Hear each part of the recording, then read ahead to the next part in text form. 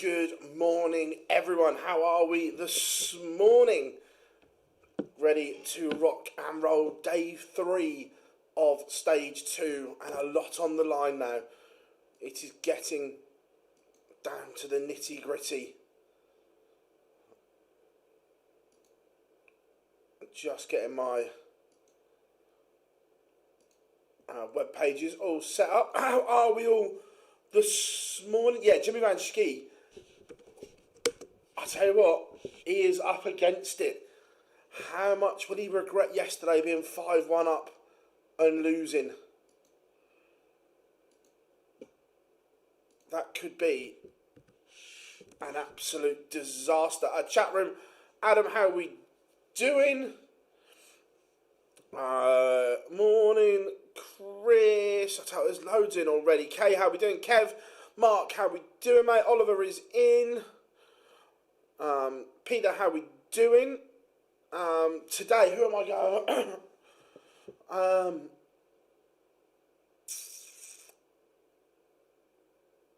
I think the EU is interesting because two of the big hitters got cards yesterday in Reyes and Sparanans by the seat of his pants, but he got there.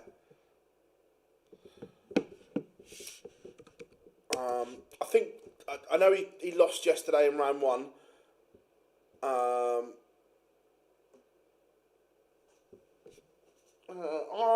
think it's your AirPods, Chris. Everything is set up as it was yesterday. I think Derek Coulson will have a good day. Even in defeat yesterday, he played very well.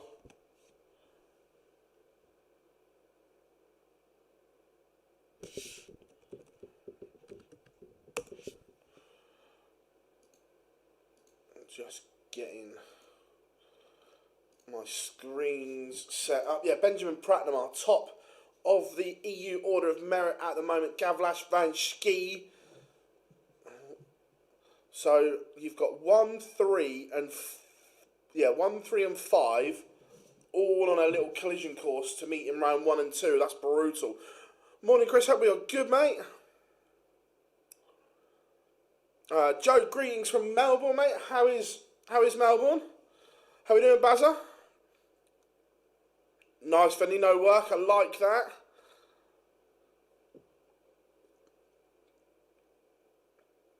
Jürgen is 10th as well. Yeah, it's an absolute brutal little section, and no beaten, no pie, and it goes back to what I was saying, and I'm not sure what the answer is either, by the way, but this is the flaws in Q-School. This is the best players don't get cards because of the draws, and I'm not taking anything away from people that have won their card because they have won the games in front of them, but when you look at it, they've had a lot easier passage than others.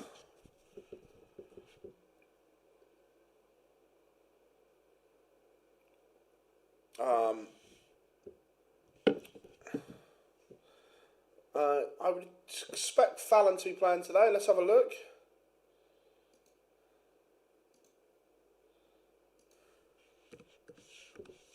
Yeah, Fallon is on the list, and she will play Daryl Hunt on board 5. Again, tough game. Daryl Hunt played well yesterday.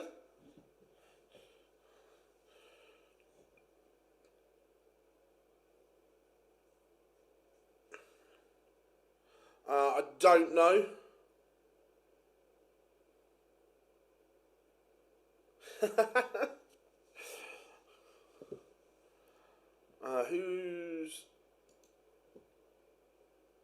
Who's Jose got?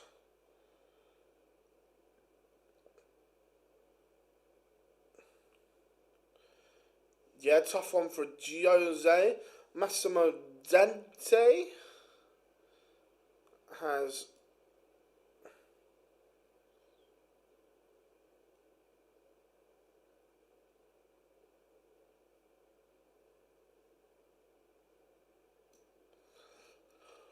Right, let's get things ready to rock and roll.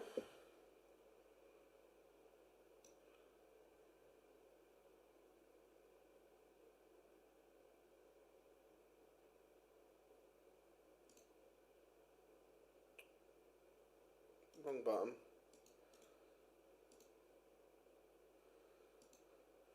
Let's get...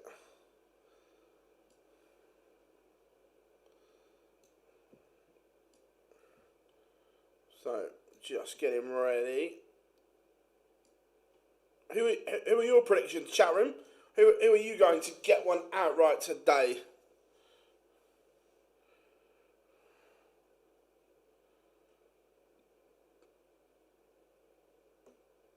How we doing, Kev? What do you make of Wade's comments? It's hard not to agree. Look, has James had a better year than some of the ones picked? 100% he has.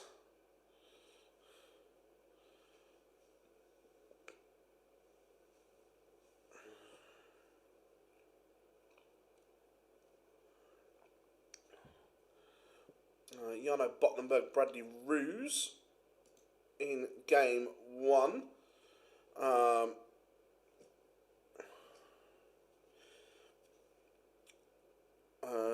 Who would you say is the most accomplished player at this year's Q-School? Probably Andres Harrison or Jimmy Van Schie. Phil, the Polish fella who won a card, had a 64 average, won a game, and that's what I mean. That's the luck of the draw. Is the thing. That's the luck. And look, he's won it, so you can't criticise him. It's not his fault. But is he good enough for the tour? Time will tell. But right now, my hunch is probably not.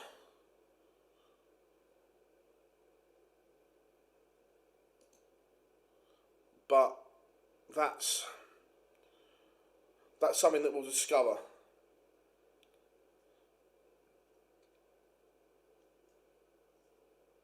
Best game around when Harry felt Danny Goddard.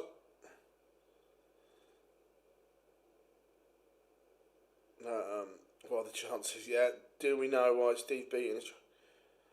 I think it's just, if you look on our socials, Andy, yesterday I put a clip out an interview that I did with him in the beginning of December, and he says if he gets a card back, he's not going to play in everything.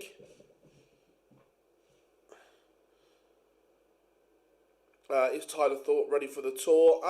Again, time will tell, but I've seen enough of performances to say I think he'd give it a good go.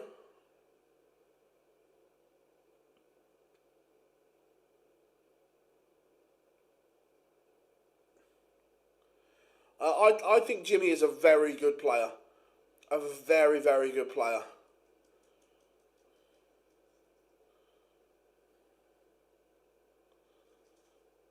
Who will be the first? Oh, I don't know. I think they'll both be close because they've both. I'd probably say Dimmy, but I don't say that with any real confidence. He needs to get past that first game. Look, just because someone signs a 10-year deal doesn't mean they'll play for that long. Yeah, they are. I am very good. Cheers, Nico. Very good indeed.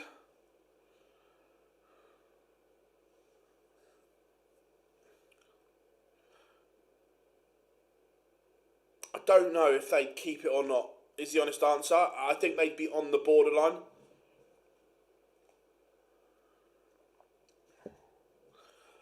The first half of and I'm not saying anything that I haven't said before on the live lounge. The first half of the WDF World Championship was awful. Agreed. When S4C came over and took the production over, it was very good. But even though it was very good, it's very hard to undo how shit the first half was. Phil Edgar said points is for... Look, you... If you say to someone,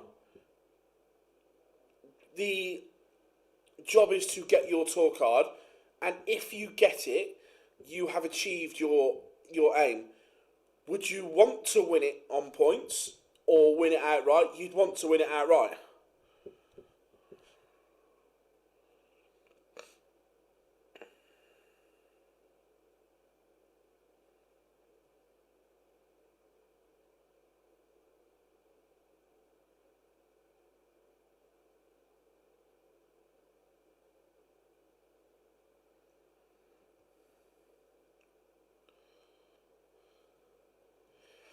When might say to you? Yeah, I had a little chuckle. I had a little chuckle.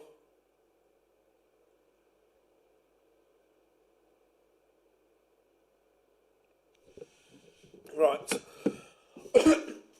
Well, I'll tell you what, that's brutal. Mason Whitlock, Danny Lauby in Europe, round one.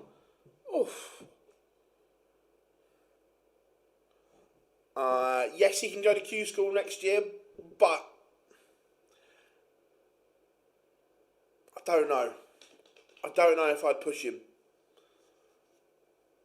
Would it be better to have a year on the dev tour and so on? Maybe.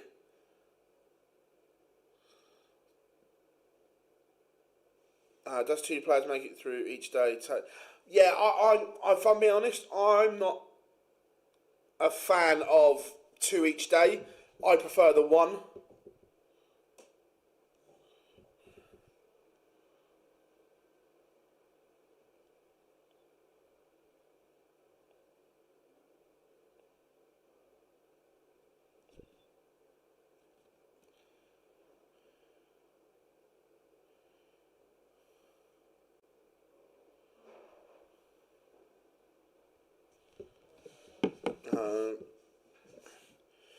Would Bo be allowed to compete at Lakeside? Now, nope. No, she's got a tour card. She wouldn't. Right, let's... Nathan Rafferty, Jack Tweddle. That's a brutal game. Graham Usher, Killian McCormack. Jim Williams, Dylan Slevin. There's some brutal ties. It was a pity that John hadn't qualified. However, when you look at the bigger picture, the O'Shea family had a lot more to deal with and more important things to deal with at that time than playing darts. And again, I'm just glad Maisie is on the mend and heading home. I'm not sure if you guys are watching, but again, big love.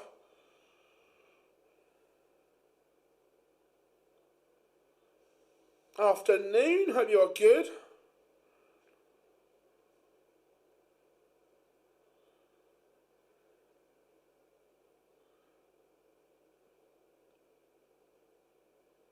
Cameron O'Keefe has entered the UK qualifier in 4 hours. How far is the qualifier from MK?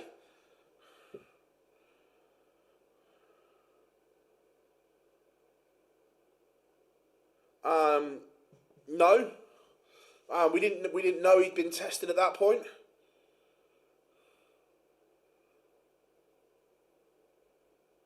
Right, let's...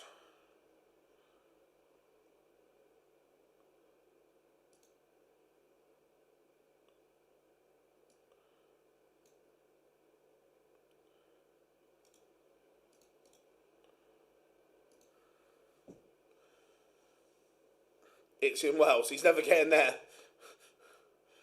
Never, ever getting there.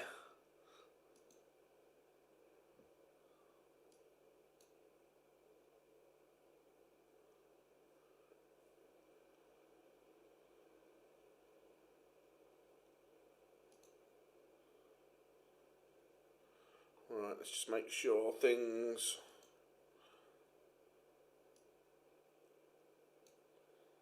There we go, folks. We are up and we are running. Right. Gilbert van der Meyden has taken the opener against Michele Toretta. Again, that's a brutal draw for both of them, Van der Meyden and Toretta. Matt Campbell, Patrick Butler. There is some savage ties. David Cameron, Danny Van Tripe.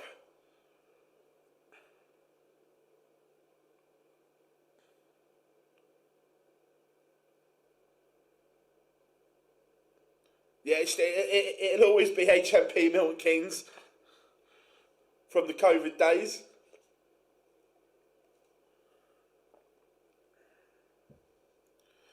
McDine with a bye today. Does that mean no point? Yes. Oh no. If he wins his last 64 game, he gets points. I wonder. They haven't been able to get a replacement in. Then that's interesting.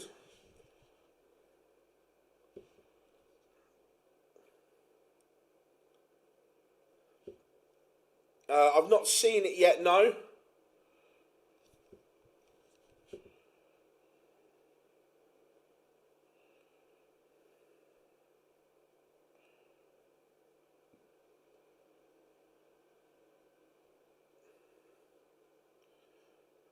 Yeah, I don't... The honest answer is I don't... Let's try and work it out quickly. Unless someone already knows. Right. Who's already...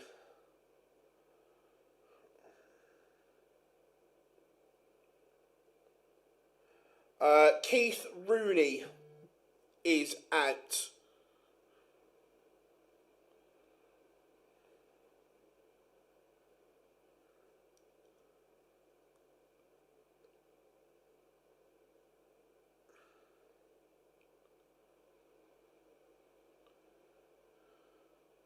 Richie Burnett is there and playing.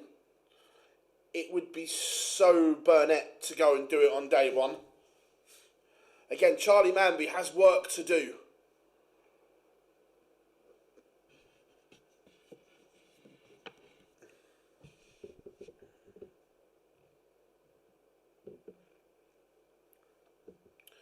Matt Campbell 1-0 to the good. Gilbert van der Meyden 2-0 up on Toretta. Joe Hunt 1-0 up in the UK. Ryan Branley not had a good Q-School. No, someone said it's Brett Claydon. Afternoon, Tam. Hope you are good. Yeah, chat room is rammed already, which is good. You guys absolutely rocking it. The best chat room in darts.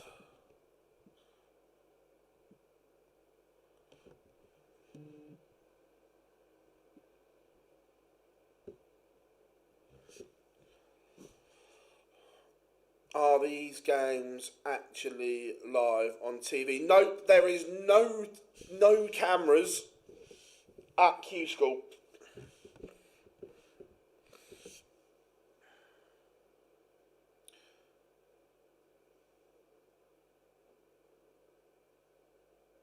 Yes, I have, and to be fair, I thought Matt handled it very well. I am good, Steve. I am good. Thank you very much. Yeah, I thought Matt handled it very well. McDine timed out.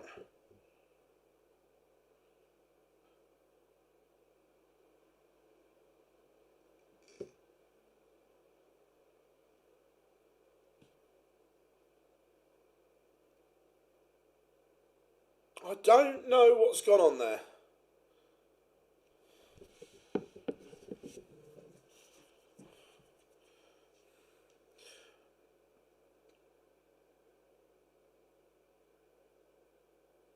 Yeah, there's no. Well, I mean, there's no board cameras, there's no streaming boards or anything like that.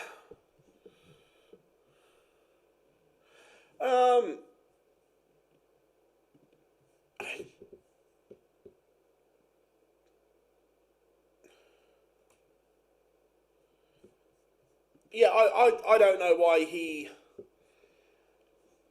went down that route.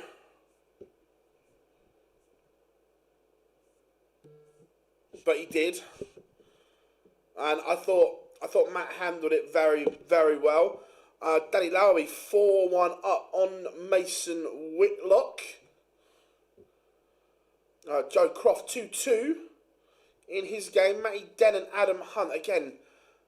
This is what I mean. That Matty Denon's averaging 108, and he's 3-1 down to Adam Hunt averaging 115.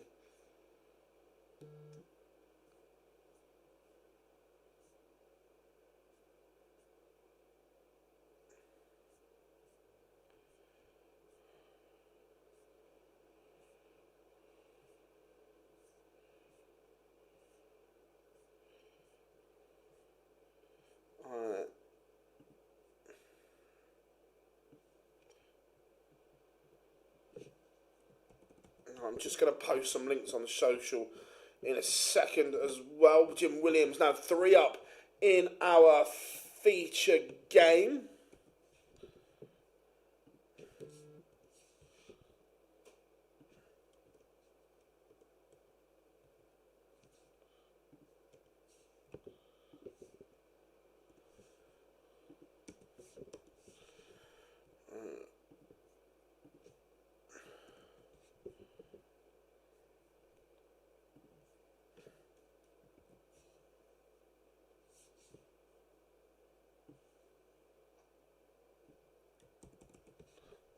Just post these, everyone.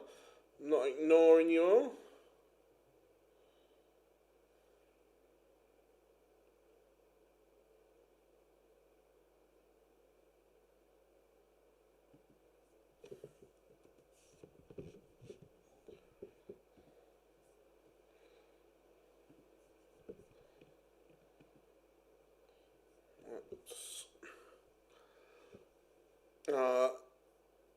Fair enough, James, fair enough.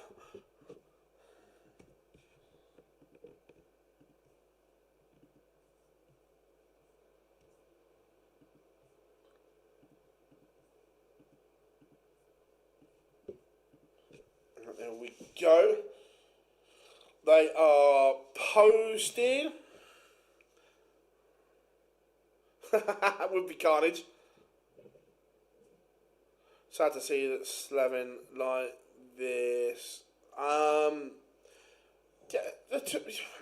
Dylan's a weird one. He's got ability, but I expected more from him, if I'm being honest. Matt Campbell 3-0 up on Patrick Bullen.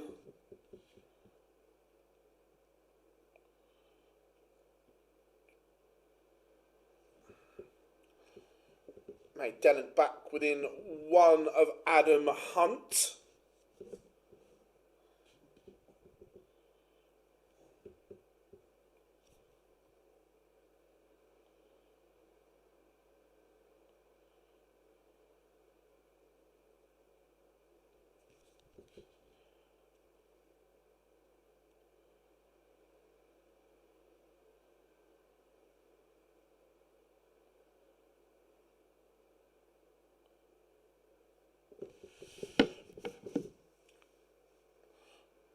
Charlie Manby 4-1 up on John Brown. Manby, is he going through the gears here?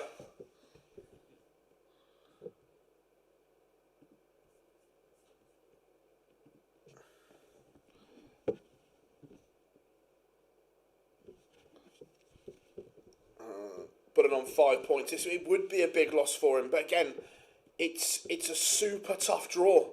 Matt Campbell, we know, has an unbelievable high level. Oh, who did Derek Coulson draw? Let's have a look who DC got. Coulson. Oh, again, another brutal draw for Derek Coulson. He's got Jared Cole.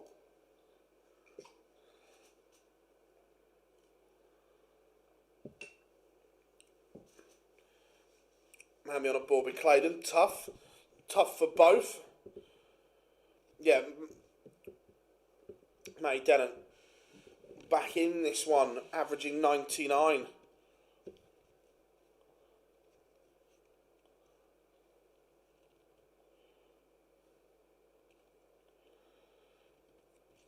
Nine dart alert.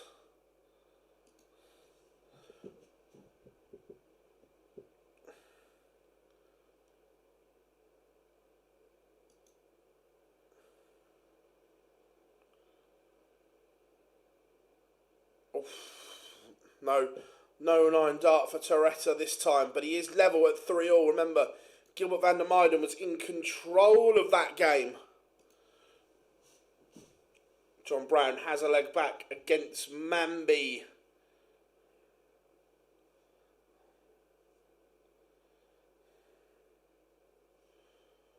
Chat room, you are on fire as always. David Cameron level with Danny Van Tripe, 3-3 in the EU. Luca Wolf, 3-all with Daniel Closer. Mason Whitlock back within 1 of Danny Lauby.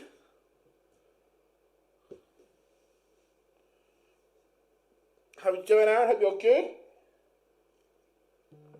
Simon Stevenson, 4-2 up on Charlie Large.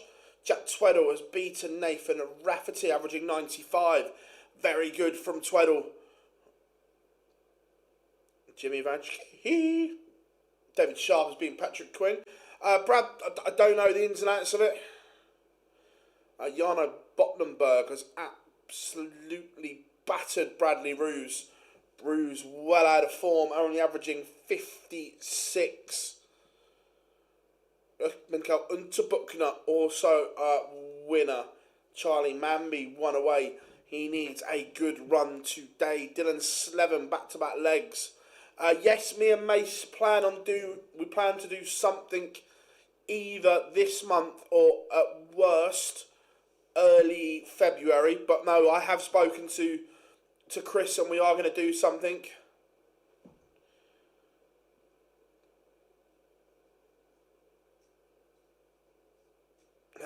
Mad, I'll give you that one. Is that the first of the day? I believe so. I believe it's the first bagel, yes. Adam Hunt, again, has upped it again from 3-all. He's now 5-3 up on Matty Dennett. Yes, again, I've spoken to Matt as well. We are going to do a sit-down with him.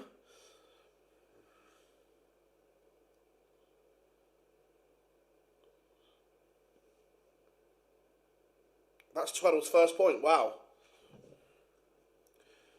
Brian Roman leads 4-3. Danny Van Tripe in front against David Cameron. Mason Whitlock has levelled it up 4-all with Lauby. In the UK, Lee Evans leads 4-3. Robbie Martin's 4-2 up. Dylan Slevin is just making a game of this. Not planned. It's tougher to do stuff with Nico because of his other commercial arrangements. Adam Hunt has beaten Matty Dennett 6-3. But I still get on. Me and Nico still get on amazingly well. But his other commercial deals make it a little bit tougher.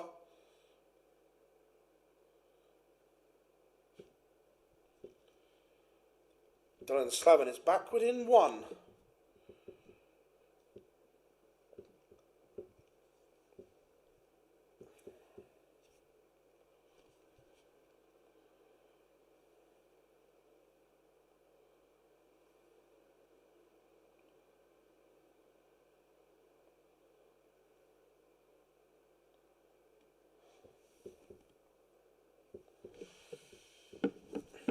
Thoughts on James Wade Prem?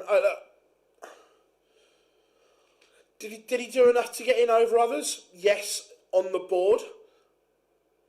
But if you're just picking it solely on the dartboard and what they achieved over the year, should James have been in? Yes. but we all know that that isn't just the criteria for the Premier League. Charlie Mamby is a 6-3 winner over John Brown. Dylan Slevin has flicked the switch here. Again, this is what we were saying, and this is all in the same game. That Dylan Slevin has ability, but it's just not consistent. It's erratic. And that's why he's in the situation he's in. Because he's not good enough often enough.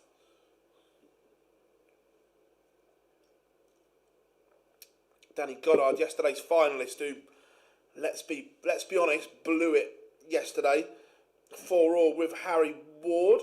Brian Roman is out. Matt Campbell, this is better from him, averaging 94.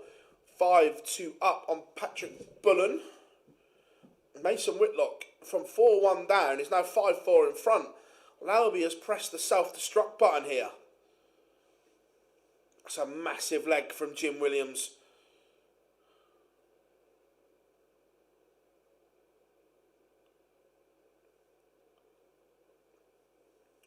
Yella Klassen 6-5 winner. Nico's career is so underrated. Graham Usher 5-3 up on Killian McCormack. Liam Mandel Lawrence has levelled his game 4-all.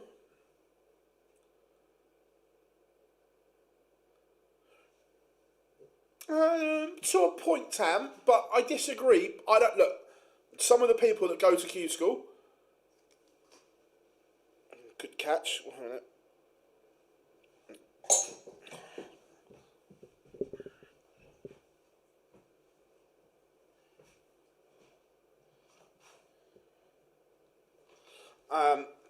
Yeah, as I was saying, Tam, that some of them that go to Q-School,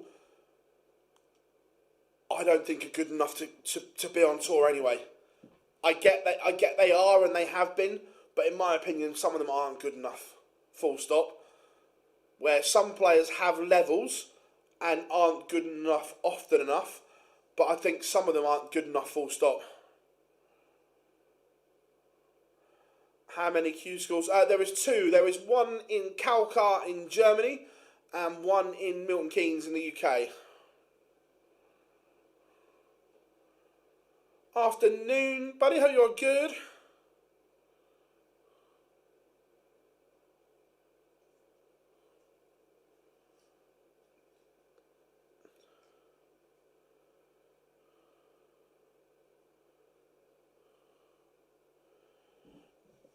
Sorry, I missed the darts for a 167. Nice.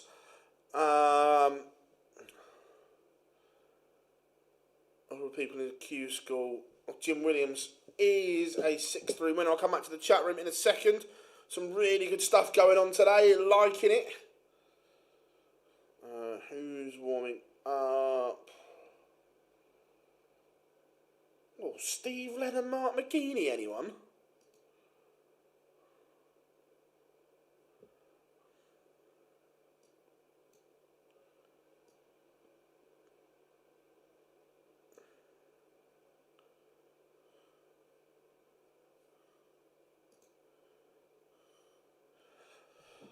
Graham Usher has been Killian McCormack 6-3. Danny Van Tripe has been David Cameron 6-4. That's a heavy defeat for DC.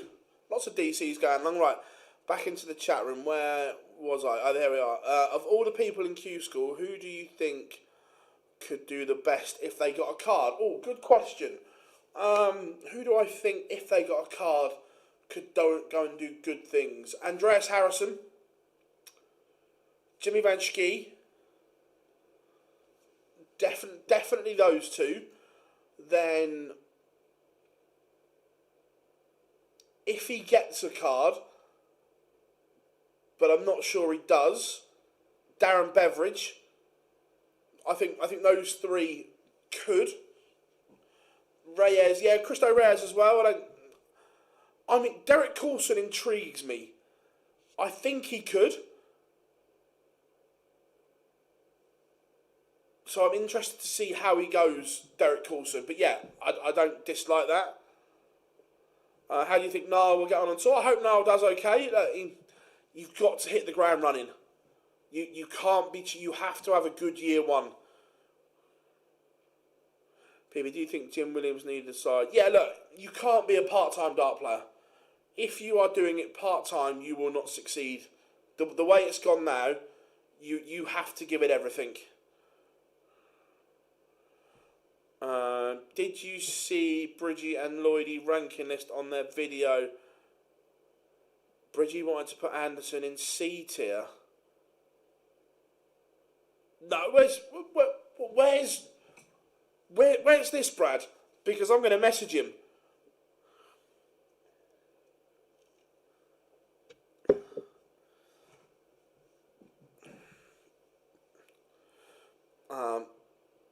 I think the problem is they are solid in the public, so I think it's easy to be. Yeah, I don't disagree, Teresa. I don't disagree. Which is why I'd like to see the Challenge Tour used more as a point of reference to hand out cards. Yeah, again, Dan agreed that the Challenge Tour is there as this secondary tour to the Pro Tour. That needs to be used as a measuring stick more. Liam Manuel Lawrence is 5 foot up. In your mind, what level should you... Look, for me, to be competitive at Q-School and then also on the tour, for me, your average range needs to be somewhere between 85, 86 to 93, 94. If you are in that range, you'll be competitive.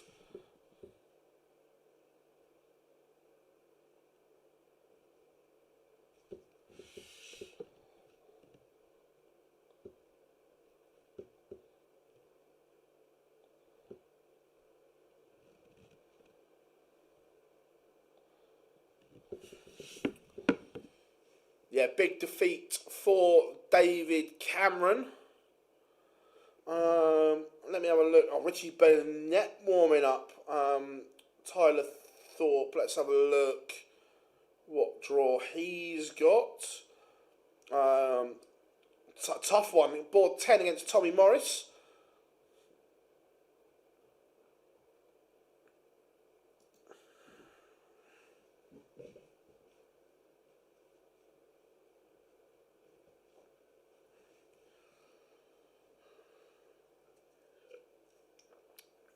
Big defeat for Toretta, beaten 6-5 by Gilbert van der Meiden. Patrick Bullen back in this one against Matt Campbell. Similar to what Ed can... Yeah, if you're consistently in that bracket, you'll be competitive. I'm not saying you win, but you'll be competitive. Tommy Morris takes the opener against Tyler Thorpe. I think with Asia, African players popping up, they're going to have to be a bit more global element. Yeah, look, I've said I don't know how close or how realistic this is, but going forward, I would love to see a Q-School in America, a Q-School in England, a Q-School in Europe, a Q-School somewhere in Asia, and a Q-School in the Oceanic region, whether that's Australia, New Zealand. I'd like to see Q-Schools all around. Matt Campbell's average has dipped from 94 to 85, and Patrick Bullen is now within one of him.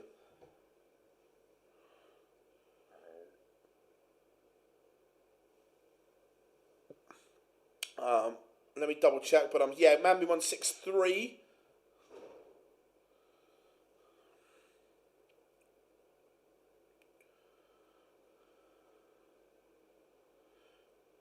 Yeah, look, Andreas can play. But again, he needs to pick up some points. Boris Kirchmar underway. Tommy Morris averaging 115 takes a 2-0 lead. Mark McGeaney 3-1 up on Steve Lennon. Adam Savada averaging 92, 3-0 to the good.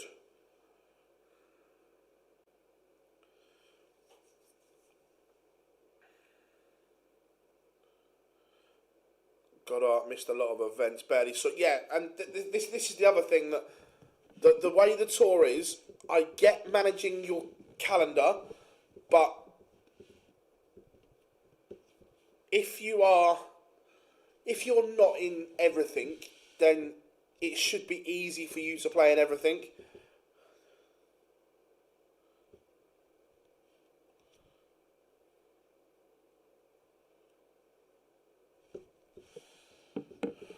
Again, Matt Campbell has all the ability in the world, but again, I'm not sure he has the brain capacity.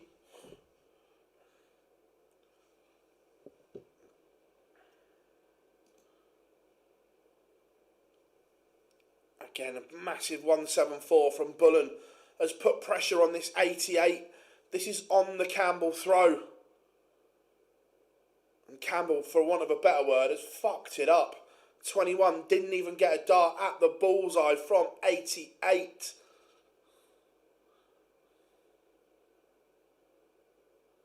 Campbell's thrown this game away, 5-all, and Bullen has the darts in the decider. Matt Campbell has pressed the self-destruct button and thrown this one away.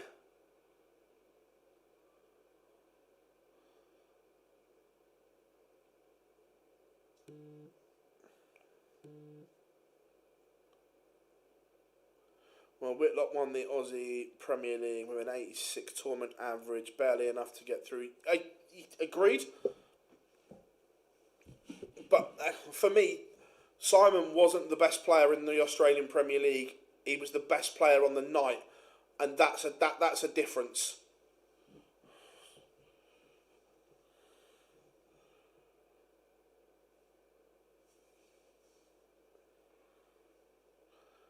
You could say the same with the UK, or the main Premier League. Luke Littler was the best player in the Premier League. Luke Humphries was the best player on the night. Yeah, we've seen Brody. We know Brody can play. Will Cadby ever come back? No. Not from a darting ability point of view.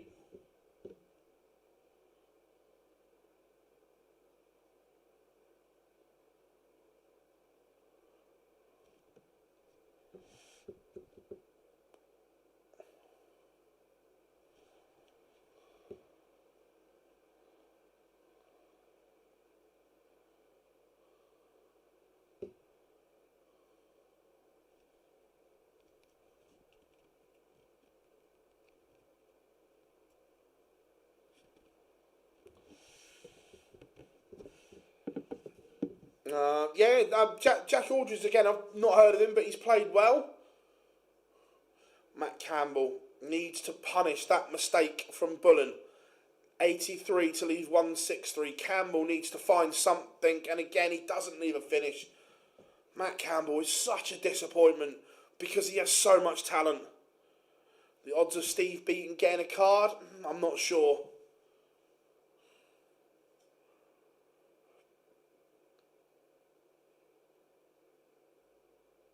Again, Bullen not. I can never forget Kyle. One of life's great guys. He was the first person I ever did a real big sit-down interview with. Again, one that I could call him a friend. And yeah, love him to bits.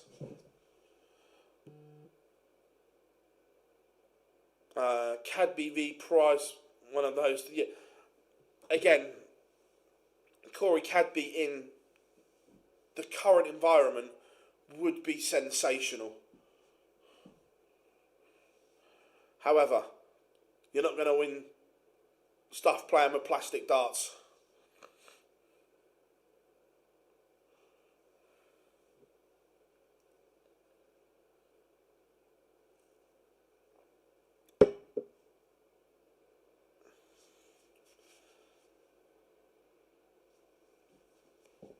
Campbell, 109. This has been an awful deciding leg from both. Absolutely awful. And Campbell nowhere near. He was cruising and he has pressed the self-destruct button. Again, I'm not sure if he went to Q-School with the right mindset.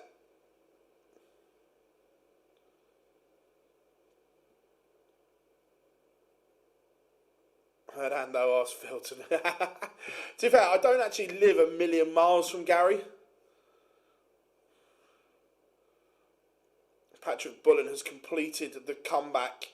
Again, thrown away really. John Henderson, no Hendo, no party. The big Hendo weekendo is underway. Adam Savada has been reeled into 3-3. Peter Burgoyne is... I can't remember where he is, but I was looking at his score, now I've lost it. 2-0 up on Lewis Pride.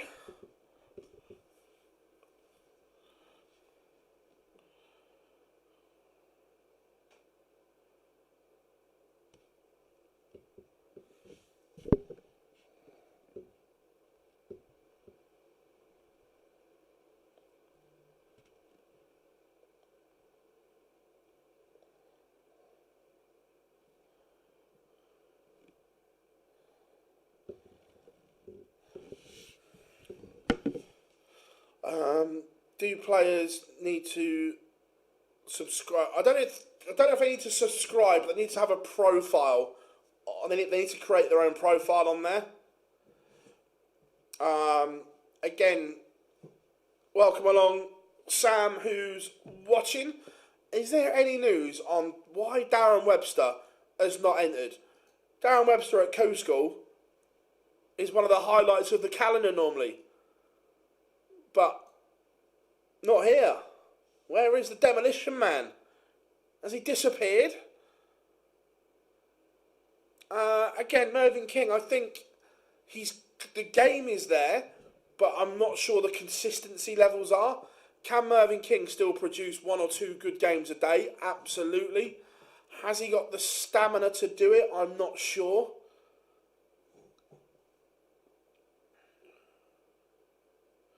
Right, we're going to go old school here. Do people want Henderson or Burnett? Chat room, it's a race. Henderson or Burnett?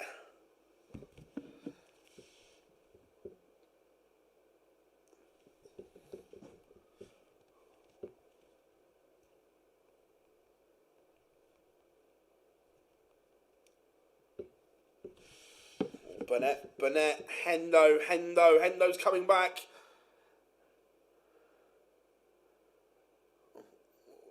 Oh, it's close. I think Big John just nicks it. Jack Aldridge has beaten Tom Lonsdale 6-1. Hendo wins just. A lot of love for both in the chat room though. Davey Prusen is having an absolute mare against Michael van der Ven. Shouldn't you be in the Spurs squad?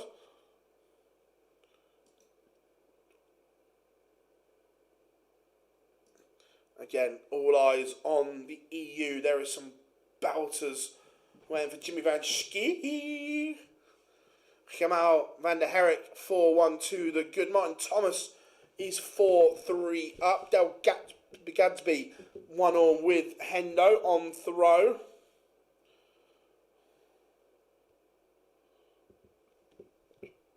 What happened to Robert John? Remember getting to the Euro Tour final? Yeah, he's had a lot going on away from darts. I know his little girl was seriously ill.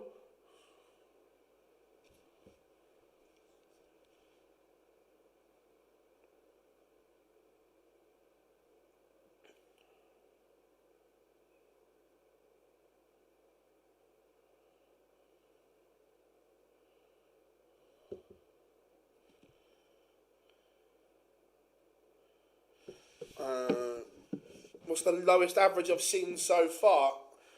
Bradley Ruiz 56 comes to mind.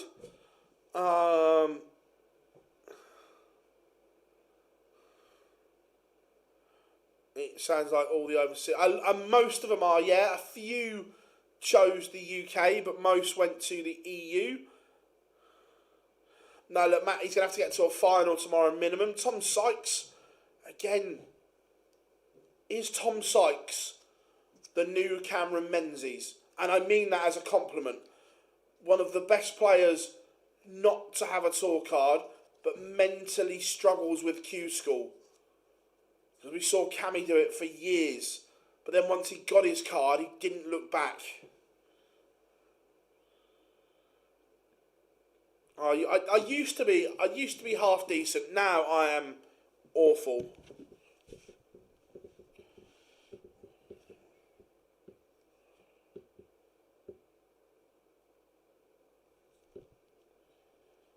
Merv King 2-2 with Jamie Chaplin.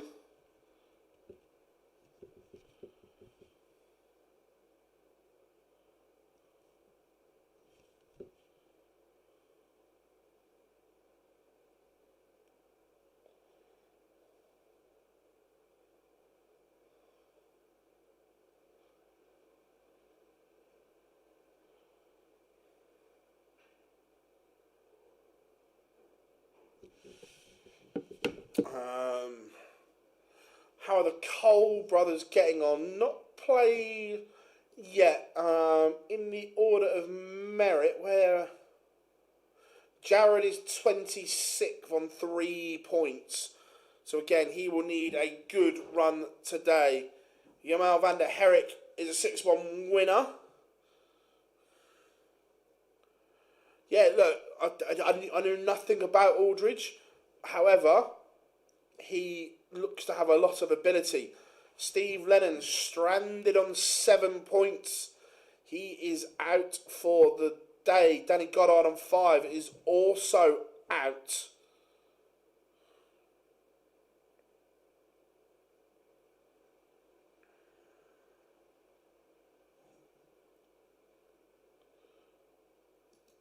Martin Drat is 1-0 up.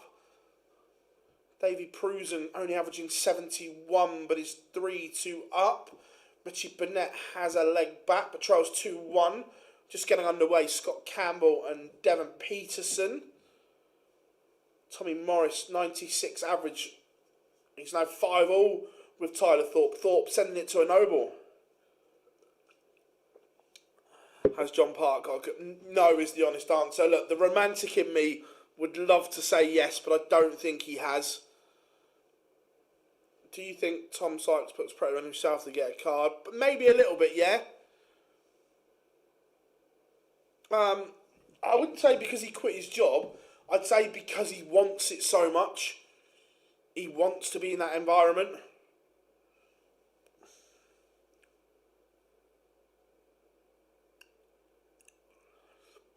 Ken, I don't know if it's true or not.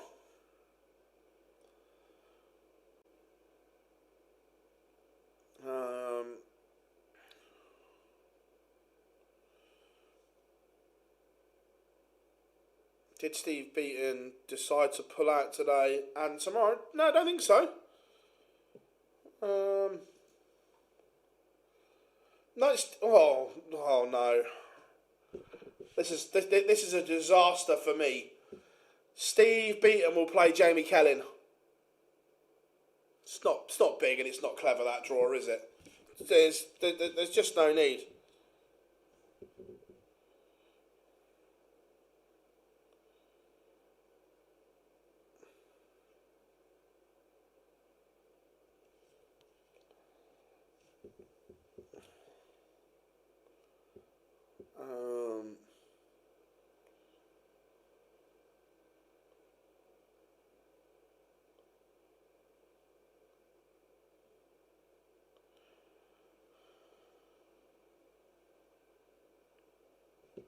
No, I disagree. I love having Cammy on tour. Tommy Morris is beaten Tyler Thorpe in a really good game. Good averages from both, but Tommy Gunn is through. Can Hemdo get a card through the order of merit? Yeah, he's on 4 points at the moment. So, yeah, look, two 2 good days could get in there. Ben Robb warming up against Timu Harju. Tyler tomorrow. Where is he?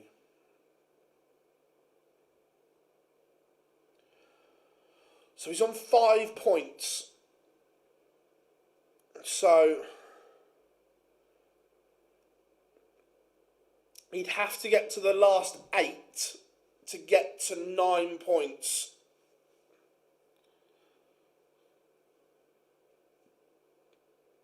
Is there anyone older than Beaton playing? I'm not sure.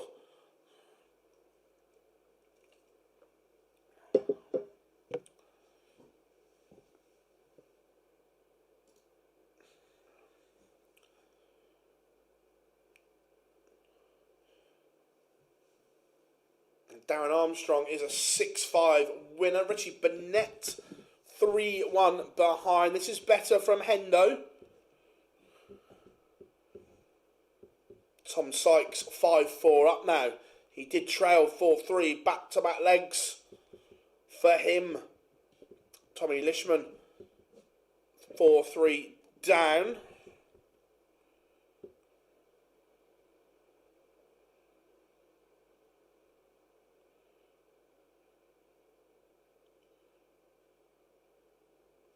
Again, chat room on fire. No, I don't think he made stage 2 either.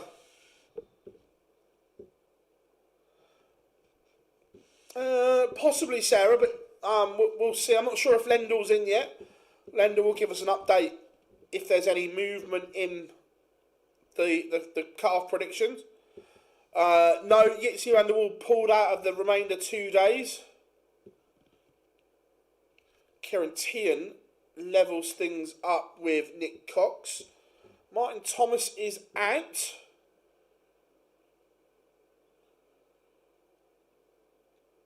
Four of the top 9 already out. Yeah, it's brutal.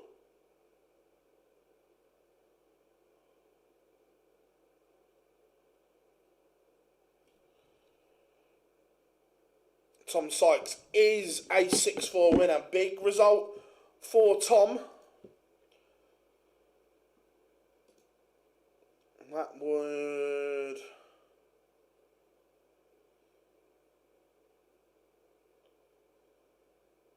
That puts him to 3 points now. How we doing, Mark? How many of my fellow Scots will see winning a card? I don't know. It's tough. David Sharp's putting himself in a half-decent position. Look, today is a massive day for players because you've got to be, if you don't win one outright today, you need to do enough to put yourself in a position where it's not all or nothing tomorrow. Because if you go into an all or nothing situation with one shot, the pressure is so immense. No, all the British and Irish players they're not allowed to go to the EU one.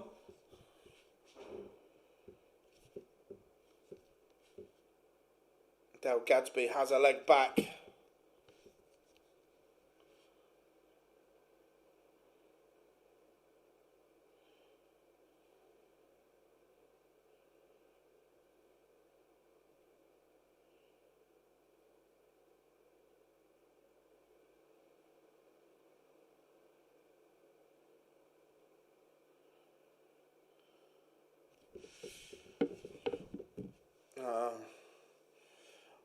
Yeah, look, I think Fallon will have a good year.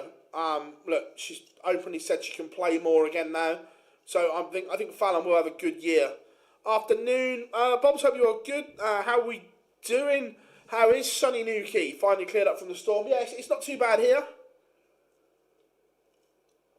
Lee Cox is a 6-5 winner over Callum Goffin, and Peter Burgoyne is a 6-3 winner. 180.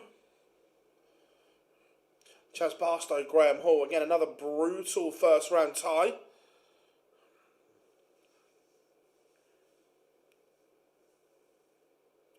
Damien Mole 1-0 to the good. Again, you also see who's the fittest as well, because it is a survival job.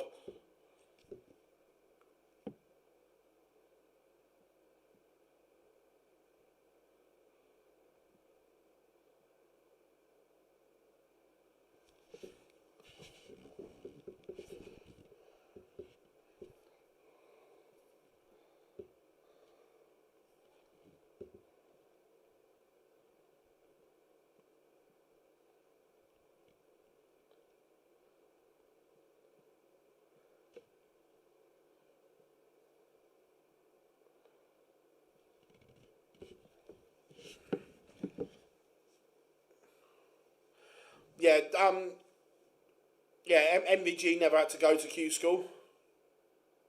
Will Boris be able to? Ooh, did he win his first game or not?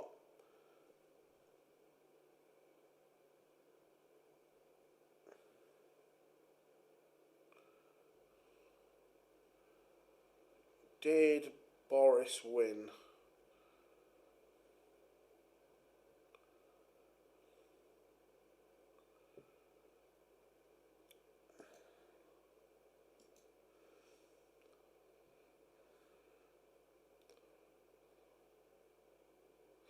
No, he lost. Right, okay, so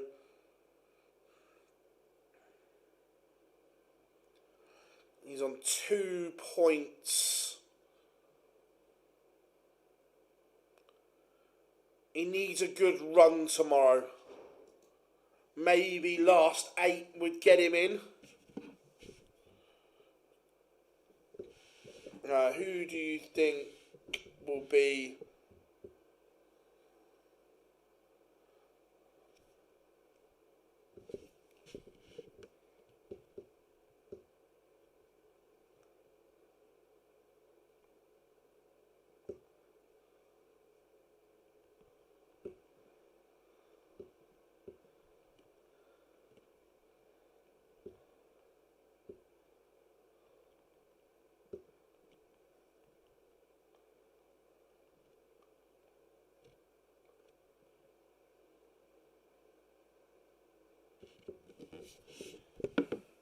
Richie Burnett levels at 3-0. Martijn Drat is a 6-0 winner. Ben Robb underway against Timu Harju.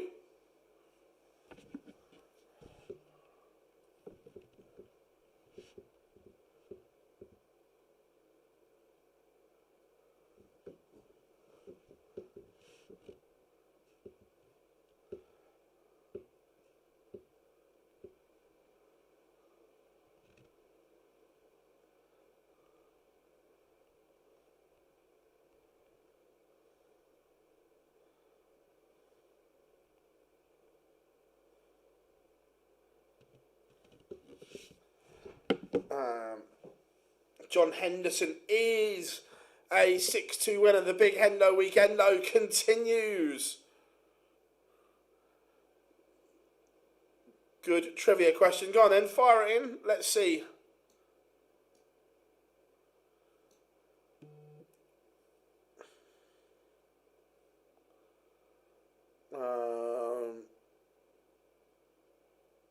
We can do...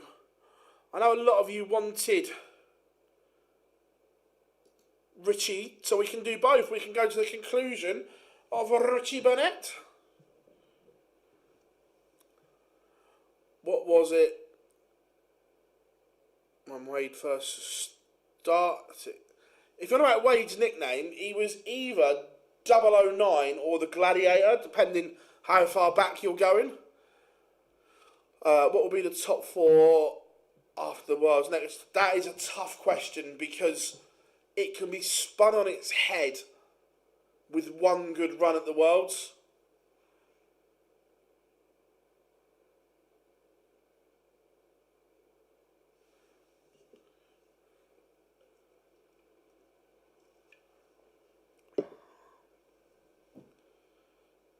Yeah, you would say so. Jack Tweller was my pick. Jack's a good player. Jack is a good player. Yeah, Gotto's had some absolute shockers of draws.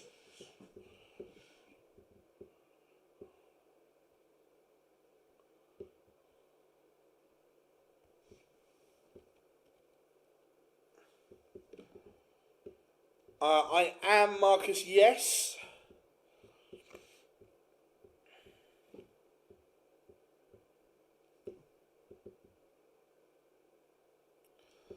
James, thank you so much for joining the OD club, my friend. We massively appreciate that.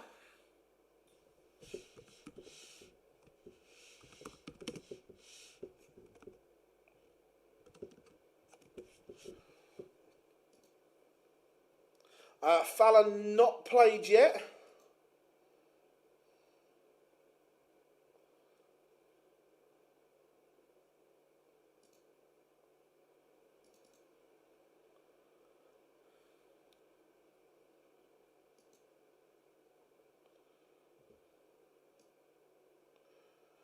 And thank you all.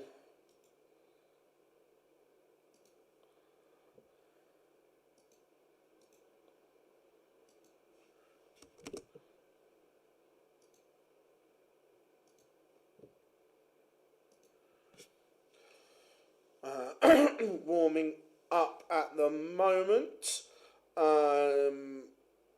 Rex Cole against Sean Carroll. Mervyn King is a 6-4 win over Jimmy Chaplin. Jimmy, again, thank you very much as well, my friend, for joining the OD club. James and Jimmy, new members, thank you so much. Richie Bennett, 180.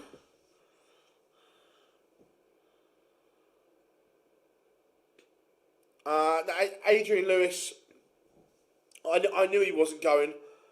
I think he said he was just to shut people up. Going on about it. Who's Rob Grundy got? Oh, John Part, James Richardson. Kieran Tian is out, being my Nick Cox.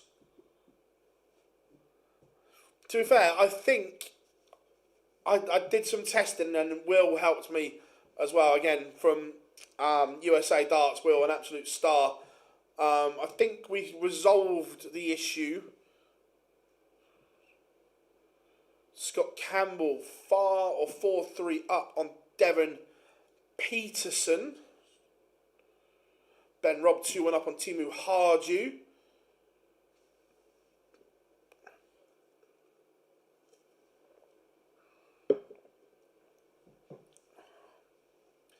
No, Steve Beaton will play Jamie Kellen. I don't want to talk about it. Will I be the only person in the room not cheering Steve Beaton on?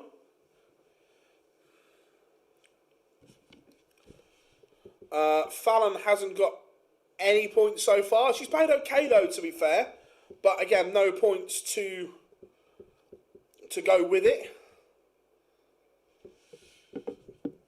Ken, thank you so much for joining. Massively appreciate that. How's Merv King doing points-wise? Let's have a look. Bow down to the... He's on 5 points, the same as John Henderson as well. And they are both in. So, there's an opportunity for those two to get some points on the board today, if not win it outright. Again, 3 new members today. Thank you so much.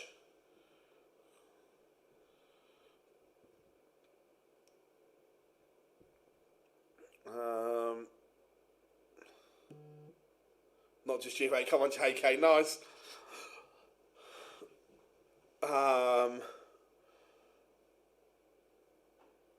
The Richie Bennett back leg kick is a thing of beauty.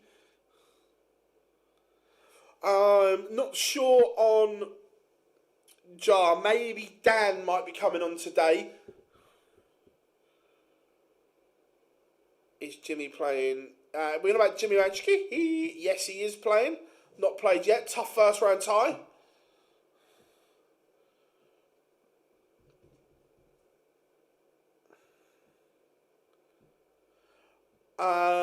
Possibly Adam. We'll see how it plays out, as in what games are live and so on. But I will try and get him on for you.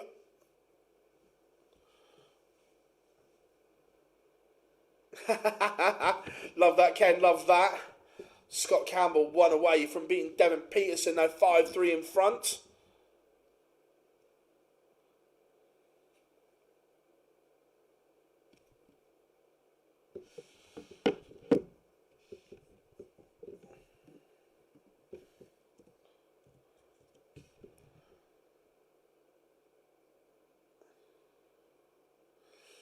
Yeah, Andy, what I think we're going to have to do is, because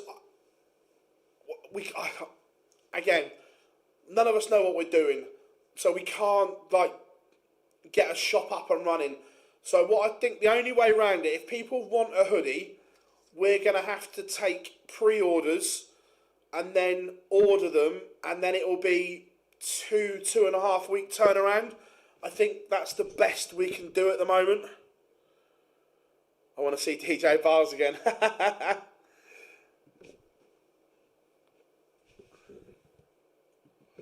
What we were trying to do, we were trying to get like an online shop set up where people could just order them themselves, but we just can't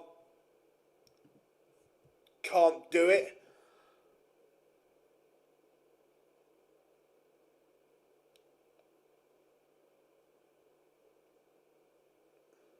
The problem is, Brad, is we haven't got anywhere to keep stock. Do you know what I mean? So we're gonna have to order them as we go. We've got nowhere that we can keep stock of it.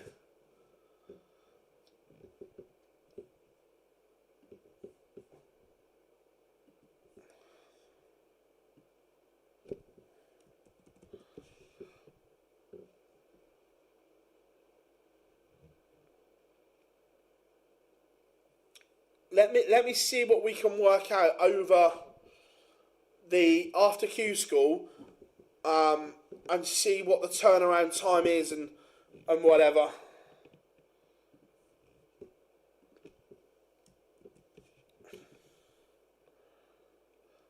Andy Barton's 3-1 up. Scott Campbell has beaten Devin Peterson. I'm going to be playing against Keegan Brown soon. Nice. So just keep them out of James Beaton 4-0 up on William O'Toole. James Richardson, John Power underway. Burnett, is he going to seal victory here? Warming up in the EU. This is potentially going to be our next feature because it is huge. Jimmy Vanchke. Have you tried certain... Kaz, if I'm being honest, I've looked at it and none of us really know what we're doing is the issue.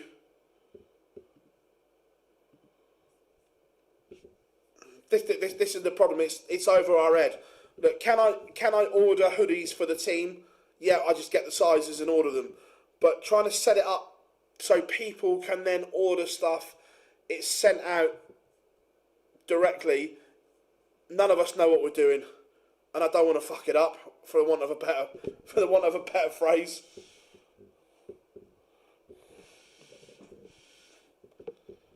Graham Hall has absolutely smashed Chaz Barstow 6-1. Richie Burnett is through. Darren Beveridge warming up against Sam Jackson, as is Stephen Burton against Samuel Price. Right, I think, chat room, do you agree that Jimmy Vanchke Pratnamar needs to be feature game because of the importance? Do you think Vanchke will be the first WDF champion to make a name for himself in the PDC?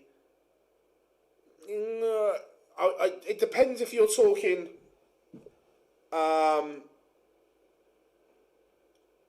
Glenn Durrant was the BDO World Champion and he won the Premier League. So,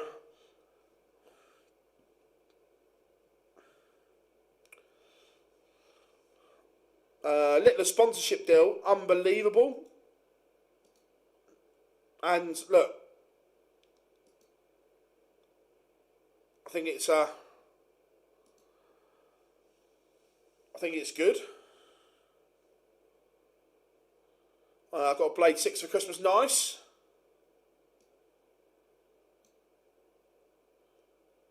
Right, there we go. Jimmy Van Schie, Benjamin Pratnama. This is massive for Van Schie.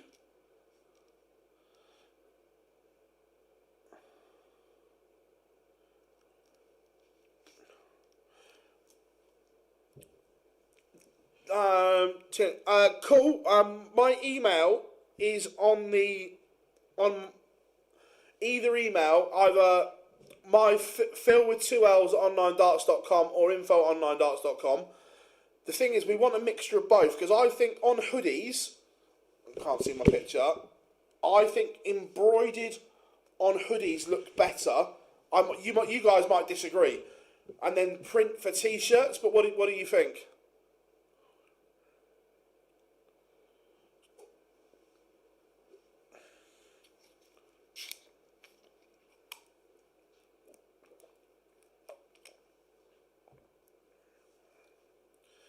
Damien Mole. That game seems to be going on for 4 years. Jamie Kellen, Steve Beaton warming up.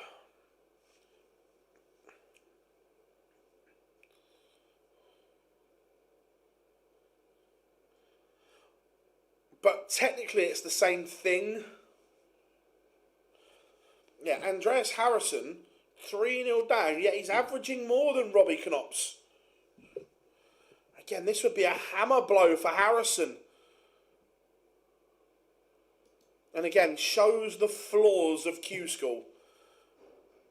Because you're not telling me that Andreas Harrison isn't one of the best of the 128 in the world.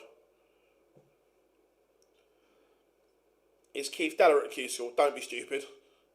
He might be watching.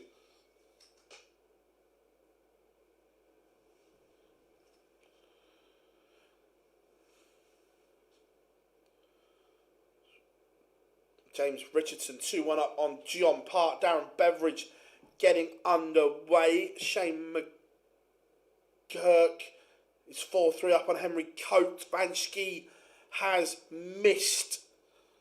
This is a massive chance for a break for Benjamin Pratnama.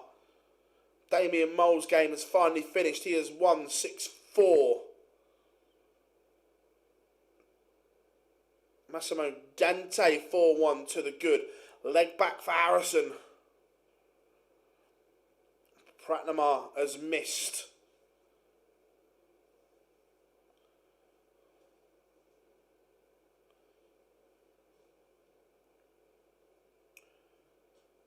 Van Schie takes it.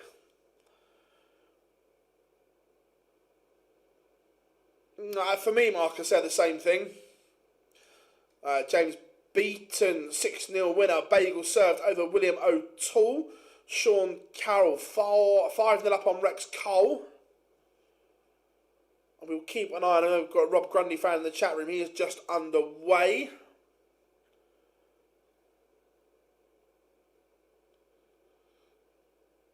Timu Harju, 4-3 up on Ben Robb, averaging 102.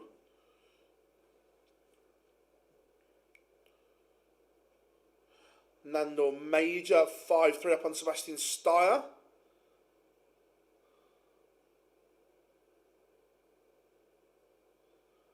I've got the triple core carbon. My mine's not up at the moment because I'm decorating here, but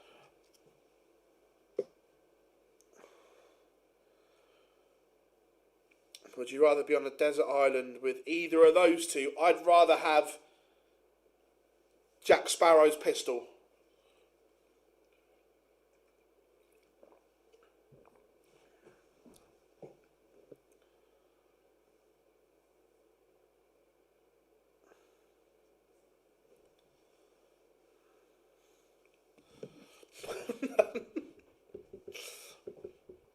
James Richardson 3-1 up on Park. Pratnamar has left a bogey, and a 180 for Jimmy Van Schie gets him down to a manageable finish. This is a massive moment. Harrison has upped it. He's averaging 96 now. He's back within one.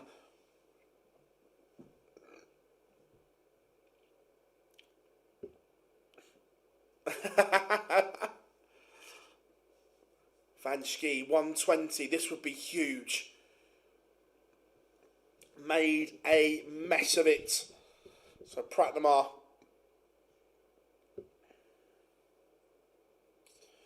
coming back to tidy off 35. And does 1-1. Jimmy Van Schie had a little chance there.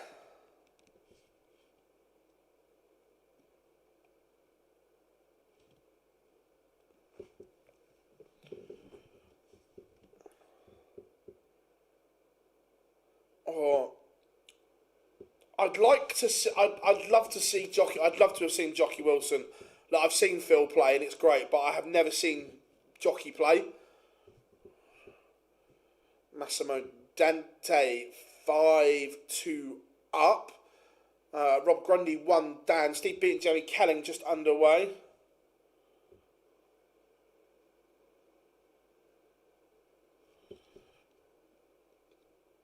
Afternoon, Matt. Hope you are good. Could it work?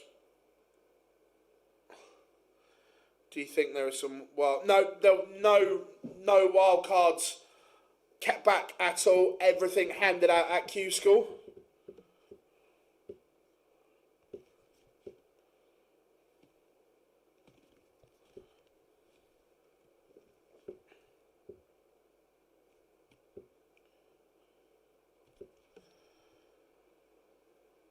This is a very solid leg from Van Schie. Robbie Knops 4-2 up on Andreas Harrison.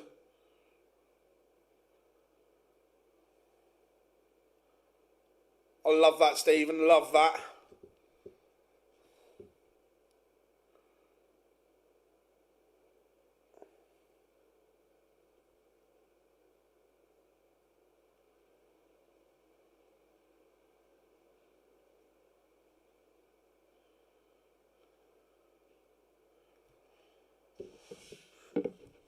Do you mean the best game I've watched live in a venue or just watched from home, Brad?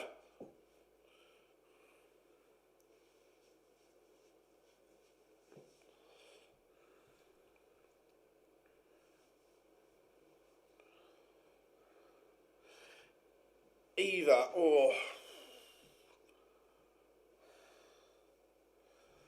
MVG's 1-2-3 in Aberdeen is right up there.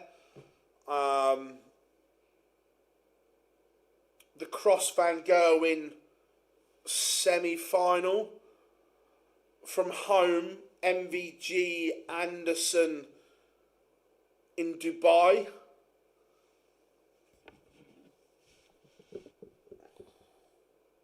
Yeah, the semi-final between Barney and Van Gerwen as well is right up there. So many good games. Van Schie 2-1 in front. I don't know. The jury is still out. Look, he had an unbelievable World Championships, but quite a poor year on tour. So, jury is out. Robbie Knops is 1 away from it. Andreas Harrison. Harrison averaging more, but in a world of trouble.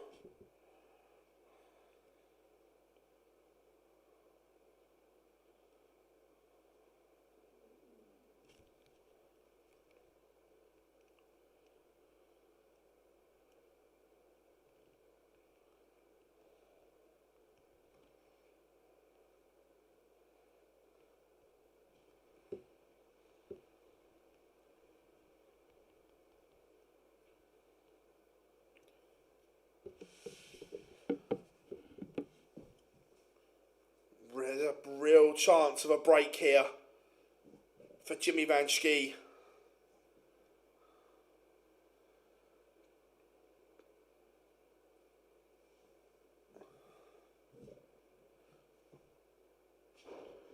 Jamie Hughes, 3-0 up. Again, Yozza's a weird player because he has this game in him where he's untouchable, and then he just goes missing and plays like a drain. Van Schie 68 for a 3-1 lead.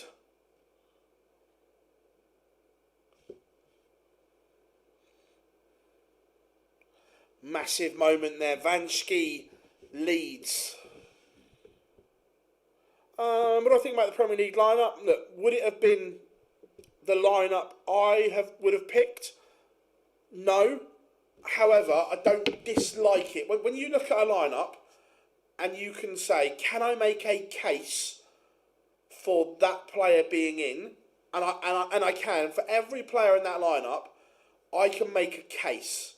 I don't say I agree with it and I'd have had them in, but I don't think it's a shocker because I can say I can see why he's in or he's been picked because of this. I get it. I don't think it's the worst lineup we've ever seen.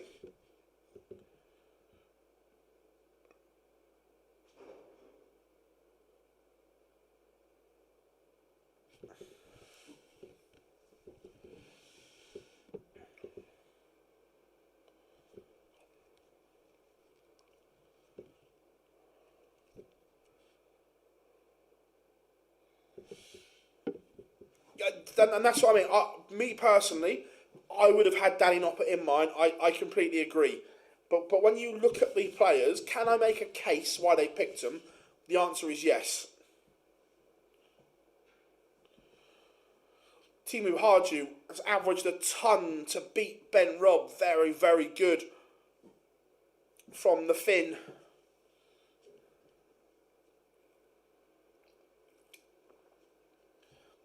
Darren Beveridge averaging 90, trail Sam Jackson 3-2.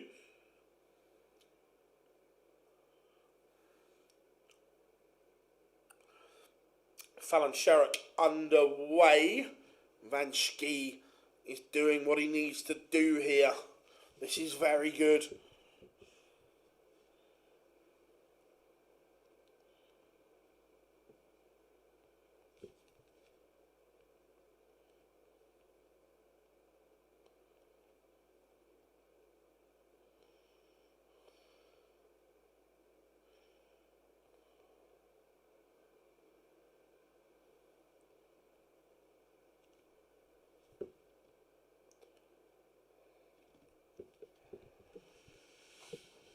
George Killington is a 6-2 winner.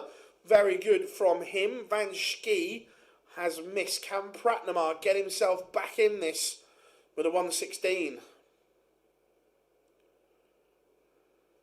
Oh, is that a turning point? Van Schie misses darts for 4-1 and Pratnamar takes out 116. Hello. Jamie Kelling 2-2 with Stevie B. What on, Jamie, lad?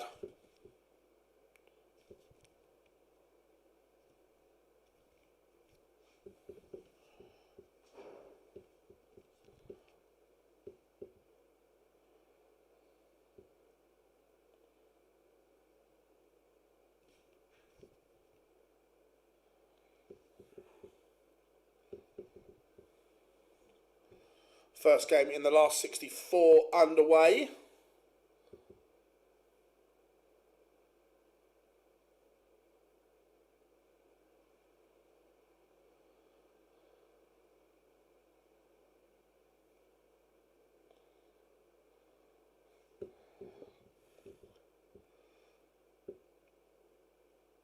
Remember, Van Schie wobbled. Oh, go on, Fallon.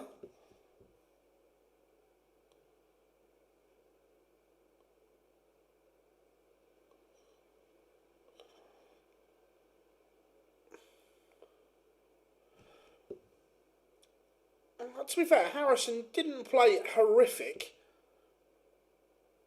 He's averaged 92. He's not done a lot wrong.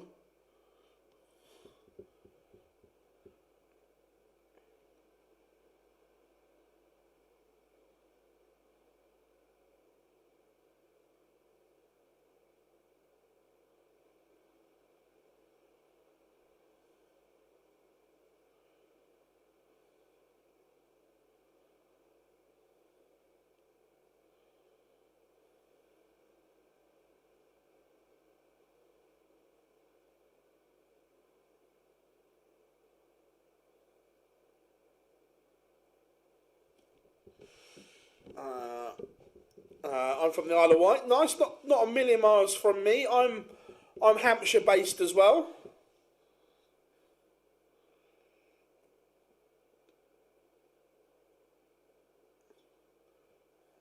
Van Schie is level. How much will he regret those missed starts for 4-1?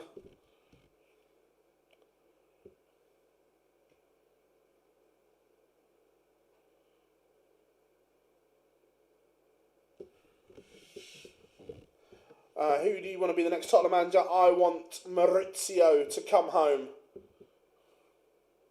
Jamie Kelling leads Stevie B. Go on, Jamie, lad.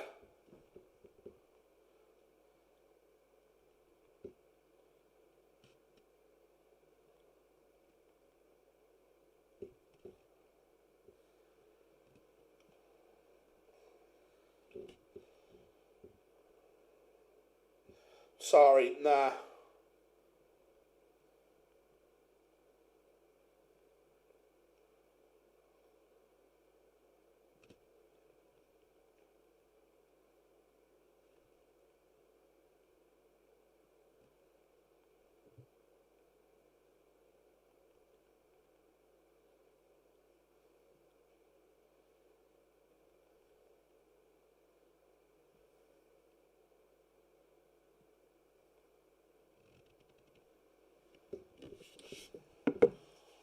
James Richardson back in front against John Part, 5-4. This is a massive leg, and the Van Schie throw is being asked questions of here.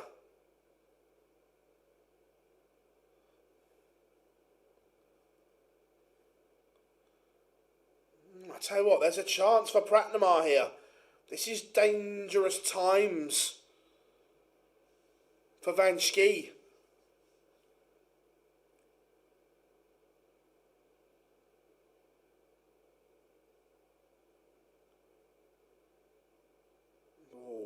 Gets let off. Gets let off. Darren Beveridge 4-3 up. No, that's the problem. Poch won't leave until after the World Cup. So it's, can we get a job done, or can we get a deal done that he comes as soon as the USA are out? The thing is, when Poch normally when a manager gets sacked, they've lost the fans and they've lost the dressing room. Poch never lost them once. Oh my, that is massive. Absolutely huge from Benjamin Pratnamar. He has taken out 147 with Van Schie on a 2-darter. One of the two massive favourites in the EU, Andreas Harrison and Jimmy Van Schie, they are both hanging by a thread at the moment.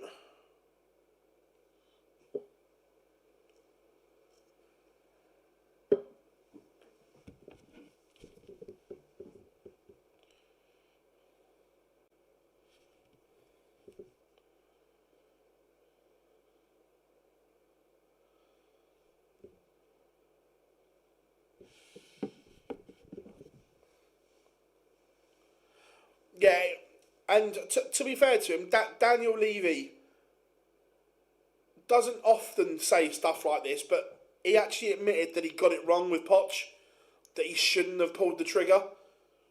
John Part is out, beaten 6-4 by James Richardson. Yeah, I say Levy never admits anything like that, but he actually came out and said, I got it wrong.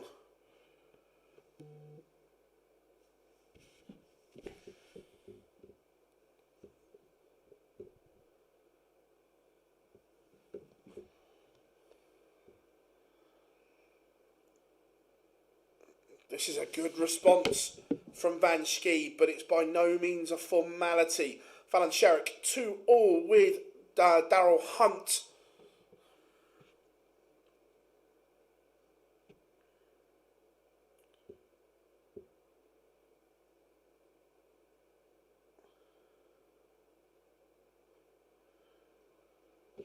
Pratnamar down to a manageable finish.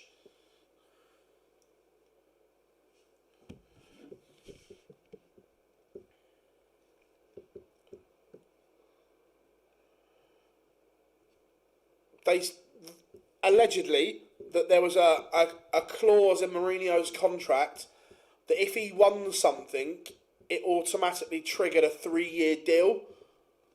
So there was no way that Daniel Levy was taking the risk. This is massive. This has to go. Instant breakback opportunity for Van Schie.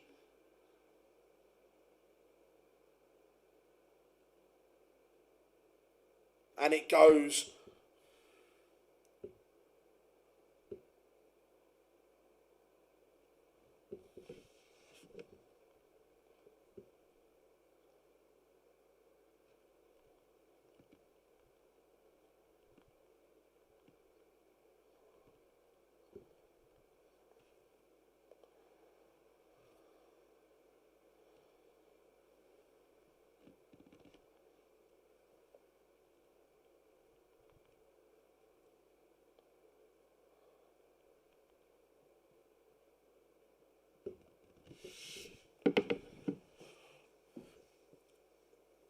Jamie Kelling 1 away from beating Steve Beaton. Go on, Jamie boy.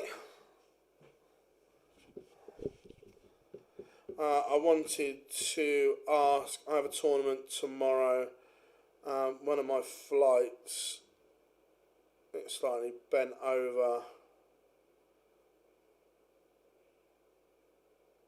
I think it should be okay. Evening from sunny coast. Well, nice. Good to have you in.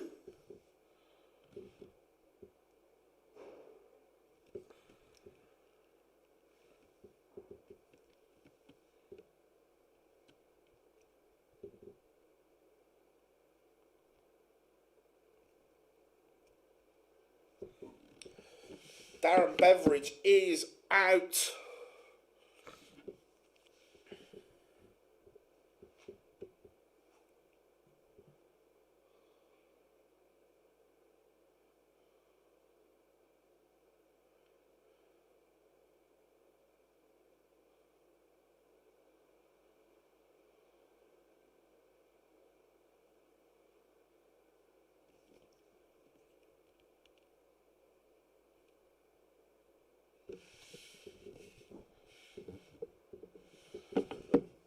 Charlie Manby underway 2-0 to the good. Daryl Hunt back in front against Fallon Sherrick. Stevie B has a leg back, but again Pratnamar is making a move on the Van Schie throw.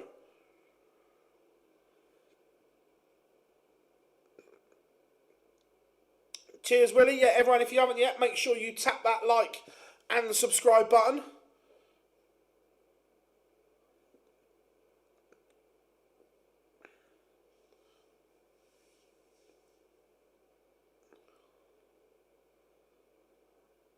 If this goes, this is huge because it means Pratnamar will then throw for the match. Go back to leg 5. Van Schie missed darts for a 4-1 lead. And now Pratnamar is in the driving seat to knock out one of the favourites again. And it would leave him with so much work to do.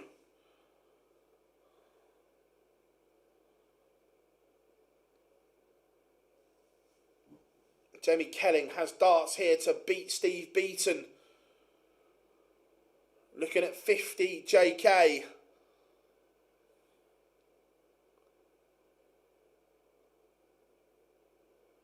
Jamie misses. Steve Beaton a chance at 1-2-4.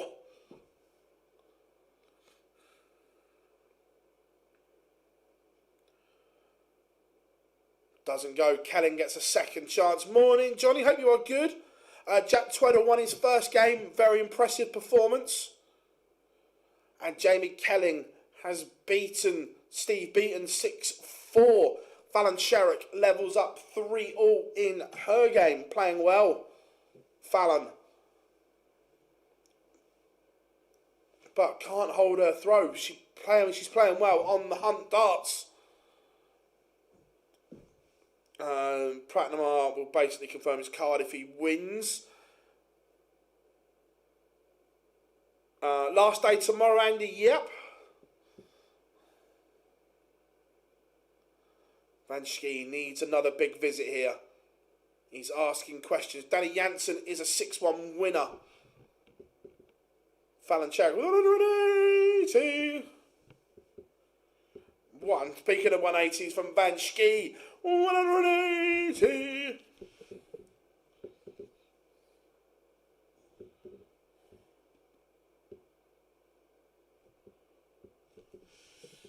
Now Van Schie to break again. How you doing, buddy? Hope you are good. What a leg from Fallon. Apart the opener 43, she's gone 140, 180, 114 to leave 24. But Daryl Hunt is on her case. If she misses, Van Schie breaks back. And Fallon Sherrick misses. That's been the Achilles heel. The doubling. Van Schie. This is one of the biggest legs Jimmy Van Schie will play. Again, Hunt breaks. Fallon missed an opportunity. She scored very, very well here. But the doubling has let her down. Jeffrey Dejuan 3-2 up on Pascal Riprec. 180 for Pratnamar. And I don't think I'm underdoing this. That I think this is potentially a bigger leg for Van Schie than winning Lakeside.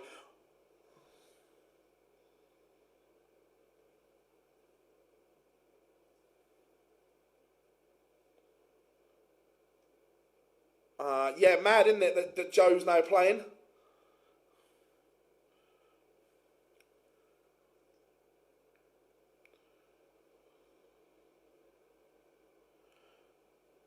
Marina in Flora. Nice, Steve, nice.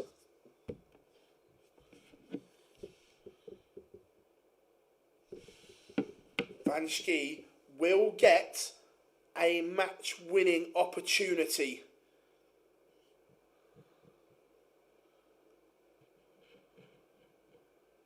He's got 6 to win it. Surely he can't mess this up from here.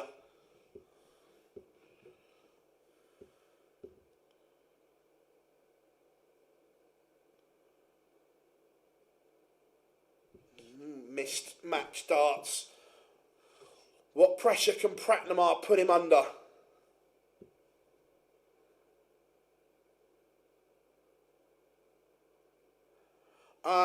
Mitchell Laurie can only play in WDF stuff. He's not old enough to play in the PDC, and that setup is exquisite. It piles the pressure on Jimmy Van Schie, and it goes. That is a massive result for Jimmy Van Schie. Absolutely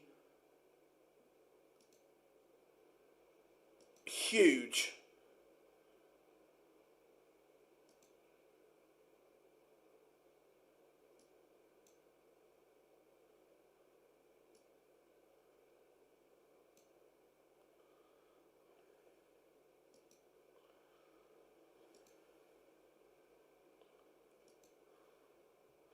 Great game.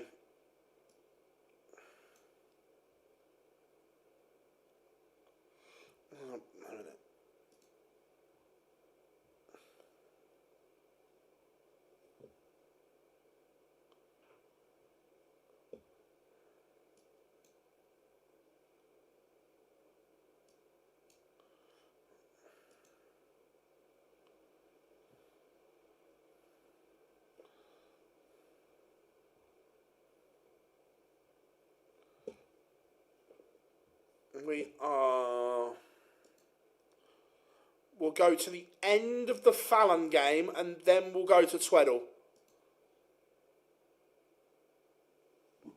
again, Fallon's played her best stuff on the Hunt darts. It's a shame that she has the throw. How are we doing, Brock? Good to have you in. Yeah, Jimmy needed that. That was a massive result for Jimmy Van Schie. That puts him to 7 points. He is so close. So close now, Van Schie.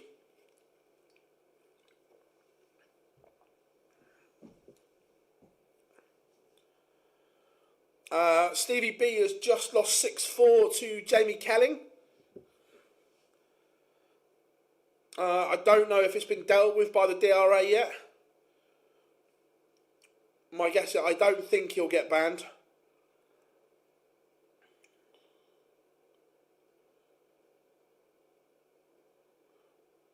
This game between Fallon and Daryl Hunt has just been breaks of throw all over the place. This time Daryl Hunt has missed Fallon Sherrick a chance to lead here. Her scoring has been very good. And this time she's found a double.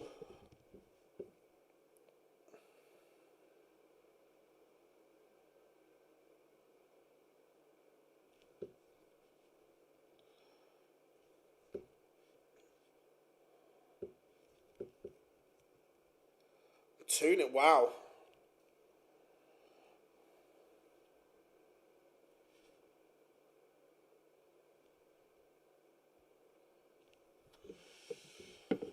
Darren Armstrong, 3-2 up on Joe Croft. Charlie Manby, Bagels, Lewis Paul, 6-0. Champagne Charlie going through the gears here. He needs a good run today.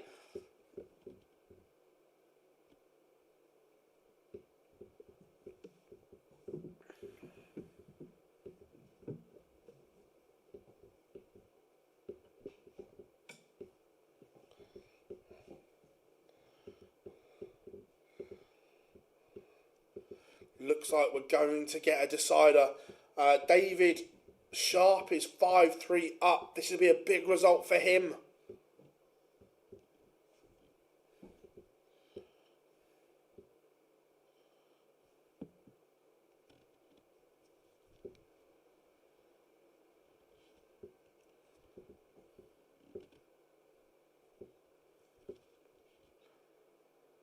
Jose de Souza has just one. Cool.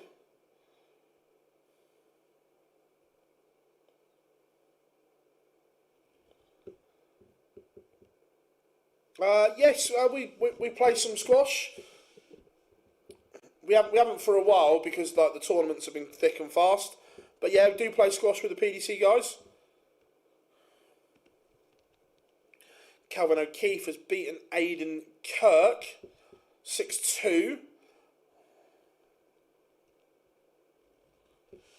Fallon needs one with a miscount. Brilliant. That's a slip from Hunt. Fallon can pile on the pressure with a good visit here. How's Borland been getting on? Not very well. It's a great visit from Fallon Sherrick.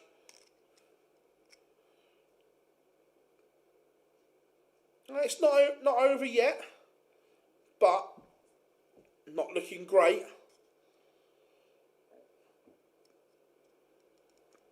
David Sharp continuing to add points to his tally. He moves on to 7 points now, Sharp.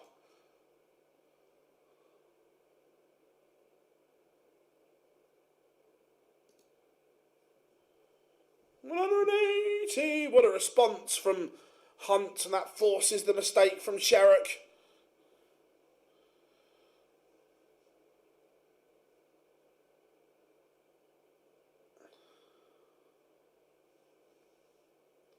Misses the ball. Match dart missed.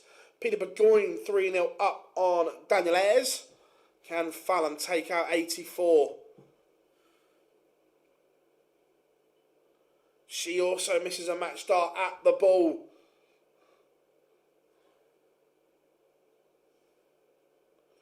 And Fallon is out. Again, though, she's played okay there. Did say we're going to Jack Tweddle next.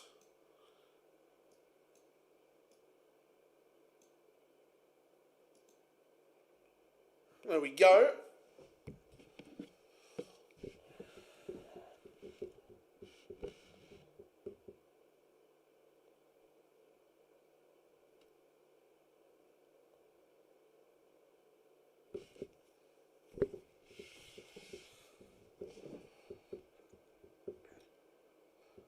Hoping Coulson gets a run today. Yeah, so do I.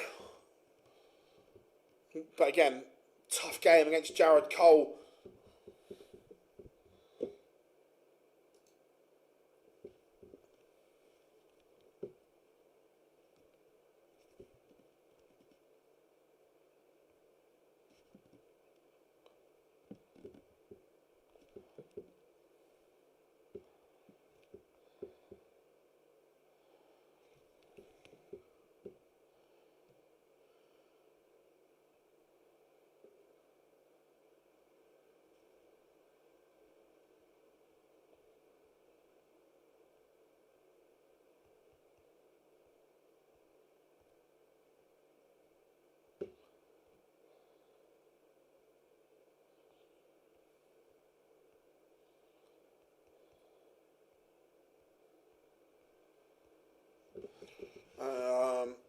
Mason Whitlock warming up. Deshawn out first round.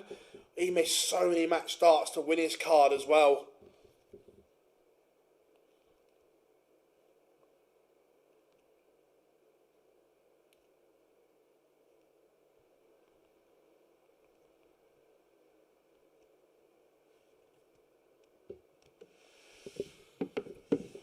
Yeah, I'd say 10, I knew it was a lot.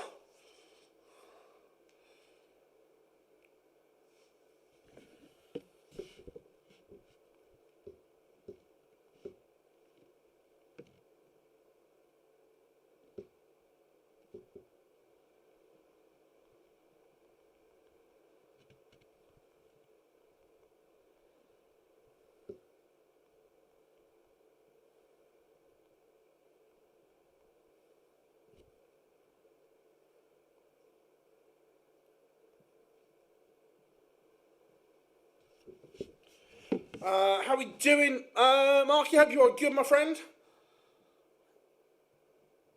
Jared Cole 2-0 up on Derek Coulson again. Coulson averaging 96.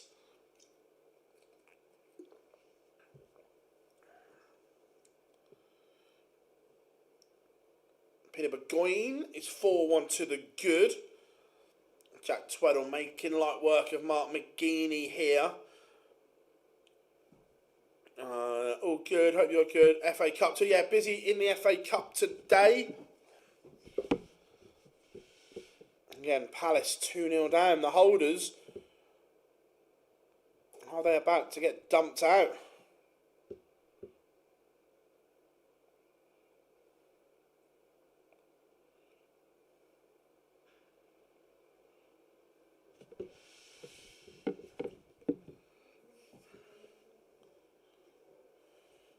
Lee Cox 2-1 up on Adam Hunt.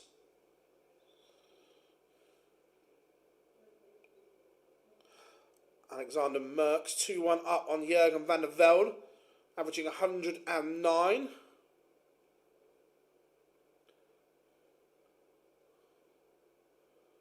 was surprised Wolves win.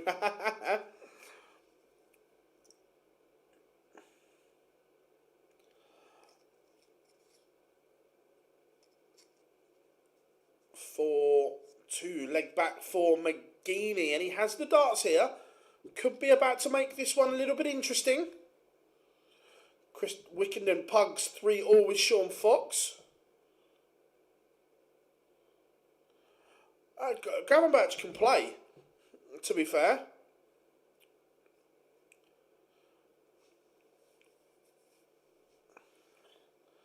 I just think that too many players don't produce at Q-School, but they're so good.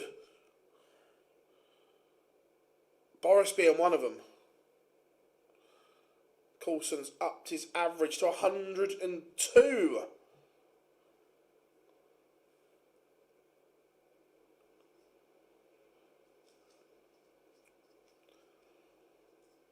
Mason Whitlock takes the opener. Yellow Klassen 2-1 up. The Cobra. Joran Caron is a 6-0 winner over Peter Kieleman.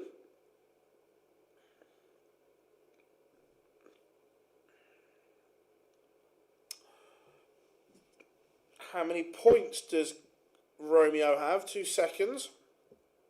He is on 6 points currently. Van Schie tops the list with 7.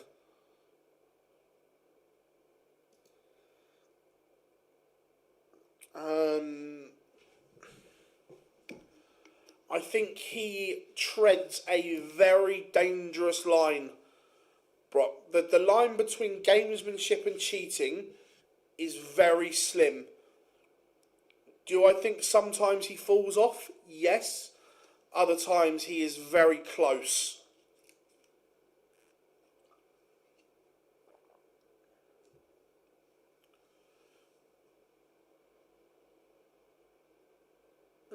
That depends, Brock, because the rules actually say persistent gamesmanship can be punished by the referee.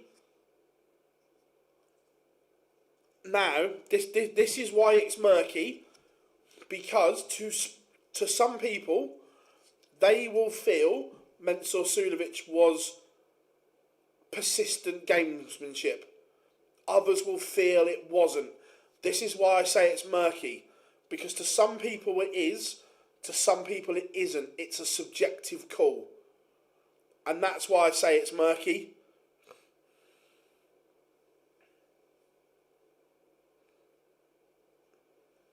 Yeah, real good game between Jared Cole and Derek Coulson.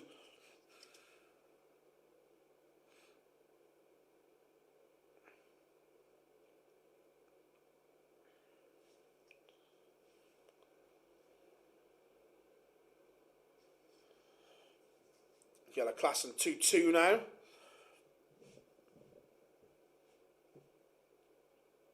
So, yeah, the way the rule book is written is some gamesmanship is okay, but persistent is not.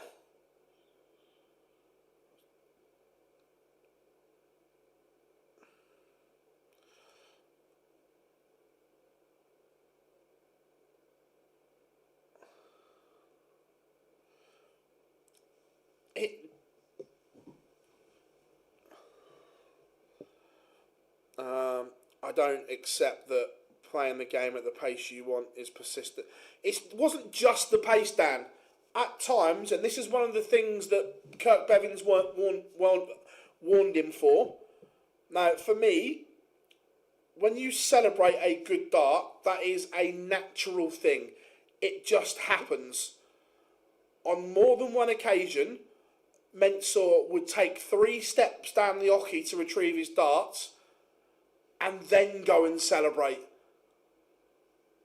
That's the bit that I didn't like. That it was almost, I'm going to make you wait some more. And things like that. And that's why I say it's very, very murky. Because it is interpretation. What I think is persistent gamesmanship is different to what you think. What Kirk thinks is different is maybe different to what Charlie thinks. What Charlie thinks is different to what Hugh thinks. There's no set line, so that's why it's murky.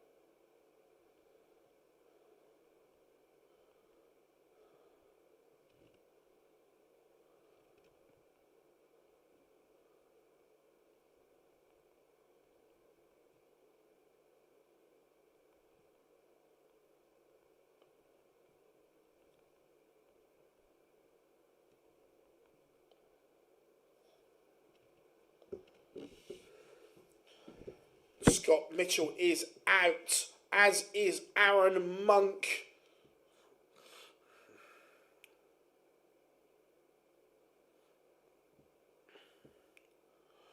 JK is underway, lost the opening leg to Danny Truman. How old is McGeaney now? Over 50, don't know precise age. I remember Anderson raging. Yeah, he was raging. Phil, who was that woman who asked the question at the end of the press conference? Which one? There was a few. There was a few. So I don't know which one you're talking about.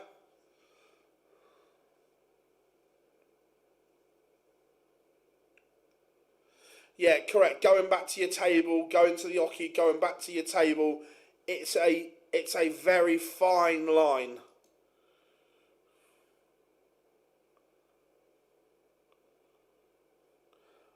If you're on about, I think she's Chinese. Her name is May. Well, that's what everyone calls her. She writes for a huge Chinese outlet in London.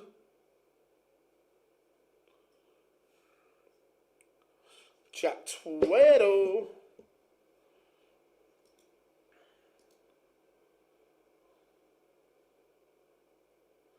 No, Warren, I disagree. Look, Gary Anderson's very experienced, and he called Mensah out for cheating as well. In the past, if you think someone's doing something wrong, then you've got a right to protest.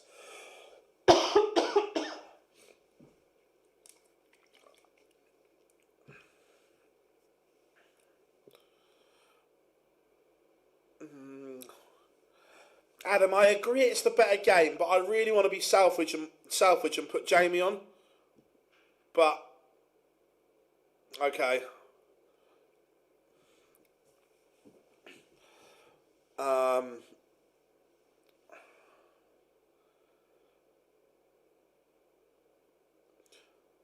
No, Brock, you wouldn't, but it's not aimed at you. It's putting darts in front of another audience.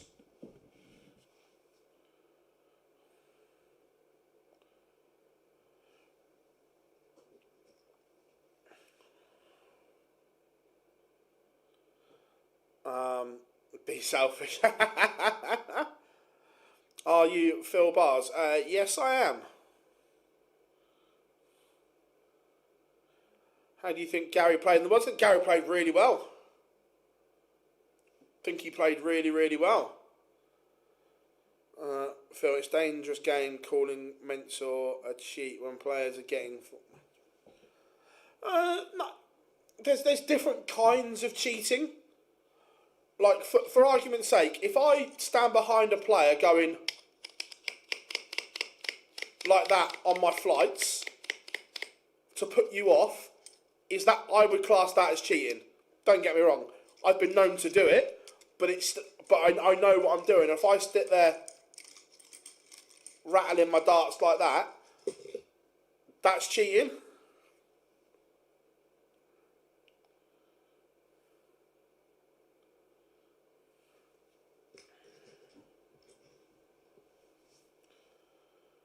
Mason Whitlock 3-2 behind. Tom Sykes takes the opener against Harry Ward. Jerry Kelling level with Danny Truman 1-1. John Henderson is 3-0 down to Robbie Martin. He's having an absolute mare.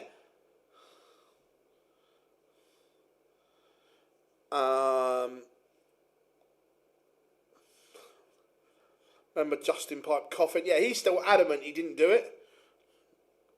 Like, not on purpose. Great work from Tenerife. Hey, how are you doing? Whereabouts in Tenerife are you, buddy? Been to the island a few times. Not for a while, but I've been a few times. What about farting on stage? Sometimes you can't help it, but if you do it deliberately, there's an argument. Danny Truman back in front against Jamie Kelling. 2-1. Mervyn King getting underway against Charlie Large.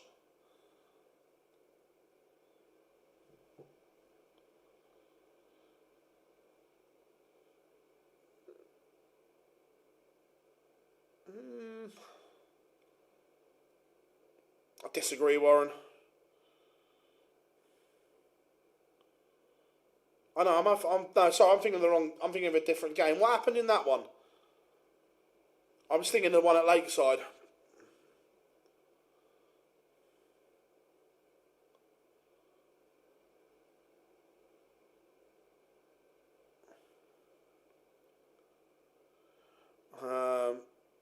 Jimmy Van Schie did get through, yes.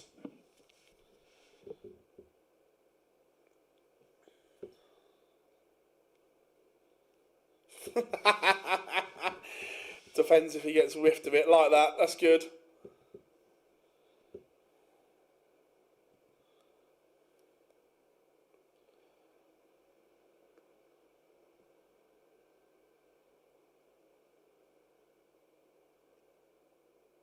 Oh yeah, I didn't see it, but I thought I was thinking of another game that.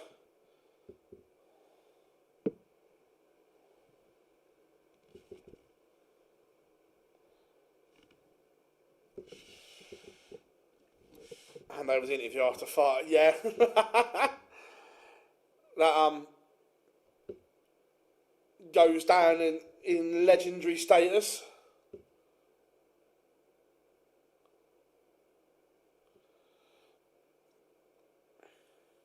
Say a player needs to take a breather before a double, steps back into.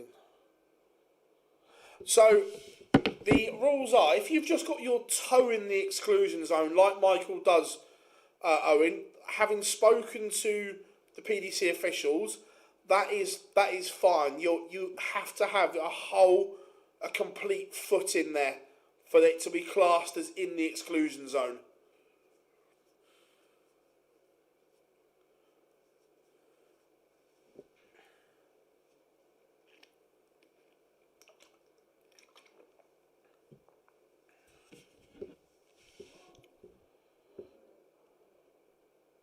Yeah, very bad morning for some of the Irish guys.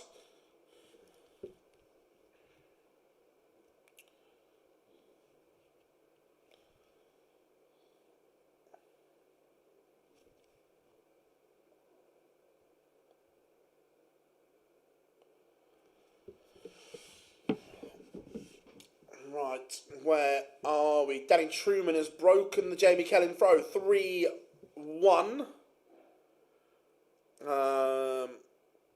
Who has Peter Burgoyne got next? 2 seconds. John Henderson back-to-back legs. He's coming back into this.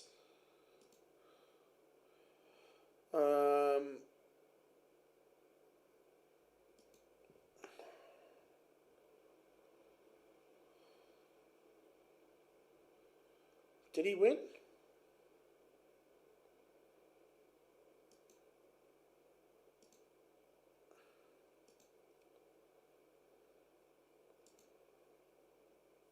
It's a really good match on screen. Jamie Kelling has one back. Oh, why did that move? There we go. Right.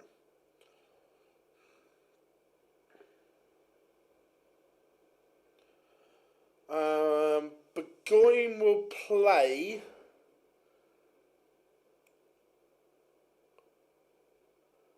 I think the winner of Lou Bevan, Luke Smith.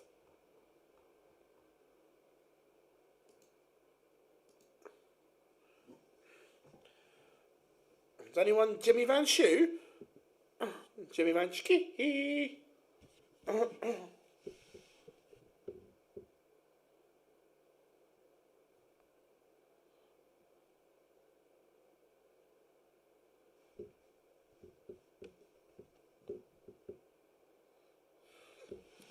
Graham Usher 2-2 with Tommy Morris.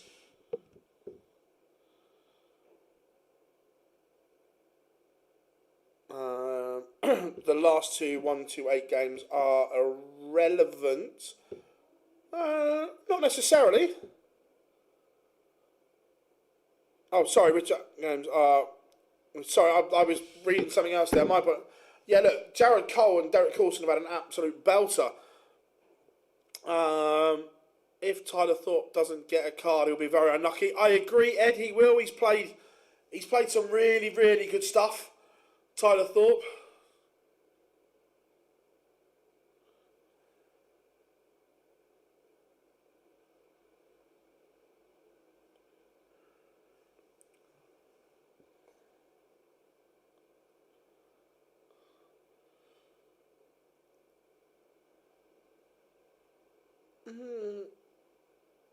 I wouldn't say there's loads that have given up or retired. The only two that spring to mind are Barney and Steve Beaton, Marcus, that have physically given them up. Harry Ward's a little bit different because he had a family to go and look. Yeah, but Harry Ward was a different situation.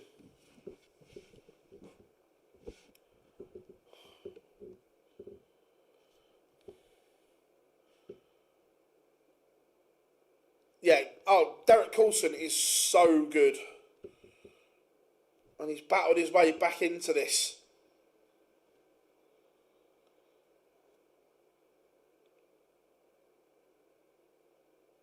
5 minutes to go. Interesting.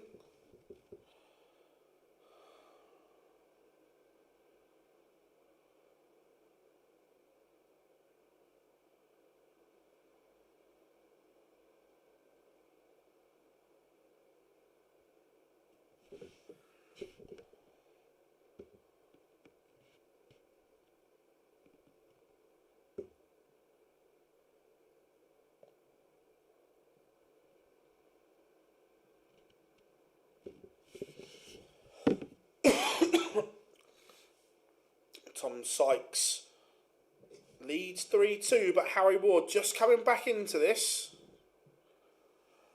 No, I just think that Justin didn't enjoy darts anymore. Tommy Morris has a 2-leg cushion over Graham Usher. The gambler in a bit of trouble.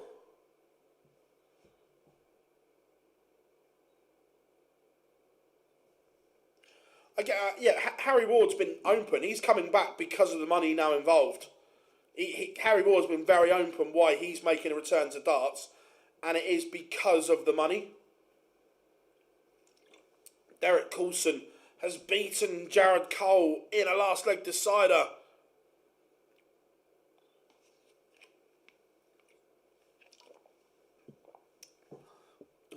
There was a question earlier on. I don't know if...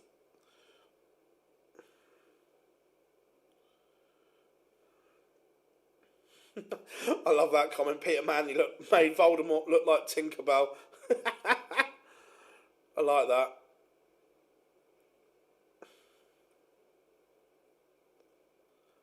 Alger, nice. Sorry, I missed the Tenerife call. I've obviously been to Las Americas a couple of times and Los Cristianos.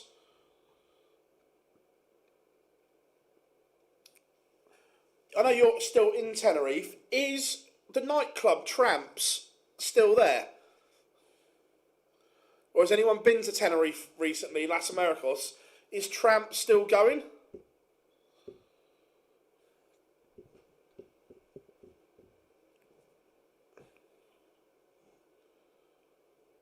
Andy Barnes 2-2 and Marcel Otter.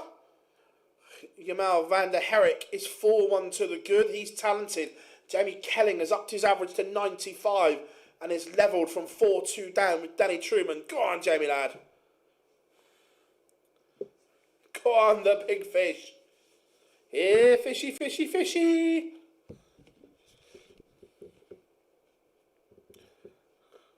And no, I won't apologise because I love it.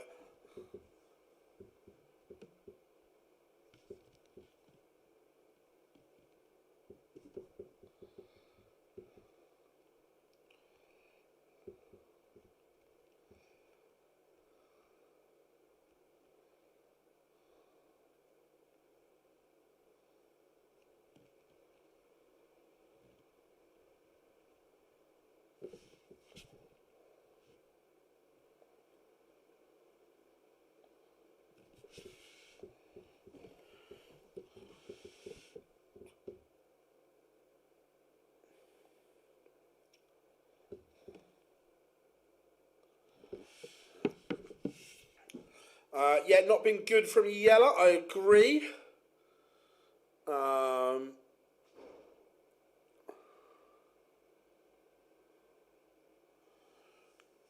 Tommy Morris has beaten Graham Usher 6-2. Really good result. Tommy Morris is making a little bit of a move here. Jamie Kelling's taken out the big fish. Can he take out 161? I had surgery a while ago. I don't think recently. The big fish came, it was Rod Studd who made up the big fish. And it stuck. Kelling, 56 for 3 on the spin and a break. Come on, Jamie, lad. Go on. Kelling averaging 96.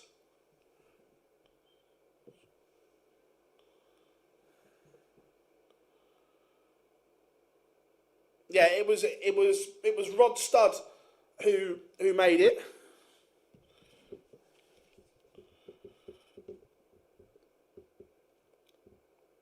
Massive moment here for Tom Sykes to get within 1.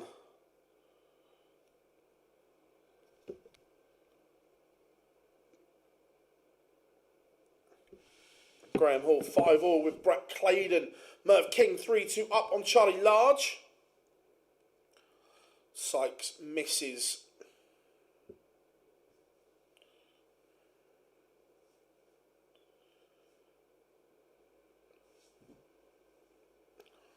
What, a little Maxi? I don't mind that either.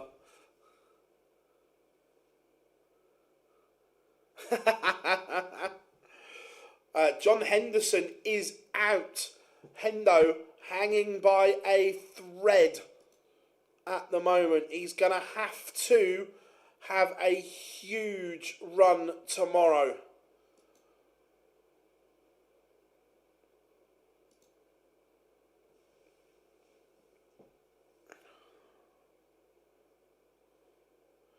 $9 should be your feedback. I don't dislike the idea. Maxie was a skirt that my mum wore. Jamie Kelling is going to get a match-winning opportunity. How are we doing, Dave? Good to have you in, buddy. 88 for Kelling. Go on, Jamie, lad.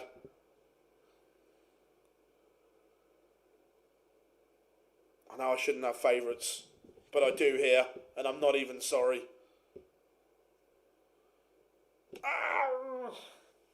Jamie Kelling has missed 2 match darts. He's come inside double 14 and come inside double 7. How are we doing, Danny? Good to have you in, my friend. Danny Truman now 102 to break back, and does. Kelling misses match darts. Truman punishes. Jarno Bottenberg is through to the last 32. Massimo Dante 2-1 down to Pascal Reprec.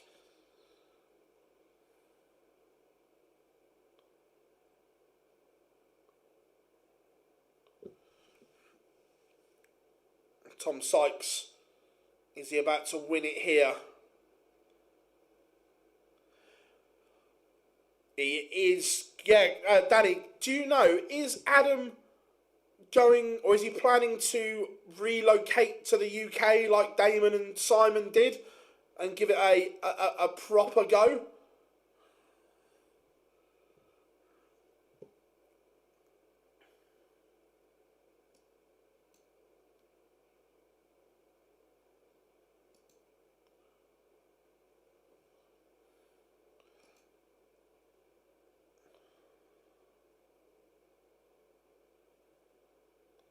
Oh, I don't know, Owen, is the honest answer. You would like to think so, but I don't think it's a guarantee. I believe he is trying to find a place now. I'm sure temporarily the Wizard or the Heat would put him up, wouldn't they? Until he can get sorted. In relation to where the tour events are, Hetter's probably geographically better located.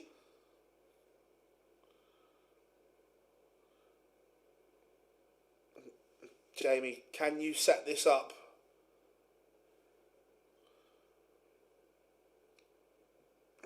Not good, not good. Afternoon. Dan, hope you are good. Craig Lewis is out. Jamie Kelling's on a finish, but Truman leaves it handy. Connor does have the potential, yeah. Needs to realise that potential, but potential definitely. 152 for Kelling. Remember, he's already missed 2 match darts. Oh, he's missed another.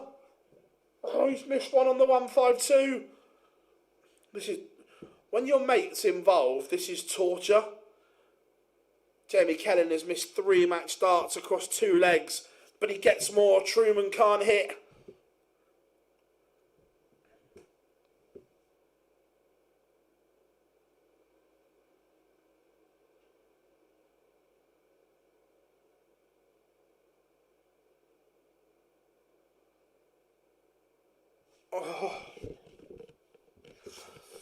Oh, Jamie. Ah, gutted.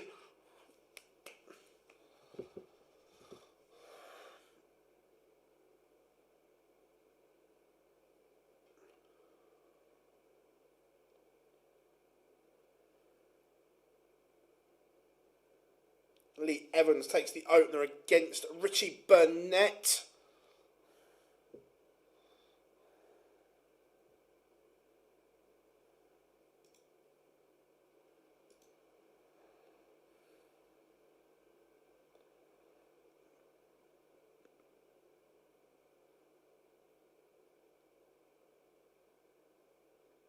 Nice, James, nice. Is...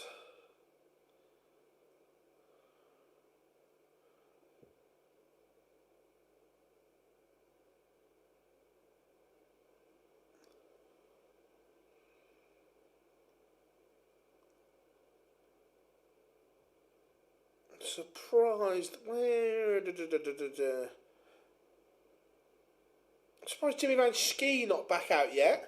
Seems an age ago he played. Let's have a look at Shane McGurk, Ted Everts.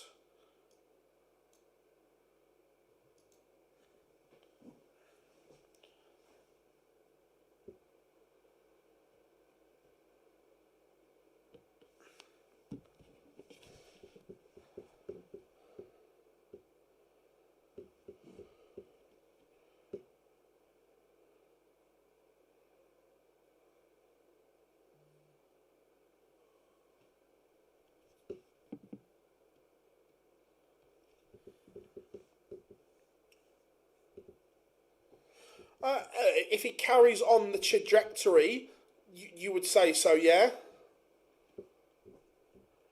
Yeah, look, I think Jimmy's last win, that last leg, was arguably one of the biggest of his career. Mervyn King 5-3 up on Charlie Large.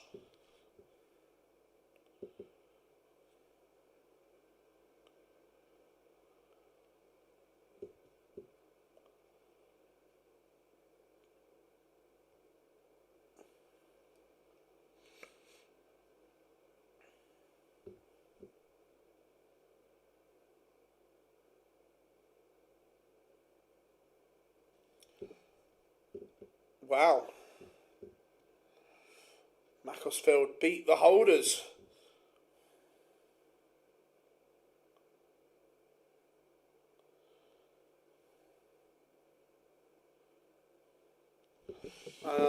It's a shame he'll just be called the reigning Lakeside champion. If he even gets that, James, it's like they've eradicated... I get it. I'm not saying I agree with it, but I get why they don't want to acknowledge anyone else.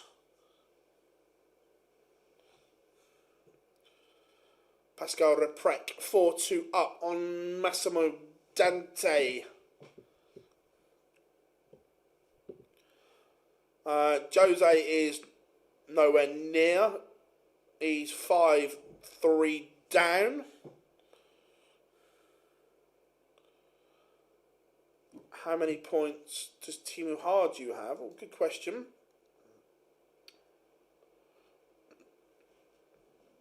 Timu Haju.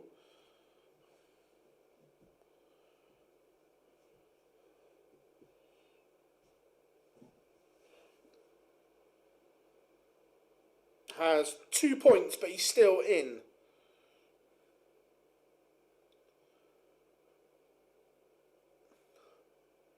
I don't know, James, I'd say there was more chance of the ADC Global getting a mention than Lakeside. He missed in total, Andy. 1, 2. He missed 6 match darts in total. Stephen Burton beats Willie Borland. Again, looks like Stephen Burton may get a card back. Again, same thing though. Does he offer enough to the tour? Not convinced he does. Again, but he's not. There is a lot in that bracket as well, by the way, that just keep winning a card, losing a card.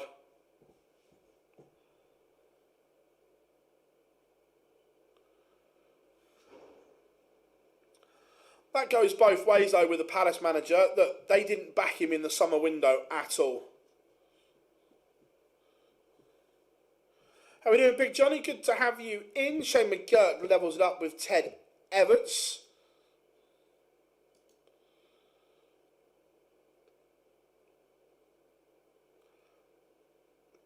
On the Euro Tour, it's a little bit different. Jimmy would get the announcement on the Euro Tour, but not on a PDC TV event. Charlie Large 5-all with Mervyn King. Yeah, again, I agree that there are too many yo-yo players. Anyone know when the next JDC event? Not off the top of my head.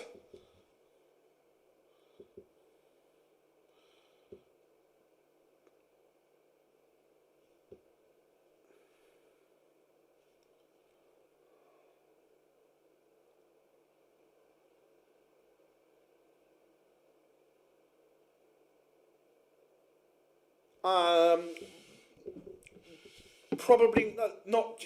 I agree. I think they keep Philip to do the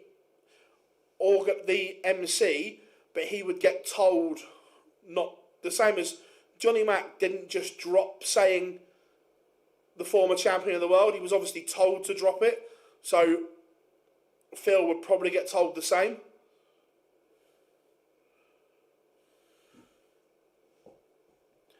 Yeah, Johnny Mack didn't just drop it.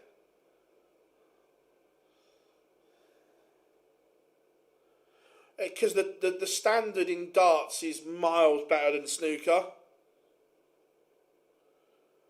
Will Swissfield in the World Series? I don't know. James Beaton 5-0 up on Ryan Finesse. No, I don't like it in snooker, and I certainly wouldn't want it in darts.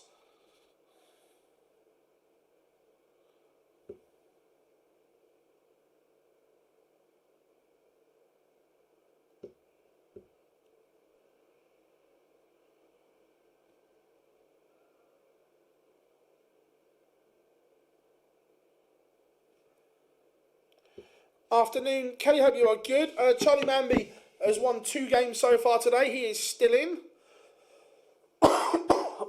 Killington with a 9. Again, another yo-yo player, if ever I saw one. Yeah, Killington pins the 9.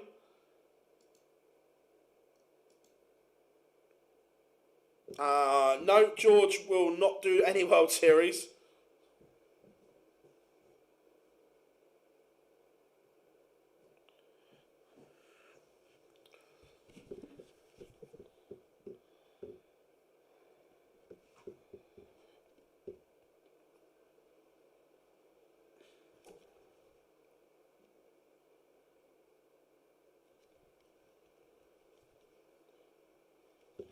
Chris Landman 5-2 in front. Danny Van Tripe 5-3 up on Davy Perus and Timu Haju just getting underway against Jesus Niguerra.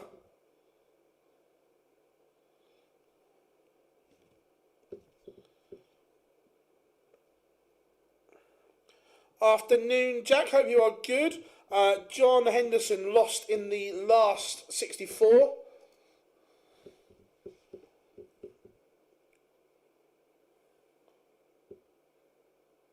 Have I...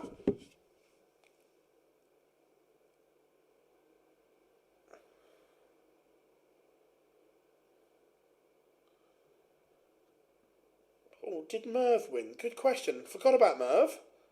My apologies. Mervyn King lost 6-5 to Charlie Large.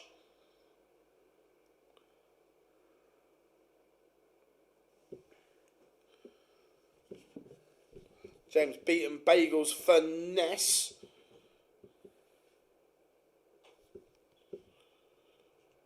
Sean Carroll 2-2 with Darryl Hunt.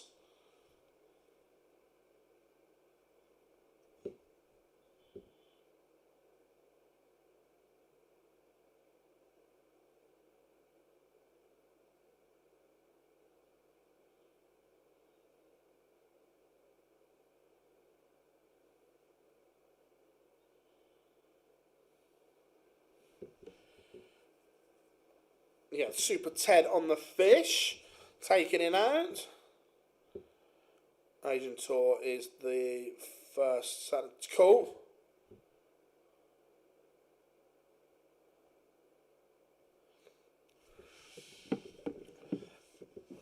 Lee Evans 5-0 up on Richie Burnett.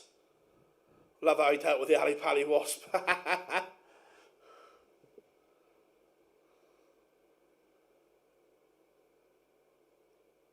Oh, massive game in the EU warming up. We will go to that one once this is done. Jimmy Van Schie and Alexander Merckx warming up. Jimmy Van Schie.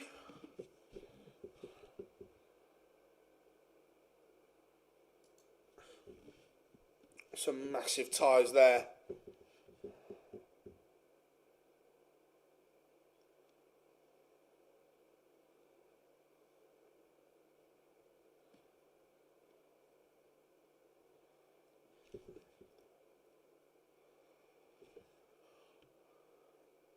Yeah, I agree. I don't think that Ted's a good player, but I don't think he's lived up to his potential.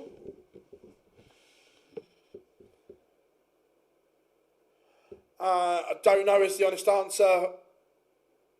If we'll be doing anything, I've not looked that far ahead yet.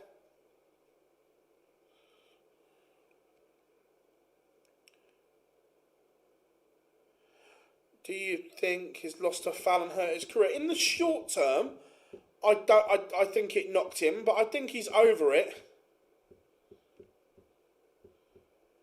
Do you think Ted Everts is the biggest example of someone who had... yeah, at the moment, yes.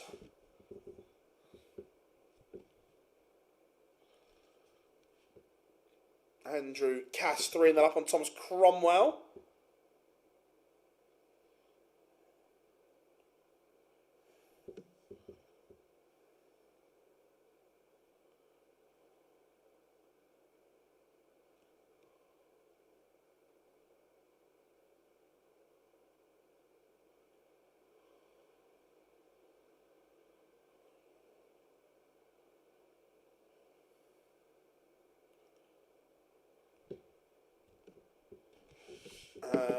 Jesus Salata. Look, Salata can play.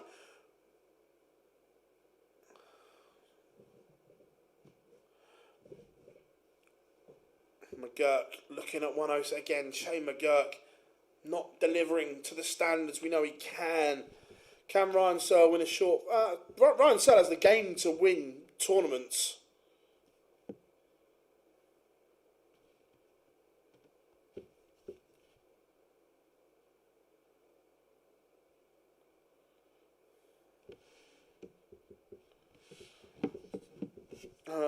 There's a UK Open qualifier somewhere in Derbyshire, about 2 miles from where I live. That's right. Fairs. And we have got a Noble, McGurk and Everts 5-all.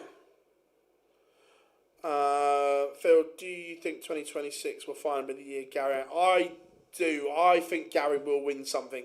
I hope Gary wins something.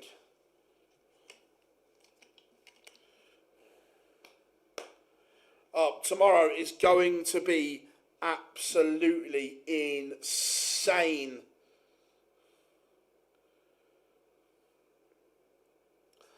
Last 32 also underway in the EU.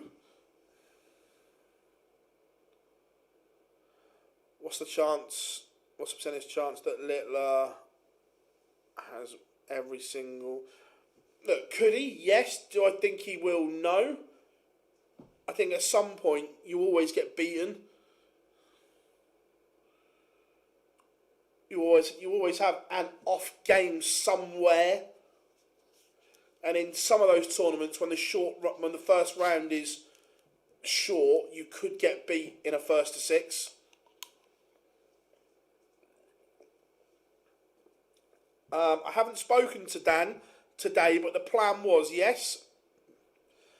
So our plans for the 2 World Series events next week are, I will be here in the studio doing a watch along with you guys for Bahrain. Dan will be doing a watch along for the Saudi events. Well, I get on a flight Saturday.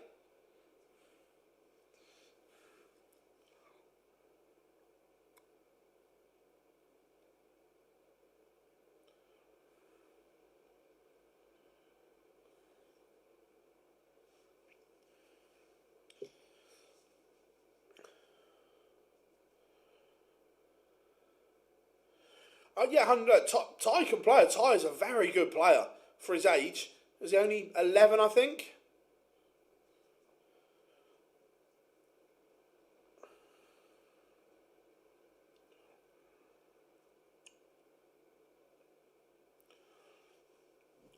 Everts has blinked in the big moments.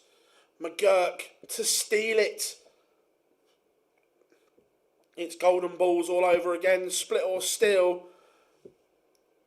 And he steals. Paperwork's all been done. Yep.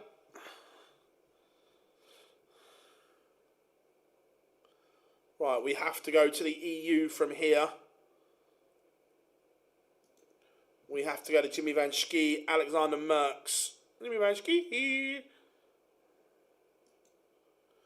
This is an absolute blockbuster of a game. The winner of this, when Van Schie wins, he's on the magical 8 points. If Alexander Merckx wins, he goes to 7.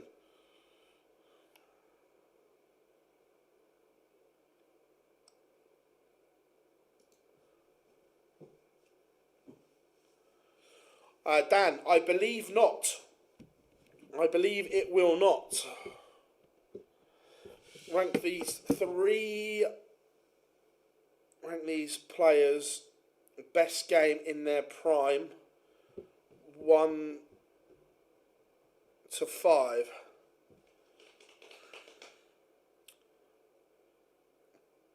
Bristow 5, Anderson 4. At the moment, Littler 3, Taylor 2, MBG 1.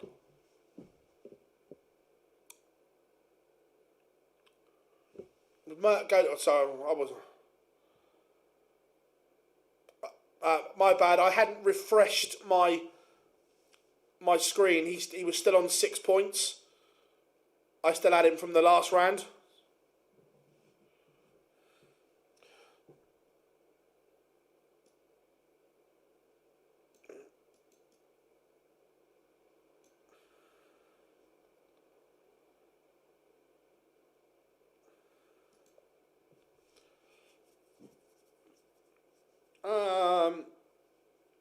I don't know. I believe it'll be on ITV.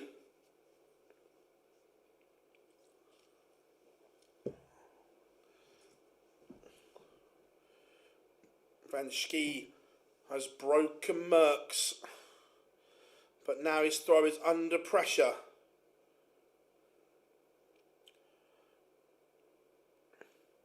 I disagree, Marcus. I don't think there's a lot in it, but I think MVG's best would win.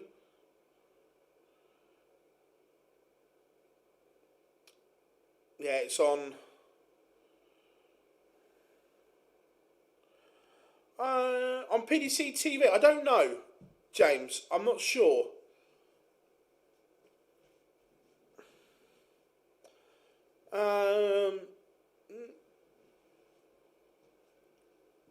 Don't believe all you read. Look, will Gabby be doing some events? Yes, but there's another twist yet.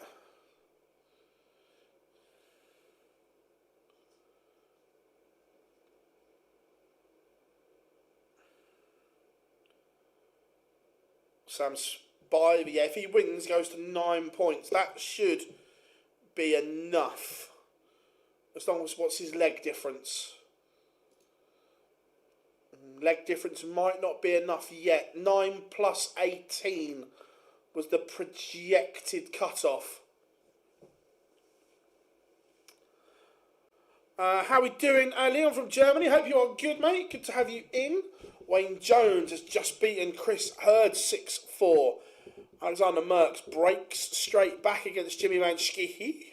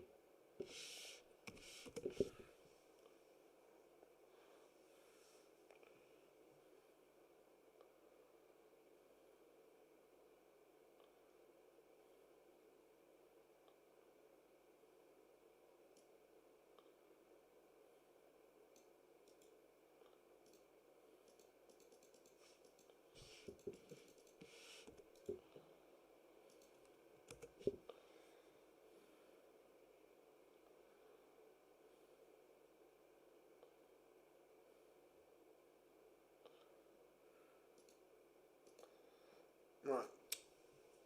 So, Merckx misses. Van Schie, a chance for another break here.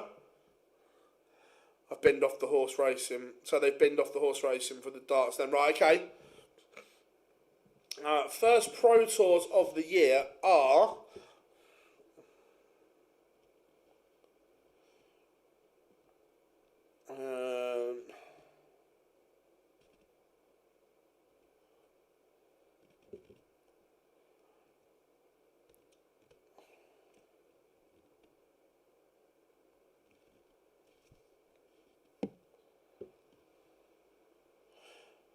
February the 9th and 10th is the first.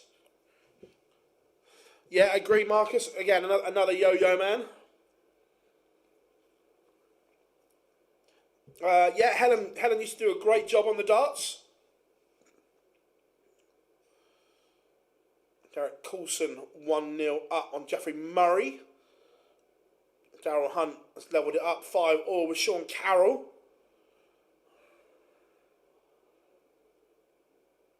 Yeah, it could. It could cost him.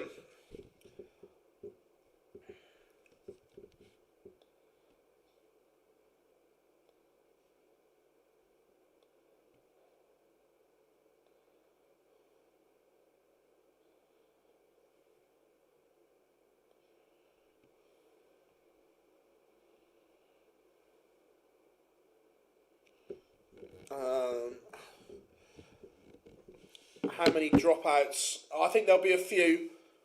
I think there will be a few dropouts. I don't see either Luke go, or definitely not. Neither Luke will go.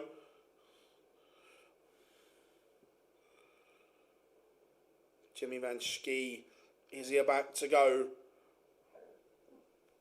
3-1 up?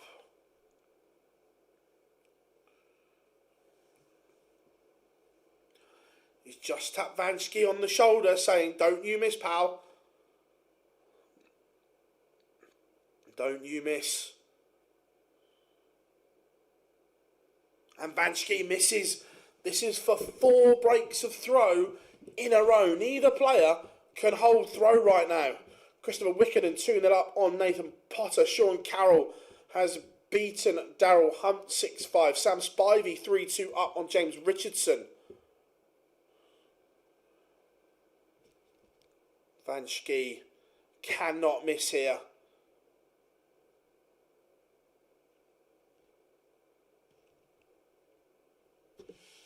This is nervy.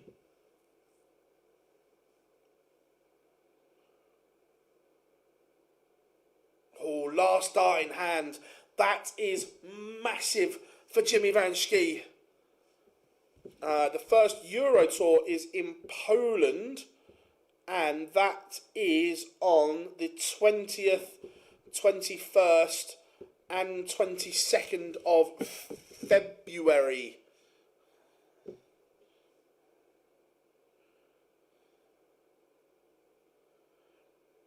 That's probably about right.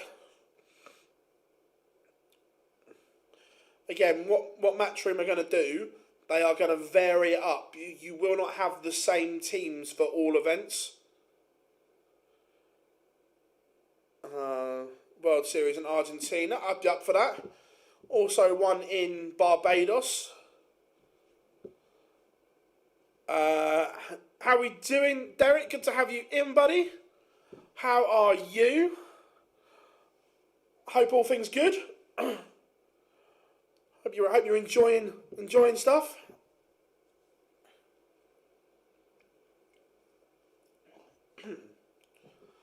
Jimmy Van Schie, he'd like a 140 here.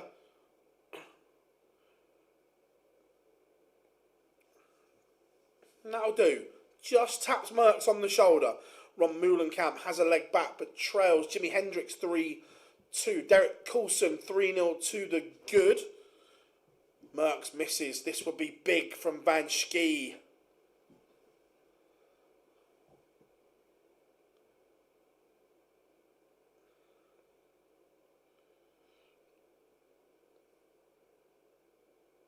This would be massive if it goes.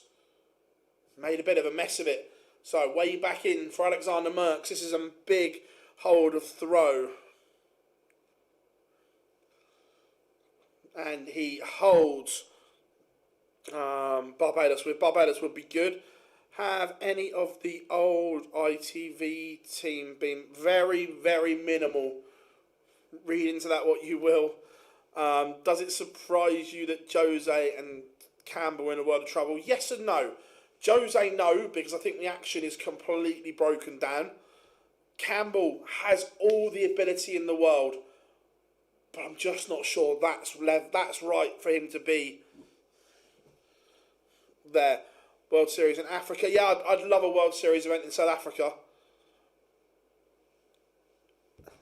Jimmy Van Schie needed that, but again, the door is open for Merckx here. 2 treble visit or better, and Van Schie has question marks. Van Schie has question marks.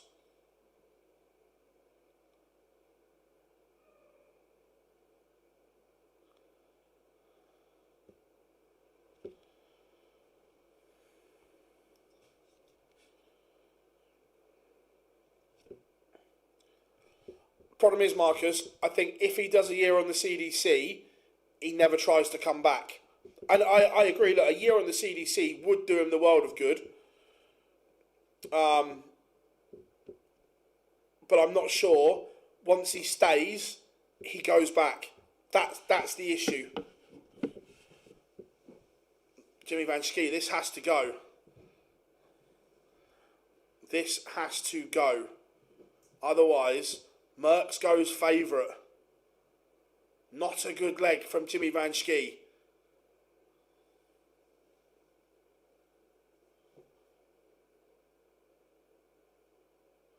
Again, doesn't take it out. Mark, look, I know who's been kept on and who's not, but it's not down for me to say publicly until others do, like as in the people that the announcement is. I'm not going to spoil anyone's announcement or anything like that. do you think Jose and Campbell will play the Challenge Tour? I'm not sure. I'm not sure what benefits they get from it.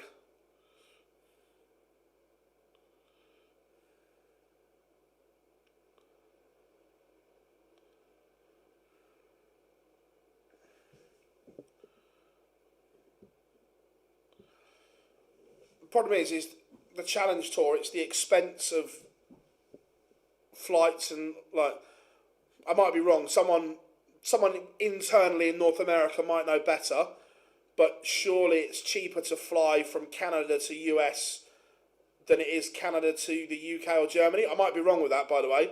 I'm just surmising.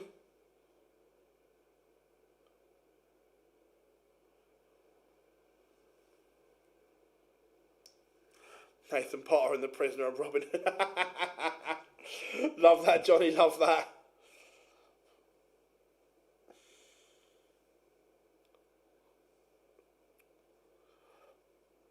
Oh, he is, James, and that's why he's got all the ability in the world.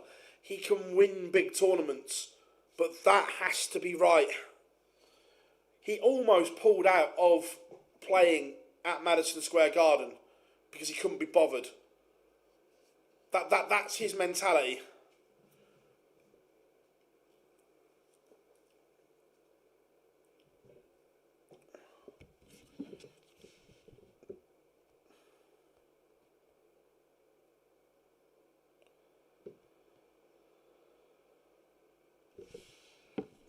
How we doing, Anthony? Good to have you in. What's for tea tonight? Probably going to go chicken kebab tonight. I've been really good all week, so I'm probably going to go chicken kebab.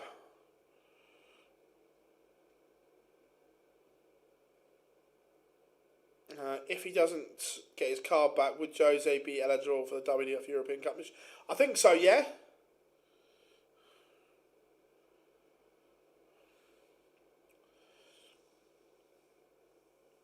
This is massive. This has turned into a pressure game. Both of them missing opportunities. And again, it's another break of throw. Van Schie is in front. I think he is fully aware. Off the grill. How we doing? Matthew, good to have you in. When Campbell topped the Challenge Tour, it was the Europe only one. Let's go back some. What was better, Bolton or Minehead? Right, there's two answers to this. There's two answers to this. I preferred Bolton, but for a fan, the Minehead experience is really good. But from a selfish point of view, Bolton. But for the pissed up fan that can go on a weekend bender, Minehead. I heard Simon is thinking in some WDF comps, maybe make a lakeside. Interesting.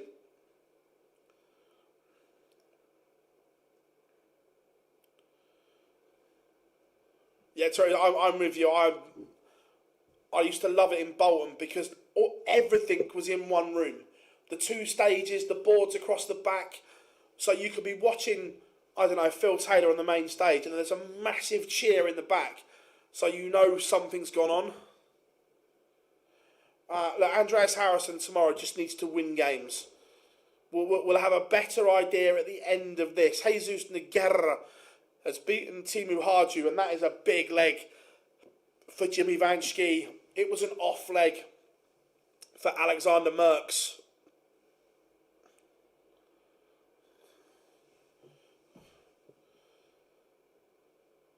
It's not all about you, Teresa. It's not all about you with your 35-minute drive. All right. Chris Wickenden is 5-1 to the good.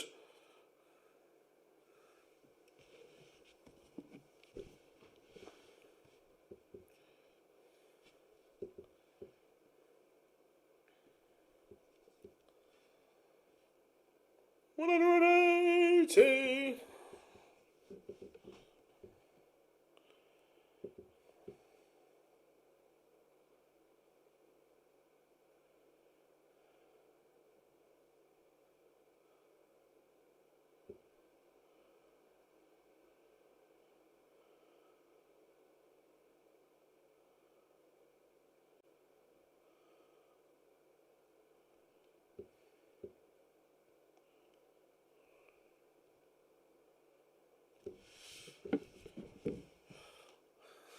I mean,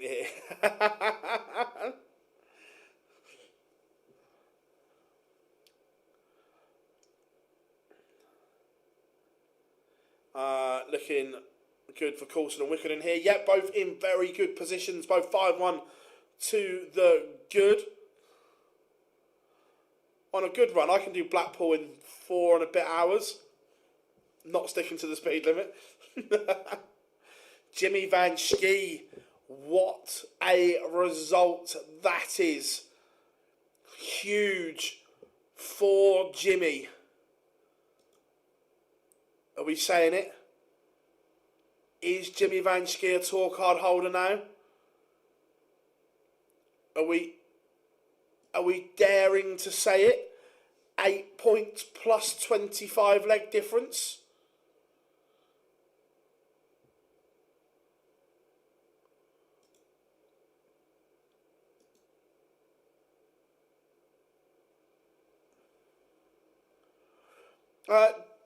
Danny, are you still in the chat room? Does Adam need to sort his visa and everything out, or is he staying in the UK, or does he need to go home first?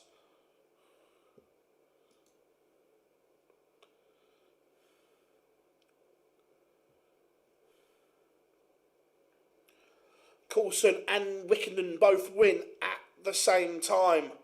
James Richardson is 5-all with Sam Spivey. What else have we got going on? I'm going to go back to the UK.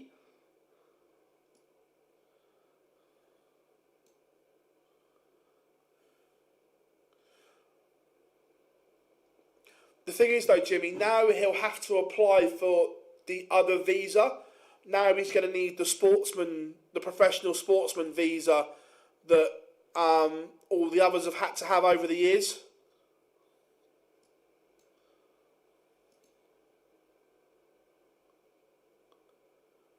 I think he does, because Corey, Kyle had to get them.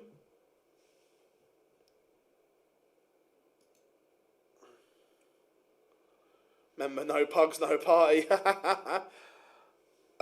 In the UK, it's going to be 9 points, we think.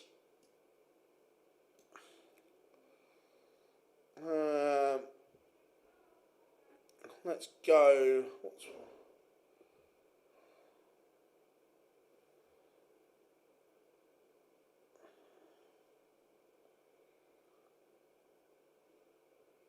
Let's go for a bit of Jack Tweddle, Scott Campbell, I think.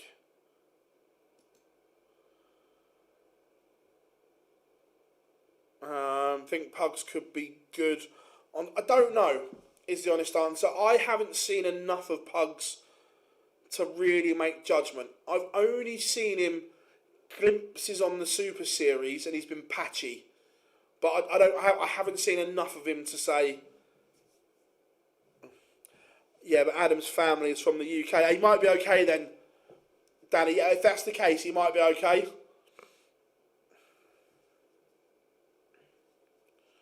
Savada isn't winning a card. Doesn't look like it. Yeah, we're talking about Adam.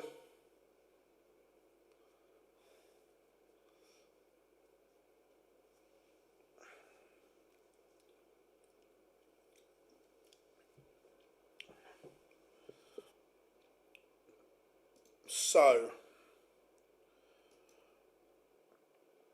again, the chasing pack now in Europe now want Jimmy Van Schie to go on and win outright to take him off the order of merit.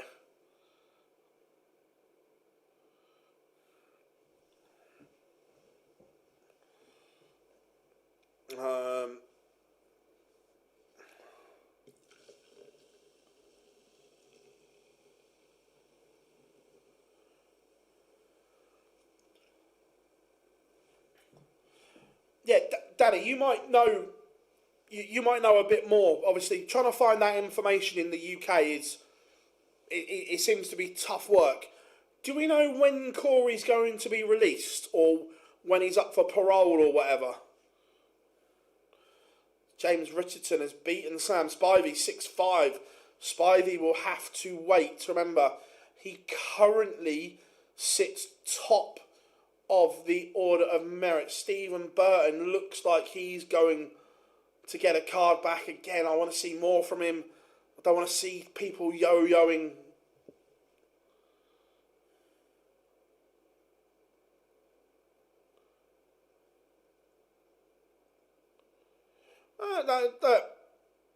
Finley's allowed to comment in the chat room. There's nothing wrong with that. Ed, if you continue to be like that, I will give you a timeout. There's nothing wrong with what he's put. We have the best chat room in darts for a reason, because we like people sharing information and so on.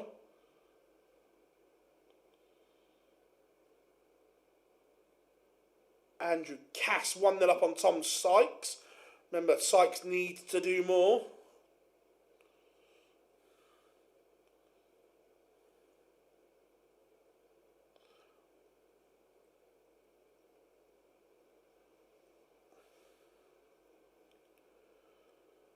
Campbell has a chance to get back into this. Looks like Tweddle misses a dart at double 19 for a 158.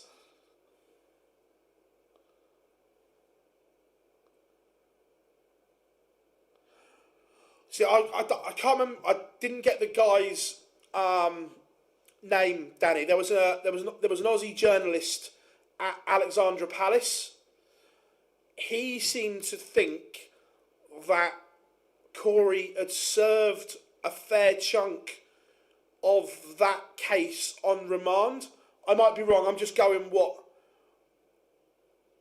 he was telling us, that he was reading some bits and bobs and whatever that he got hold of, that he seemed to think that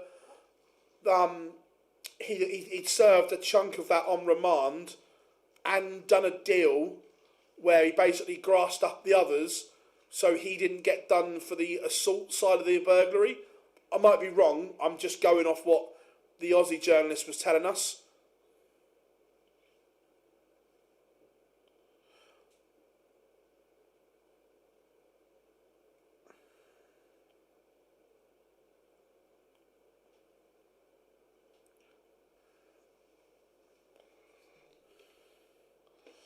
Danny Truman has a leg on the board. Joe Hunt 2-1-2 the good.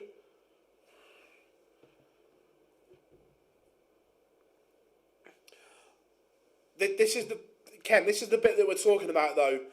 I think he only got done for burglary because he dobbed the others in to get rid of the aggravated a bit that he didn't do the assault. His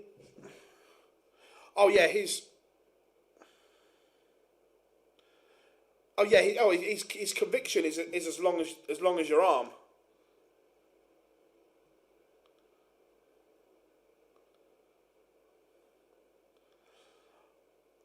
To be fair, Stephen Barton is not the only player I've called a yo-yo player this week. There are lots of them where they're probably too good not to be on tour, but they're not good enough to stay there. They just yo-yo. And by the way, Stephen Burton's not. I've called that about a lot of players.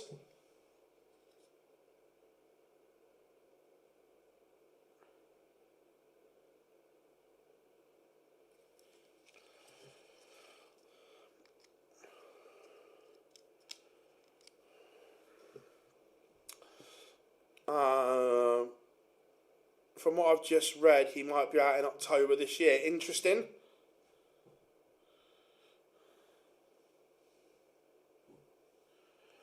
Well, you would imagine he wouldn't be able to get a visa. However, when you look at other people in other sports and in other industries that magically get visas to come to the UK and work, money talks, is all I'm saying. If someone puts up enough money, then they may be able to.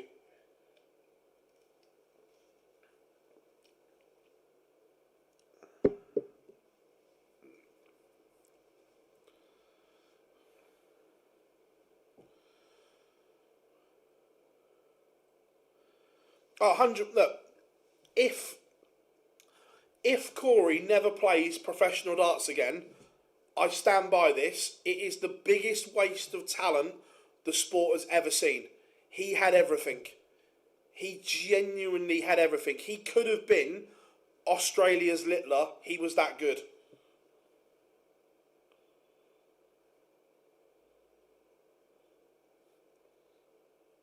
Oh, yeah, no, yeah. Macca and Target put up an absolute fortune, Danny.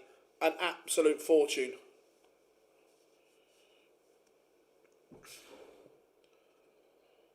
Peter McGoyne 2-2 with Lou Bevin.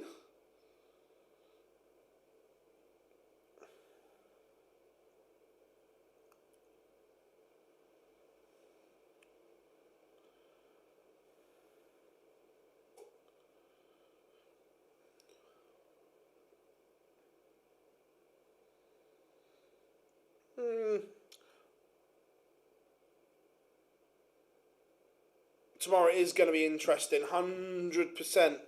Any chance Yella gets his car back? I don't think so. Look, you never know. He could go and win it tomorrow, but what we've seen, no. Mamby is... Still think he's a long way off. On 3 points at the moment. So he needs to still do more. And he's 2-0 down, averaging 104 to Brett Claydon. Again, Brett Claydon in that category. Yo-yo player.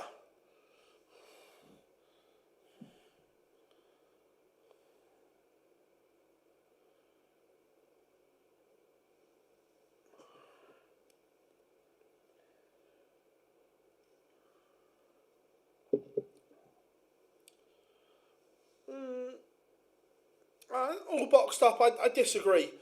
By the way, I'm not saying we should ever forget what he's done, but you look across the sport, it has let other people back in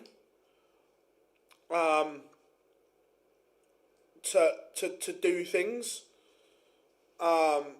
People have made massive mistakes in their life and have come back into the sport. So if there is complete remorse, then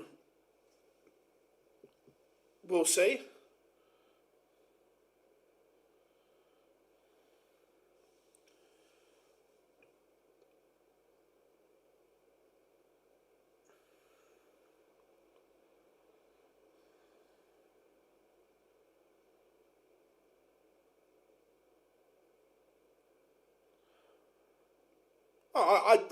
I'm not saying your opinion's wrong. I'm saying I don't agree with it. If if we're going on what you think and he shouldn't be allowed back in, then are you saying you wouldn't have let Phil Taylor come back to the sport, Chris Mason come back to the sport? When there's genuine remorse and everything like that, there's a way back. And I'm not saying we ever forget what Cadby's done, but if there's a chance...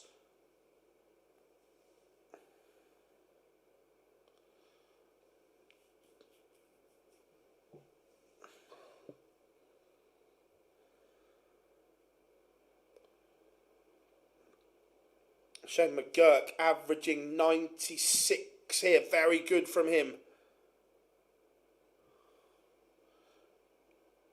Is he on... Has he gone to... He's on the magical 9 points. That will be enough. Another German Tour card holder.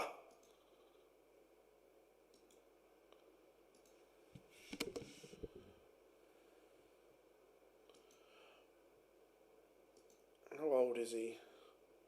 44. Interesting. Been consistent though to get to 9 points. We'll give him that.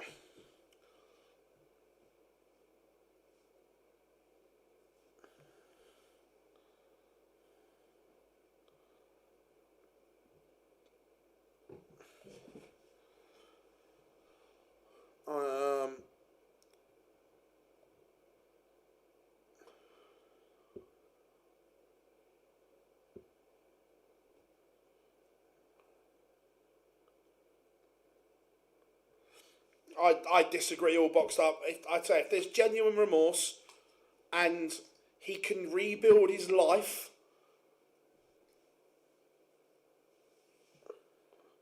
At the end of the day, darts is a job.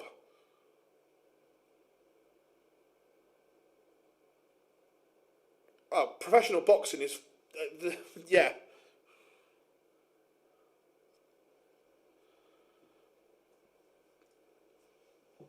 McGurk is a 6-1 winner. Very, very good from the arrow. Lee Evans takes the owner against Derek Coulson.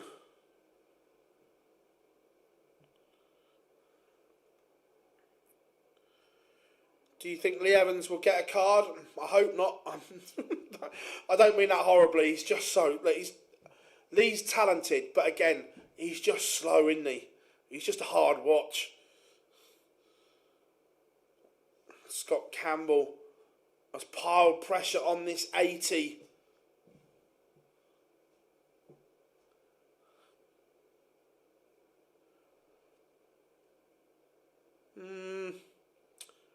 DPA is not a thing anymore, is it, Danny? PDC, as far as I'm aware, aren't working with the DPA anymore.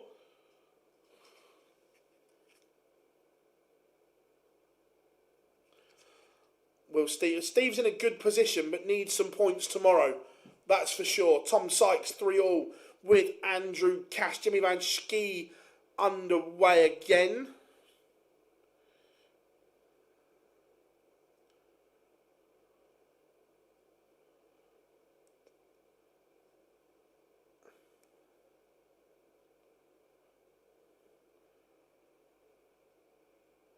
Heard a guy called... not heard of him, no.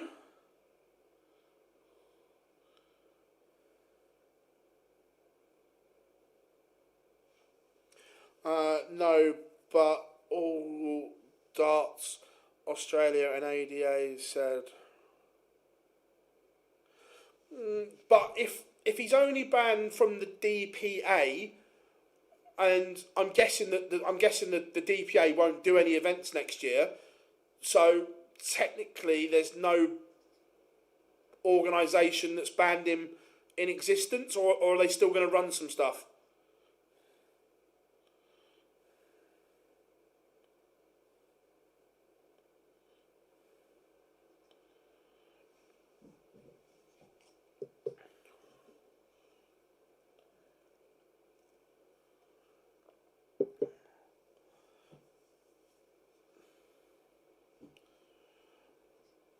I'm not sure, because I don't see...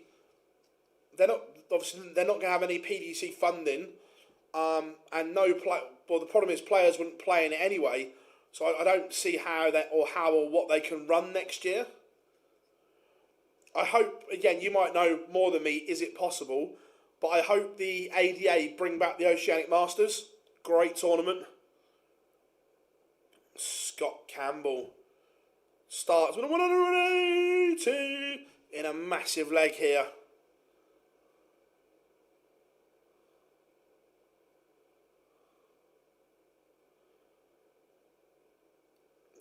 Campbell has done some serious damage here.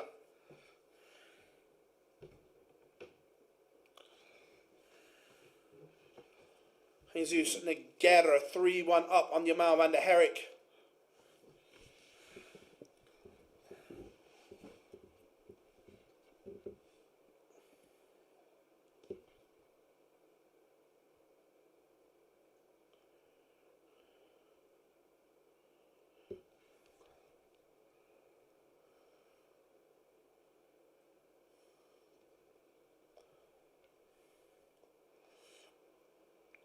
James, I don't think the DPA are. I might be wrong, but I don't think they are.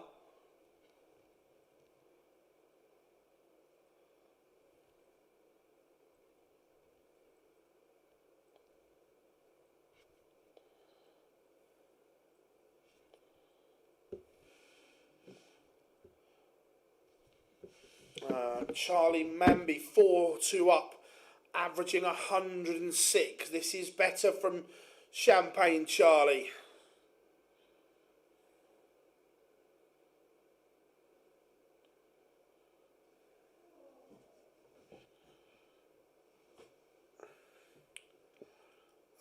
I don't. The honest answer is I don't know. Jimmy Vansky, he levels 2-2.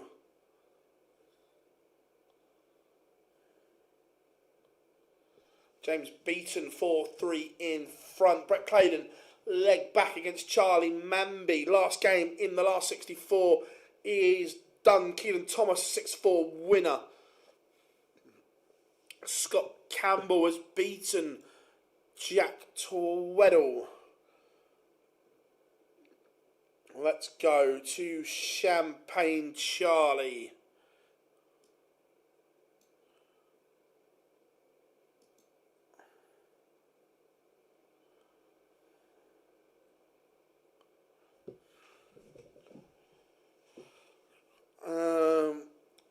People still talk about him because he's one of the biggest talents the world of darts has ever seen. So people are always going to talk about him.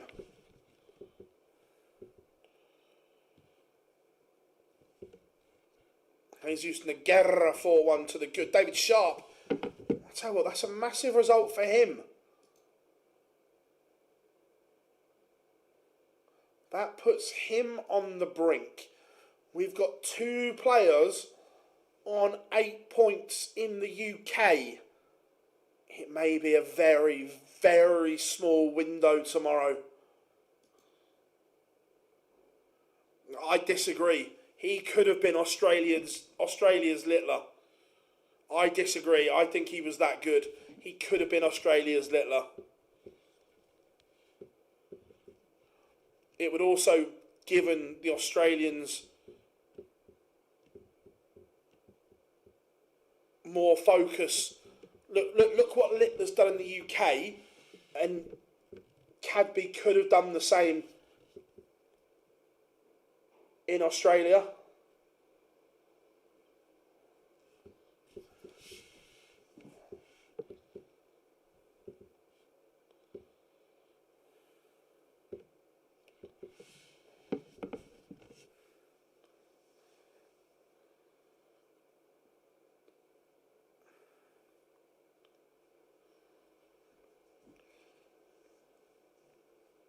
But he's still young is the point. He was still a young man that could have gone and done it. The age is irrelevant to me, personally.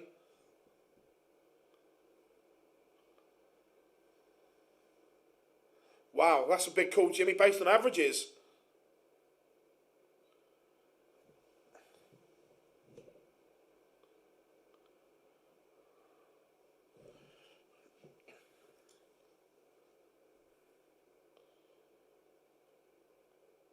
Tom Sykes, 5-3 up. Big day for him as well.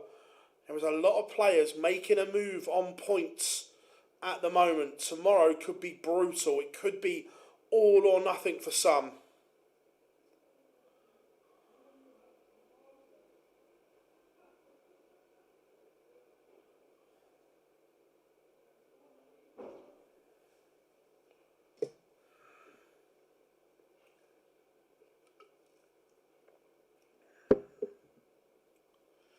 Oh, second biggest waste. Oh.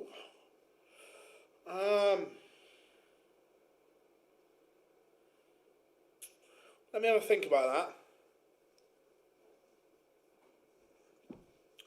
Tom Sykes is a 6-3 winner. Big result for him. Lee Evans levels it up 2-2 with Derek Coulson. Charlie Manby has missed match darts but will return.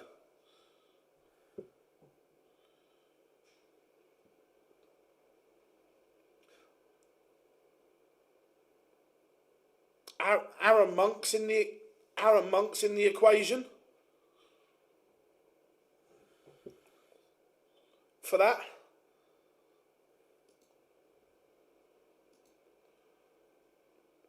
So that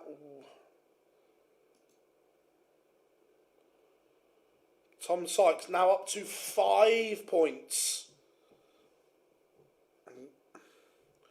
1-6-1 for Vanchki. He needed that. 3-3. Charlie Manby is a 6-3 winner. Lou Bevan has beaten Peter Burgoyne 6-5. James Beaton was 5-0 up. James Parkin has won 4 on the spin here. He's back into this. Let's go Derek Cool. Let's go to Derek.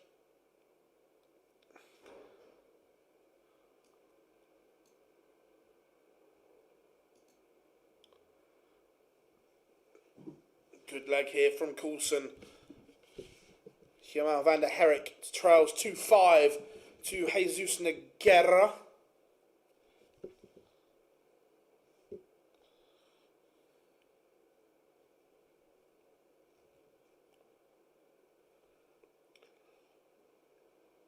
Derek McLean is a 6-3 winner over George Killington. Stephen Burton is a 6-4 winner over Darren Armstrong. Is that Stephen Burton back on tour? That puts him to 8 points. Burton and Sharp, where are they? Right, so both Burton and Sharp cannot win outright today. So, at worst, this is for everyone else chasing, by the way. There could be 3 players on 8 points in the table, or there could be 2.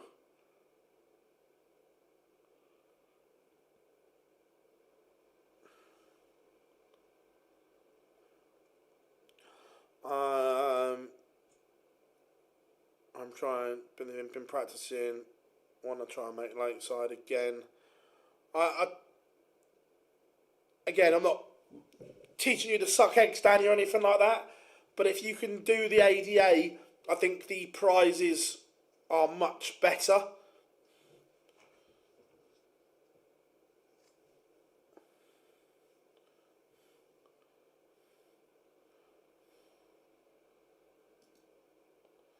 Robbie Martin has beaten Sean Carroll. Van Schie now leads. Derek Coulson is making a move here. DC is playing well. And James Parkin has won 5 on the spin.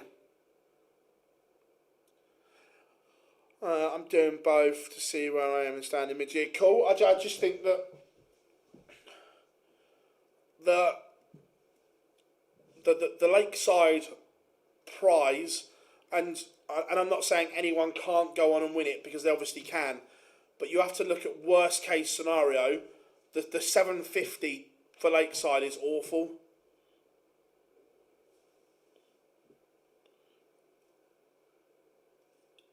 Oh, there's loads going on. So much happening. Jimmy Vanchke, 5-3 now. Lee Evans, you feel needs to take this. Coulson is poised. Last 16 games warming up. Pascal Reprec has gone under the radar here. Remember, he's had a tour card before. Knows how to deliver.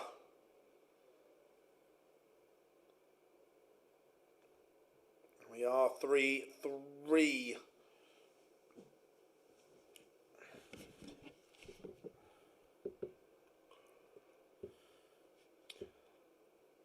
Yeah, I'd love to see Danny in the Australian Premier League.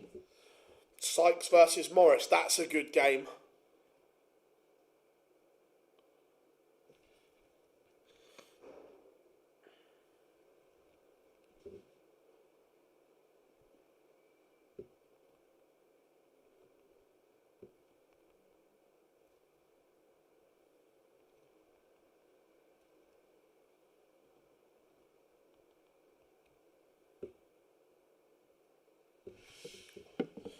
Chris Wickenden 3-all. Nick Cox has pegged him back.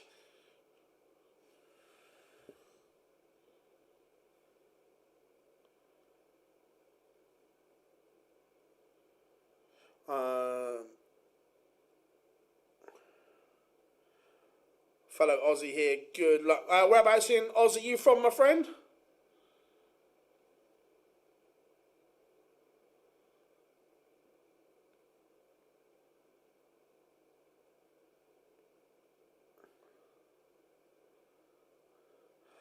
I found out that twice after Lakeside last year, the World Cup, travelling on a plane, more than 8 hours.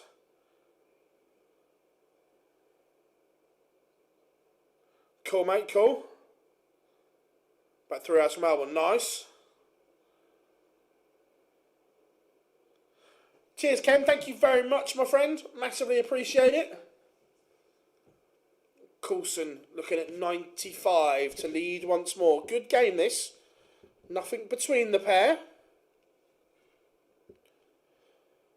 I'm not sure if it's the biggest shock in history. It's one of them. I'm not sure the biggest, but it's up there.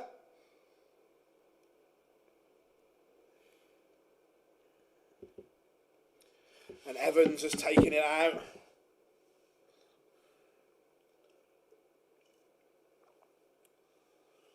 Oh, could you imagine? Evans against Meikle.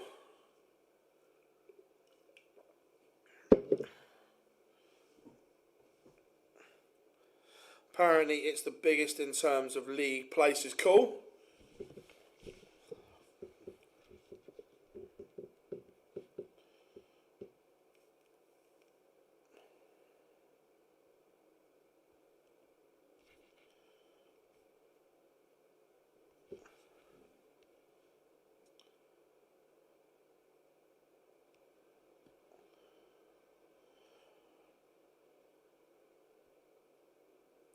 I agree. I don't like what they've done to the FA Cup. Getting rid of replays was so shit.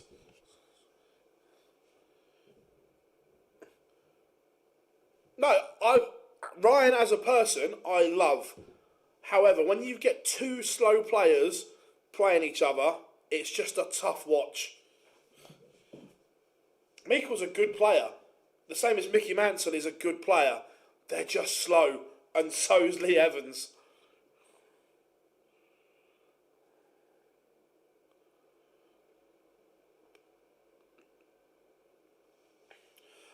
The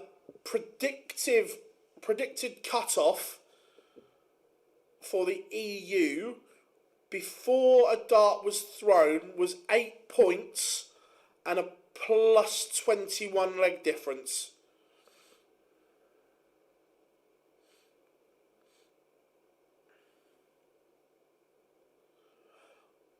I disagree, Ducky. I think the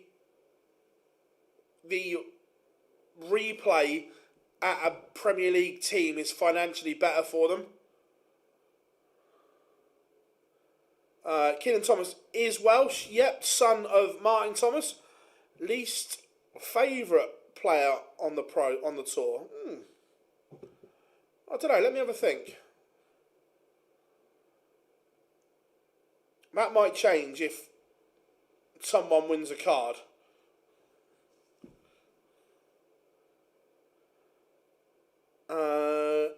Afternoon. Any chance Stevie B can still get a tour card tomorrow? Yeah, he's gonna have to have a massive run tomorrow.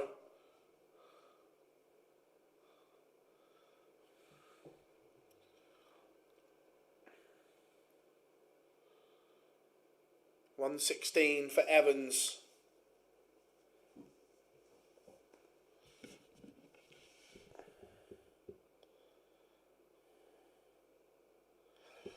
Shane McGurk does not have a card yet, no. And he's still a long way off. Only got 4 points currently on the order of merit. Derek Coulson breaks back.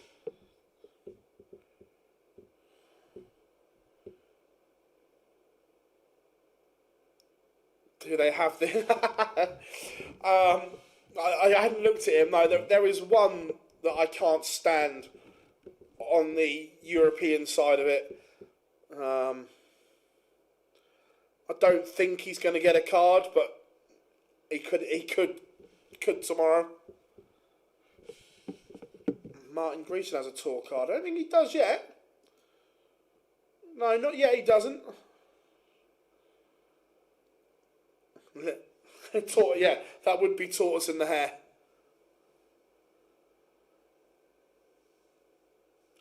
Yes, I believe you. Let's say Vanschke loses and he's on 9 points. He will still have to play tomorrow.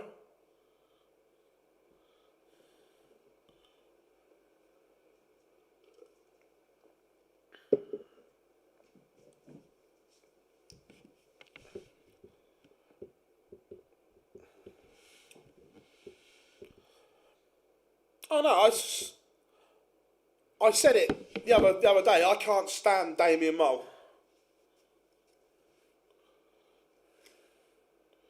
It would be a disaster if he got a card. Can't stand him.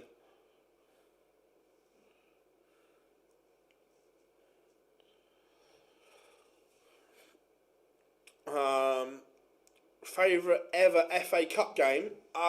From a selfish point of view,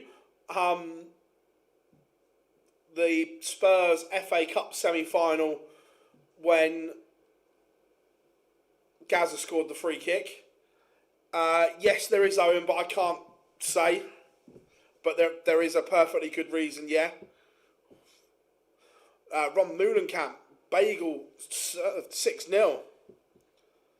Yeah, Liam Mandel Lawrence has sped up.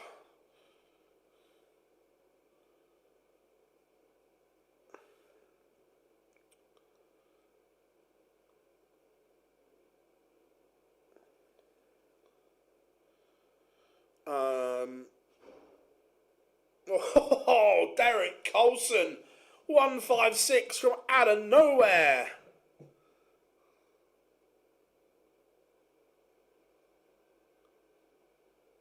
Not really. I'm just being honest. That's one thing we've always done on this.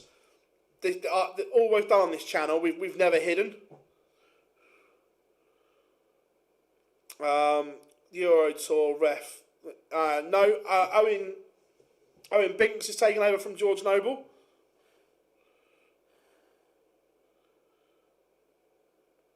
I think in sports like this, rhythm and pace help so much.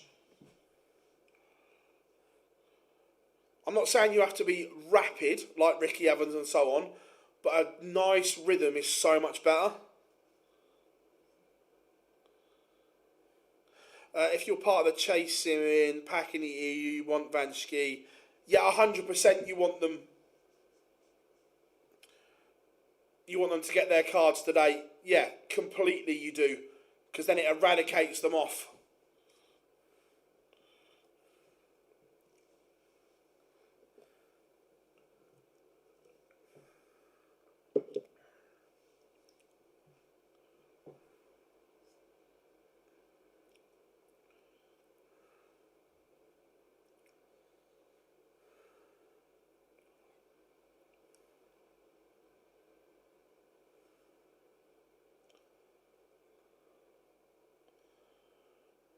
Coulson, 161.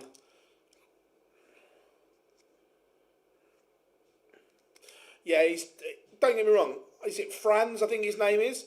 Look, I'm sure he will be a very good referee in time, but I don't think he's ready yet. Where Owen is ready and an absolute superb referee. Keelan Thomas 3-0 up on Wayne Jones. Match-winning opportunity here for Derek Coulson. Double 12. That's it, Owen, yeah.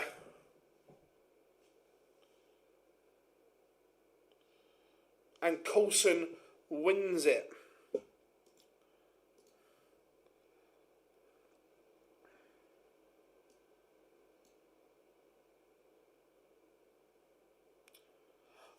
Again, Charlie is an absolute top official as well. Right, let's go to the end of this one.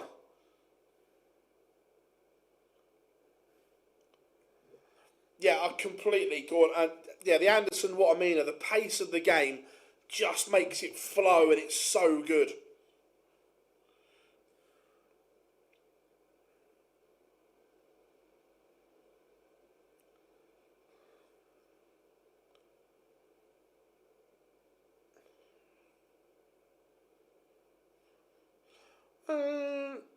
Not sure if Gobb's in Ken or not. I'm sure he will appear if he is. Yeah, again.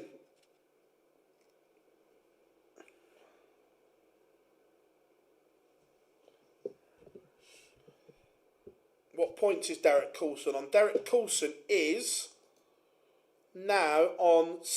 Well, let me just double check. Yeah, Derek Coulson is now on 7 points.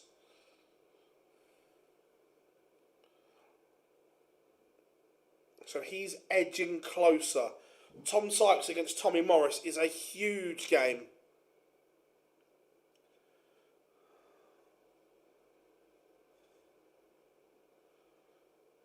And Pugs is out.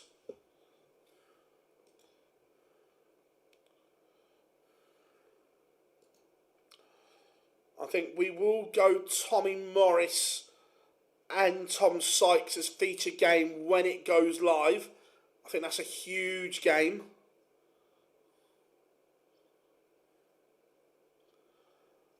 The honest answer is I don't know why there's not.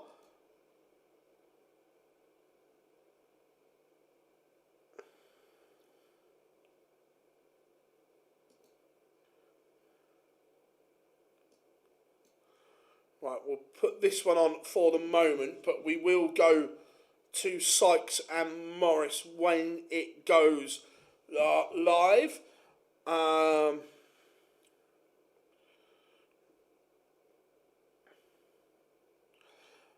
Yeah, again, Daniela is a very good official. 3 players you take to help you in a street fight. Boris Kirchmar. Can I take Boris 3 times?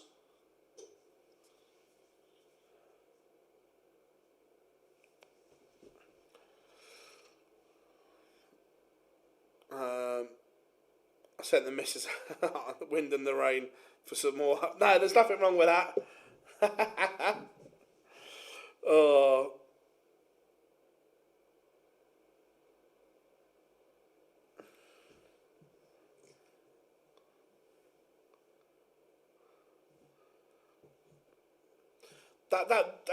That was the thing. Nothing was it. I think it was it Kerry Crompton, I think, and again they tried to be clever's the wrong word. They tried to be gimmicky and do something that hadn't been done. When I don't mean this disrespectfully, but she wasn't ready for TV officiating. Under the lights, she melted. I think she'd only called. Was it Yorkshire? Was it Yorkshire County games?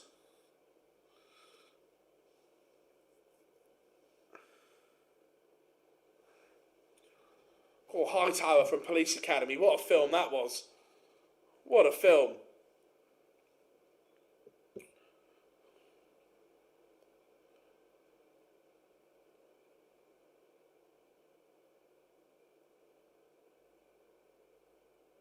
Again, but Boris is lovely. He's a lovely guy, but he's. Oh. Do you think Martin Greason has a chance of getting a card? Where is he?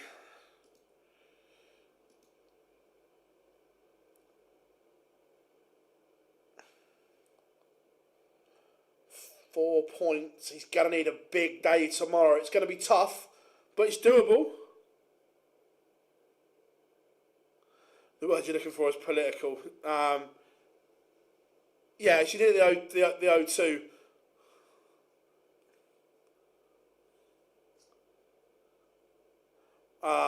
Yeah, she just wasn't ready, Adam. Silly Apple all day long. Popular fruit-based phones.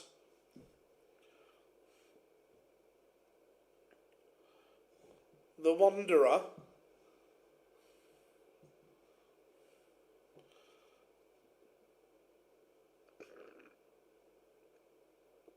Jimmy Van Schie, Daniel Closer warming up. Ron Moulenkamp also warming up. Do Blackberries even still make phones? Never ever had a Blackberry. I was Nokia, then I was Samsung, and then once I went to Apple, that was it.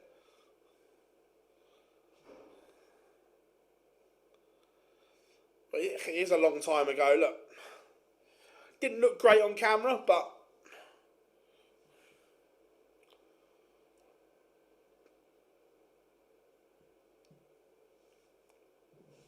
again, Keelan Thomas just looking, needs a good visit here, finds one. That was a big, big moment.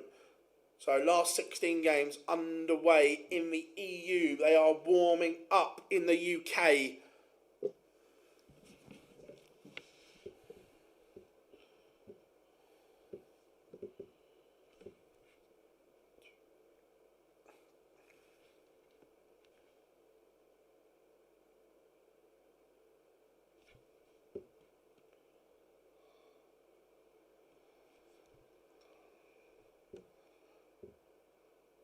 What's your BBM?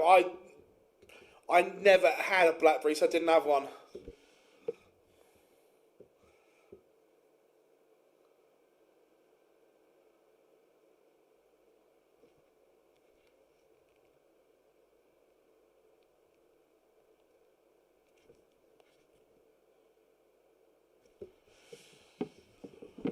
Thomas misses. This is a big chance for Wayne Jones here to break.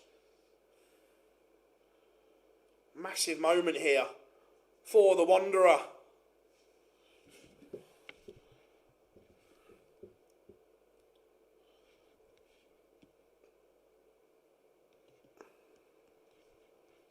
But he misses the chance.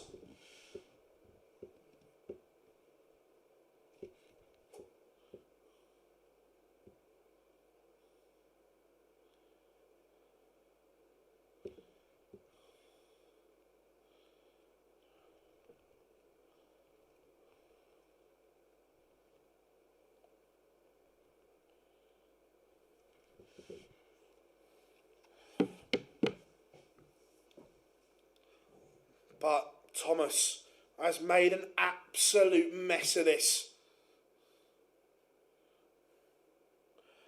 Have you ever seen someone bust 170?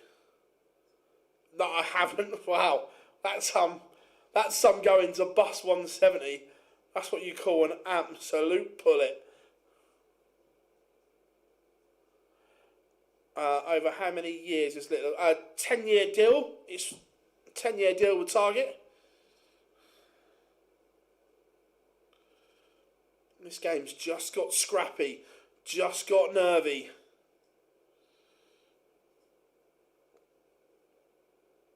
Both of them feeling the pinch here. Did Painter not burst? He might have done. Didn't he go treble 20, treble 20, and then pull it into double 15? Only De Souza could bust 170. Better scoring leg here from Keelan Thomas.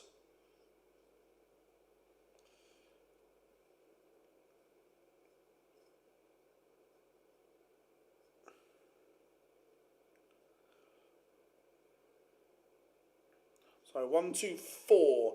Pascal Reprec takes the opener against Patrick Matt. Jimmy Van Schie, 1-0 down. Yeah, Chris had a little wobble, didn't he? What do you think? I think 10-year deal wise. Look, it could be, but it's an investment.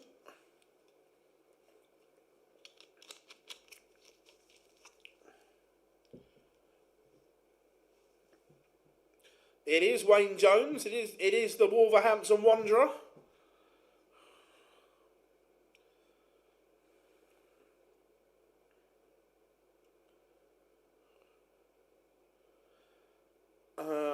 have my eyes deceived me in the last few days, or have the officials had to start?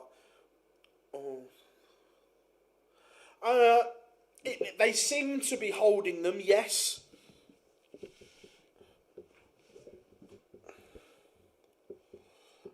Phil, do you think more pub players, like the boys from the Isle of Wight, will turn up here next year? No.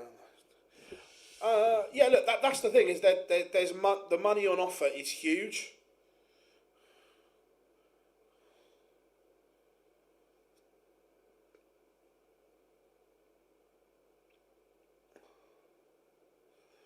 Yeah, the 167, 167, 167 would be an incredible... I don't think we'll ever see it.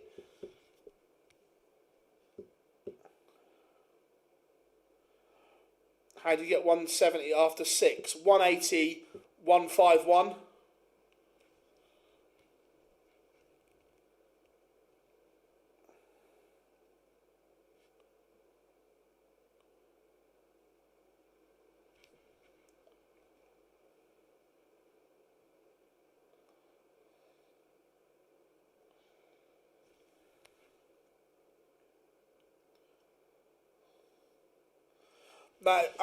Harrison at the Worlds went 180, 171 to leave 150. Oh, Keelan Thomas, you've scored brilliantly, and then it's a huge mistake, and he's punished. Yeah, Mentor did 170, 170, 161. I remember that. Wasn't that in like an Austrian Super League game or something? Oh, sorry, I thought it was 170. So I was reading the comment.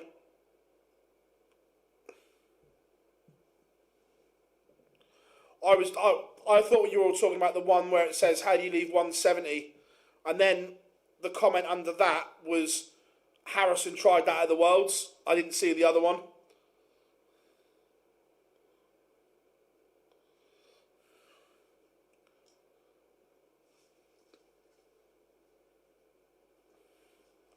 This has been a really strange game.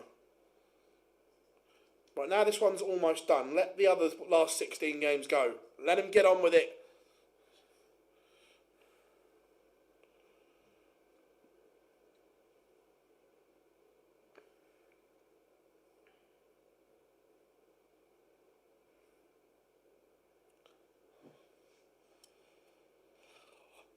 My best leg was an 11.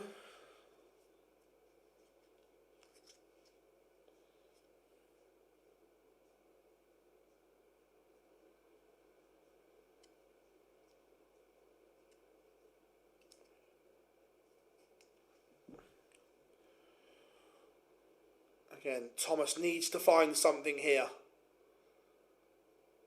Yeah, it is. And again, I don't like the way they've held... For me, they've held these last 16 games too long in the UK.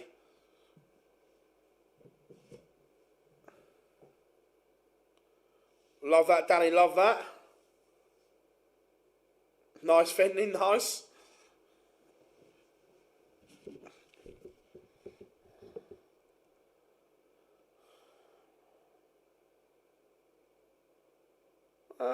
No, it's fine.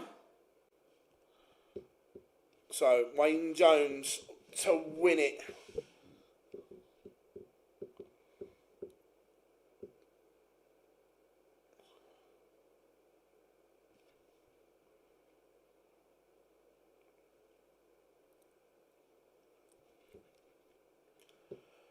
Missed doubles all over the place at the moment.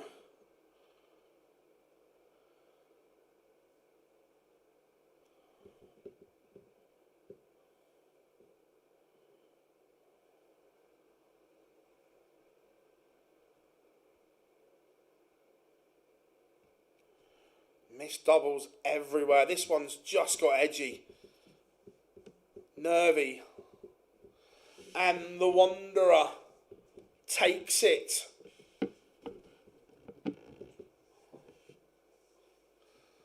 So, The last 16 lineup is complete. Now, let's get those games on. You've held them long enough. Some big, big ties. Jimmy Van Schie winning. Robbie Knops is 4-3 in front. Elias is 3-0 up, playing well again. If you're in Europe, you want Van Schie and Elias to win outright today. You want them gone from that order of merit.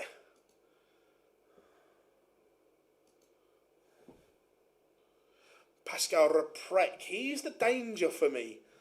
Just going about his business.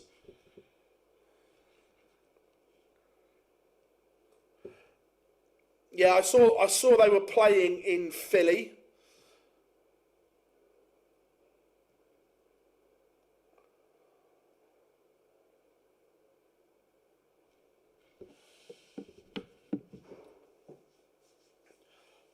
I don't know. Is it Vegas coming up as well? I don't know if the pair are going to go and play in Vegas. Right, they have gone in the UK. We are going to go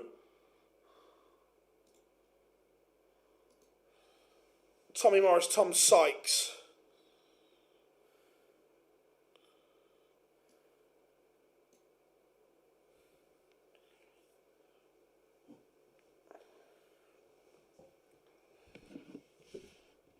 I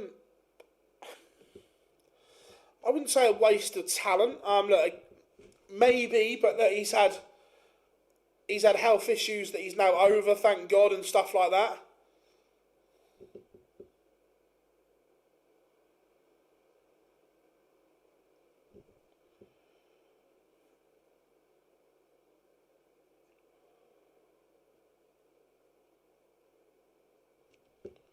Right, there we go. Let's go. Tom against Tommy. And Sykes has won the ball.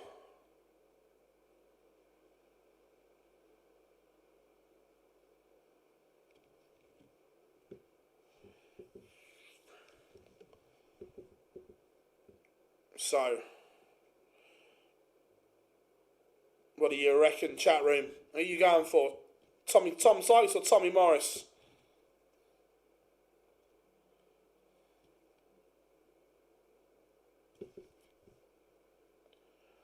It's Slovakia. No, there's a Euro Tour in Poland as well. Looking forward to that.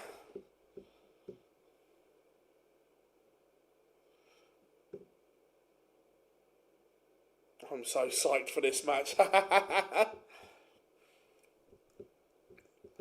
Stephen Burton takes the opener against Scott Campbell.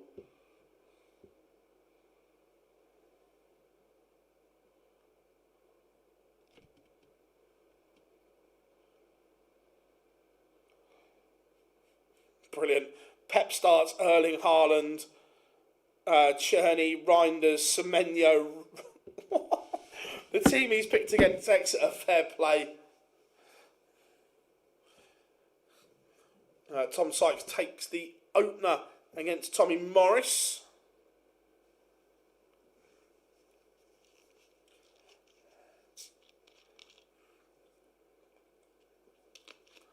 What's the drink of choice in Poland, I wonder? I don't know.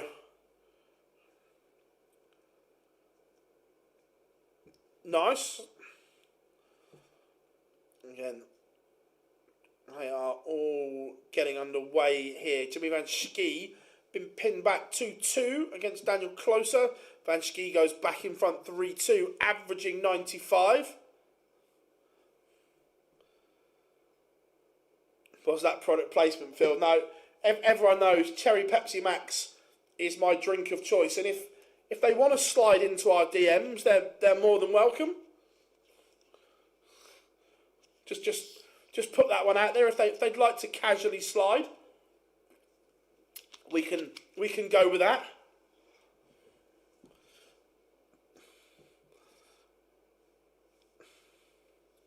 Lou Bevan is 1-0 up on Ruthless James Richardson.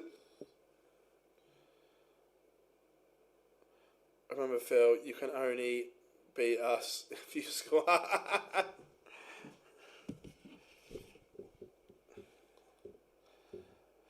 Yeah, tough task. Sheffield United, good side.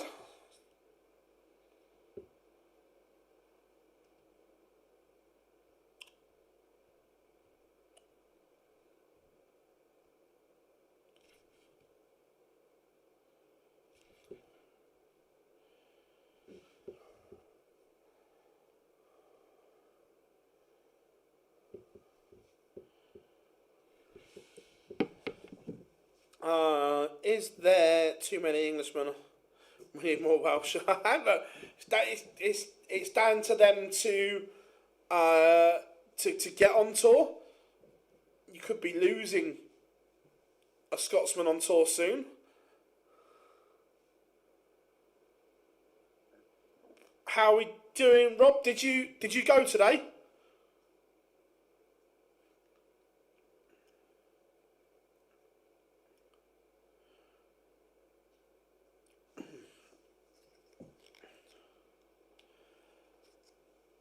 Telegraph saying Tammy Abraham's eyed by Villa. Aren't they eyeing Conor Gallagher as well? I don't think they've got enough budget in FFP to do both. Jimmy Manchki 4-2 in front now. Certainly did. First thing back on the bus was report to Q-School. Love that, my friend. Love that. Cool. How long's the bus trip back to Wearside?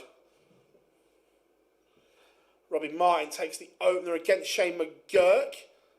Oh, I love that. Wayne Jones not hanging around. Only just one. And Bosch straight back on. Go on, Wanderer.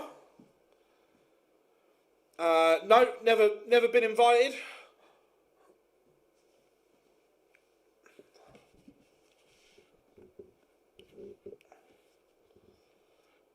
Pascal Reprek 5-1 in front. Few hours. Not too bad then. I thought it was longer. Tom Sykes 3-0 to the good here.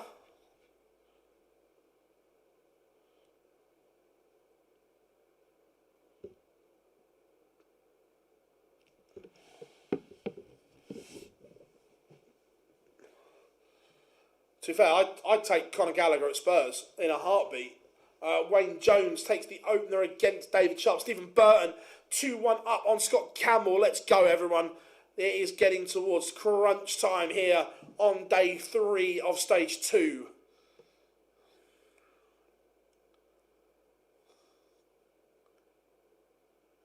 Does Charlie Manby get whipped off the world ranking if he doesn't win a card? Yes, he will.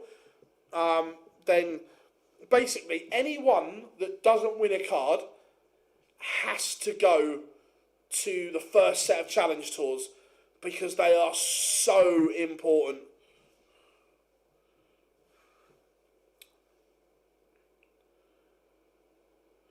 Who is the new PDC MC? Well, I think it's going to be Lewis.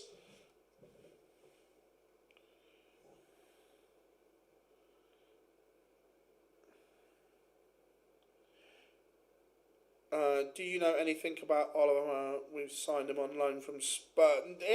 No, is the honest answer. I did see Drew McIntyre last night. Again, it's probably part of a bigger storyline, which is going to be interesting. Lou Bevan does have a tough match, but he's 2-1 in front. Shane McGurk levels it up 1-1 with Robbie Knops. Charlie Manby 2-0 to the good. Tom Sykes playing beautifully here. This is the Tom Sykes we all wanted to see perform. And he needed this. Correct, James. The first challenge tour is important, especially this year as well, when we know the top players are going to miss more Pro Tours this year than ever. So that first challenge tour is massive.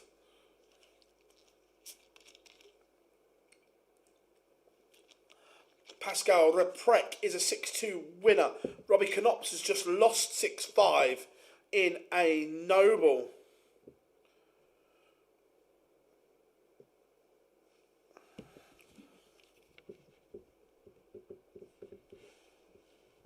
Jimmy Van Schie still involved in a game here with Daniel Closer. Tom Sykes, is he about to serve the bagel? He is on to 10 points. Now you need him gone. If you're in Europe, nothing else than a Van Schie or Elias win is good for you. Again, another journeyman, Chris Lamman, probably going to get a card back.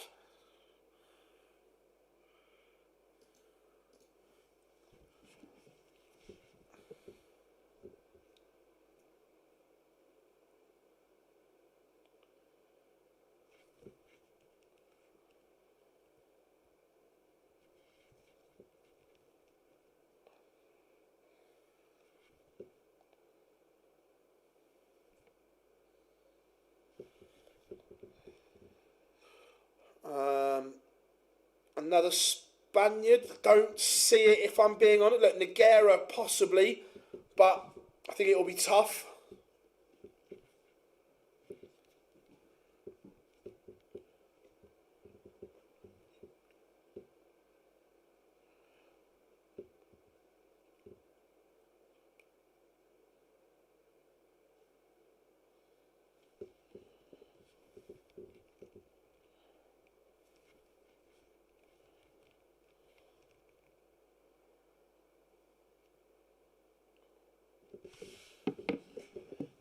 What about treble? Check out Jose. I just don't think Jose is good enough anymore. Good enough in on what he still produces a good game, but consistently nowhere near it. Tommy Morris has a leg on the board, but Sykes throwing first here. Jimmy Van Schie 5-3 up now. What happened to Peter Everson? I don't even know if he still plays. Just got old.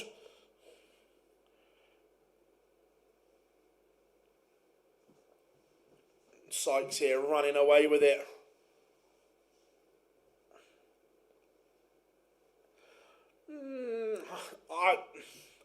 Controversially, Warren, I don't think he would have been.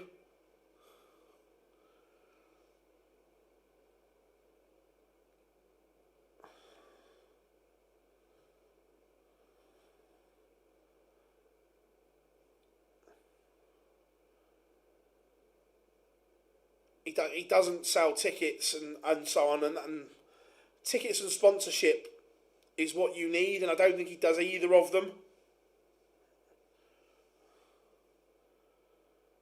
Will Jose play Q-School? Well, he's obviously in stage 2, but I don't think he'll do. I'd be surprised if he does Challenge Tour. Oh, I don't. I'm still scarred by that, Big Johnny. I try to erase that from my memory. Jesus Nogueira is through. How are we doing? Hendy, hope you're good. Prime Jose for that 2-year period, I agree. But before and after that 2 years, he was just bang average. And the action's now gone. Doesn't work.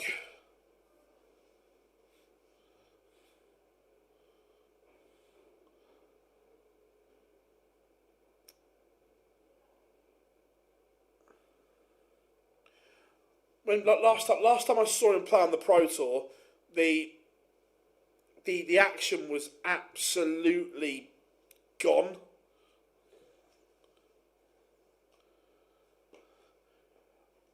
Oh, as a human being, Jose is one of the nicest people you will ever meet. Yeah, his wife wasn't very well or anything like that.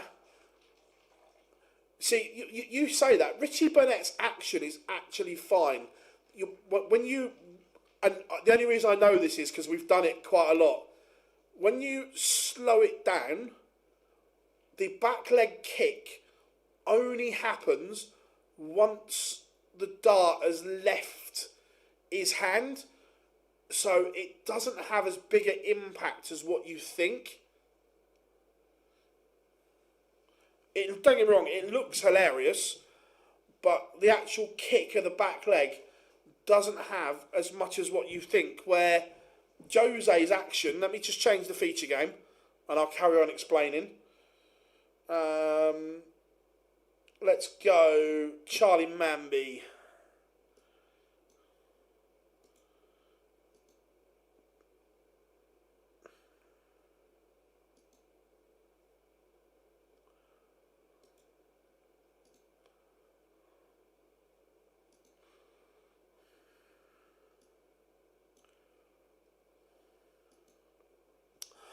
So yeah, as I was saying, when I go back to the De Souza throw, the reason that is now doesn't work is because there's arm, shoulder, jerky all involved, where the Burnett release point on his throw is okay, and the leg kicks after the dart is released.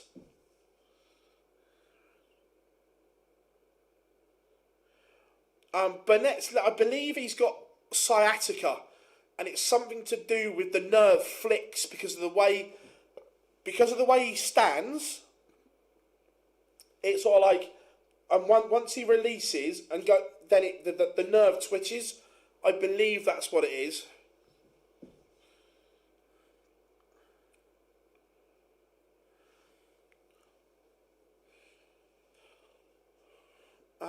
Van Veen was at the Worlds. You'd put Ryan Joyce's double 16 hitting's ridiculous.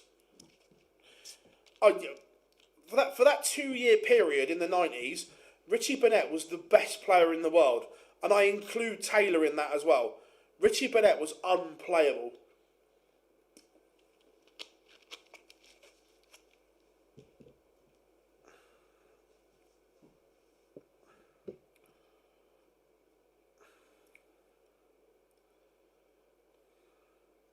That's all right, man. Like I say, we break throws down and we look at stuff quite a lot. And although Richie's looks awful, it only happens after the dart has left his hand.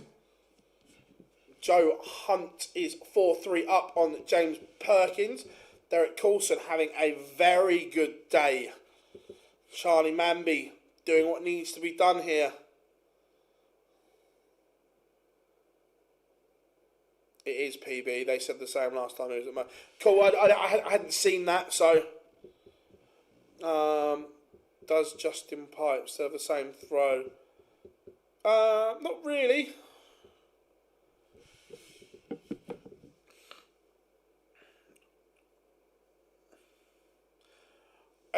Again, the James Hurrell throw, it's working, but the way he arches, because... I'm just making sure that you can see... Right. So, in theory, a perfect throw should be back and it goes. When you start turning your wrist and stuff like that, it becomes more difficult because you're then having to straighten it on release, and it then has to be at the same point all the time. You look at the most simplest throws in the world that don't break down. Gary Anderson, it's there and it goes. There and it goes. Prime Adrian Lewis, and it goes. And it goes.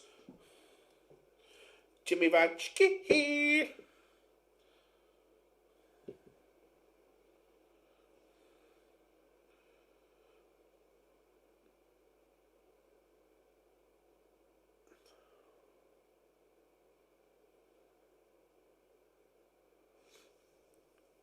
Yeah, so you look at the MV Prime. Okay, let me just move my laptop slightly out of the way so I can. So Prime MVG, Stephen Burton. That's a massive result for him. Prime MVG. It used to come back, and the dart. I'm arcing it. The dart used to point up like that, so it was there, and it was a clean delivery. Now it's arced down, and speaking to him. It's because the operation he had on his wrist, he can't get the wrist into the same position.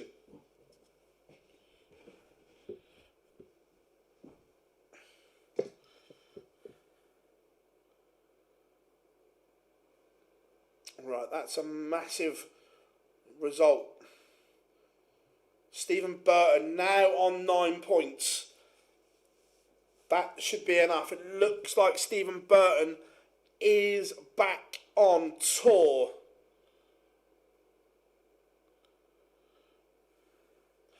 Fallon lost 6-5 again. Played well, but just those little moments. But there's improvement to Fallon's game every time she throws at the moment.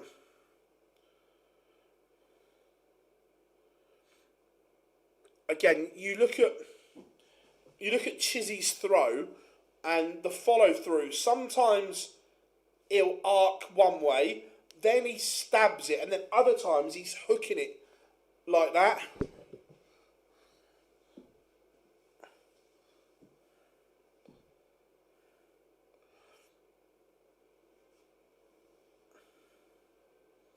Yeah, MVG's throw is nowhere near what it was. For ITV, Chris Mason did a great piece with, I think it might have been Dan Dawson once.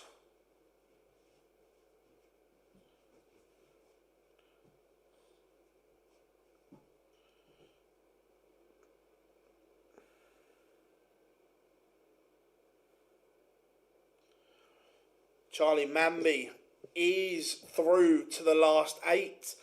This is the Champagne Charlie we've been waiting for.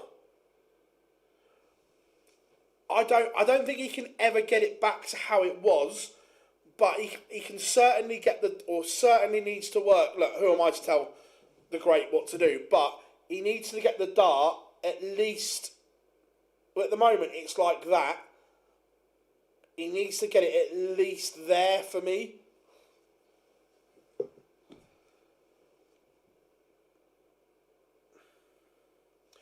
Yeah, I agree. I don't think Chizzy's move to a moulded flight and stem works for him. Too many darts on the floor, and has not been the same power scorer that he always was with the normal setup.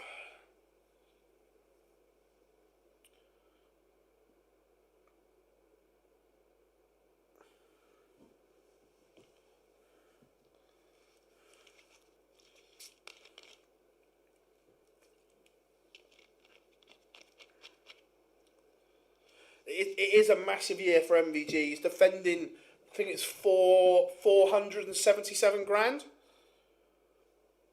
It's the Grand Slam. Yep, Grand Slam's been ranked since 2015, 2016.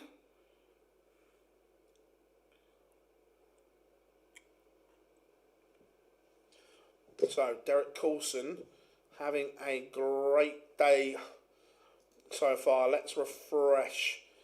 So now Tom Sykes moves up to 6 points. Charlie Manby moves to 5.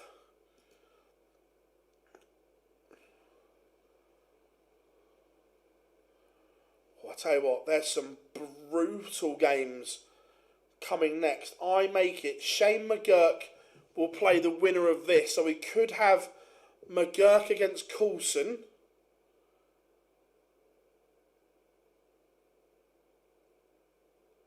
Tom Sykes will play Lou Bevin.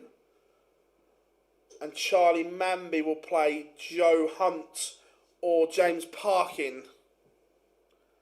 Yeah, in Europe, Vanski and Halayas are they're done. They're safe. If you're everyone else, you need those two to win today. You need them to gone out of the ranking. Yeah, it's about 70%, yeah.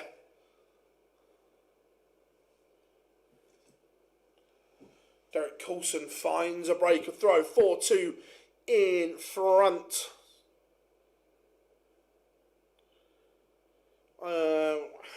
Big H. So at the moment he is on 7 points with a plus 15 leg difference. So he's going to need probably at least 2 wins and not take a hammering in the leg difference.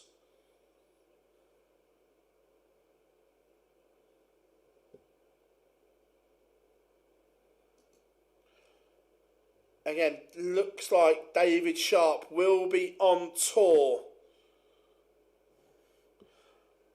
McDine was not allowed to play.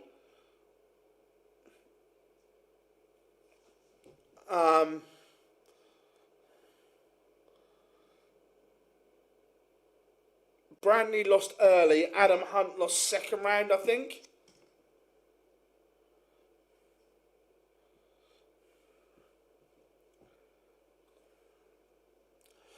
If Coulson wins this match, he does go to 8 points, yes.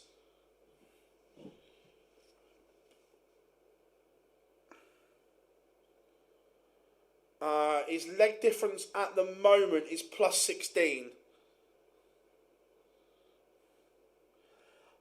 He was caught sneaking something into the venue that you're not allowed to, I was told. Quite clear in the players' rules and players' brief.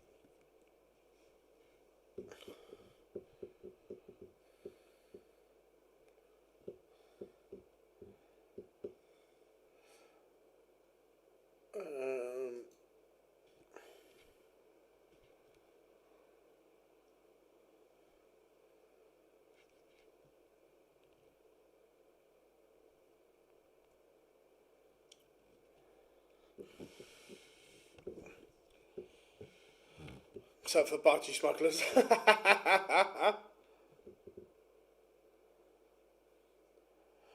Correct, Marcus, and that's half the issue.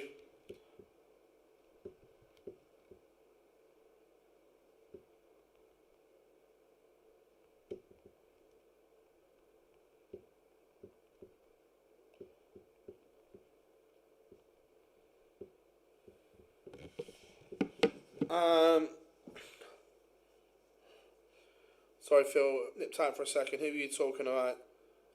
Kevin McDine.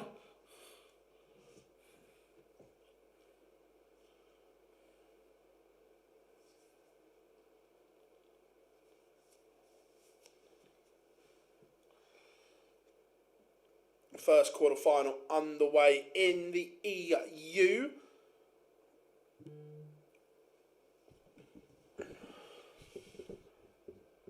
Correct, it was. I don't know what, but he was caught trying to take it in.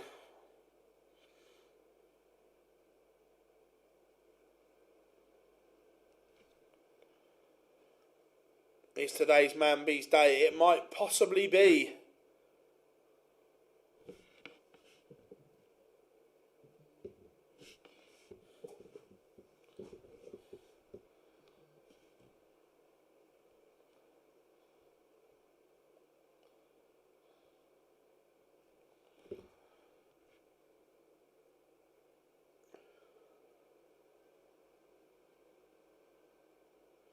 Agreed, Marcus, agreed.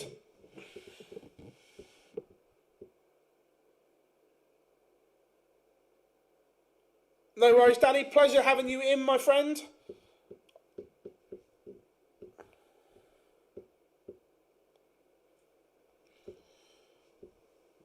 Right, where were we?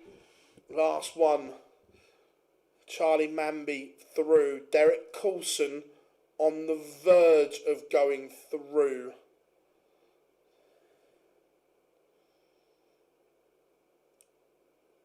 Tom Sykes up into a yellow position.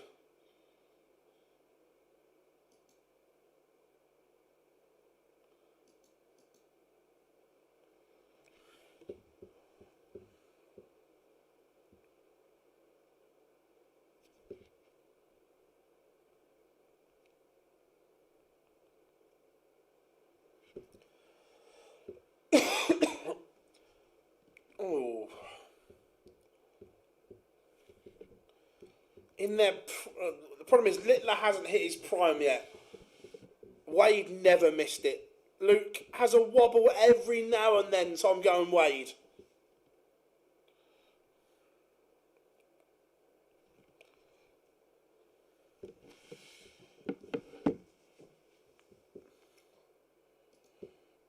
Coulson is closing in on victory.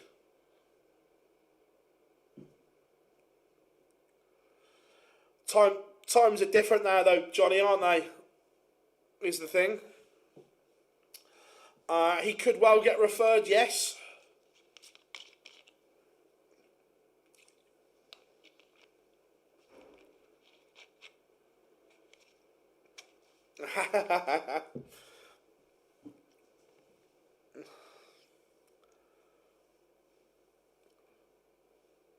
Two travellers' visits, though, have just opened the door for Nick Cox here.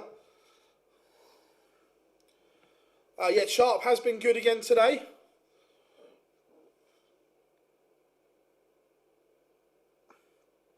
If you buy it from the venue, yes, you are, Paul. But you're not allowed to take your own in. There are bag searches on the way in. Pascal Reprec levels up. So, 2 seconds.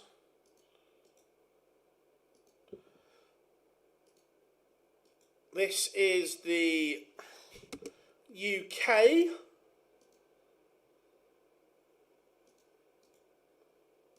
And this is the EU.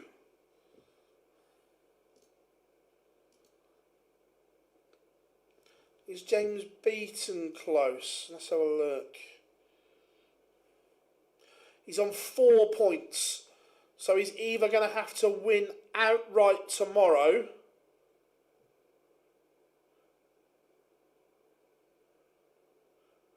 or get to the last 8 maybe.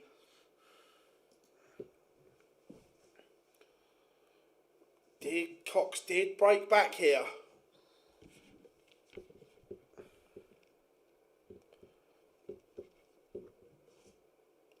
I don't know if he'll be allowed to play tomorrow or not, or whether he was just kicked out for the day.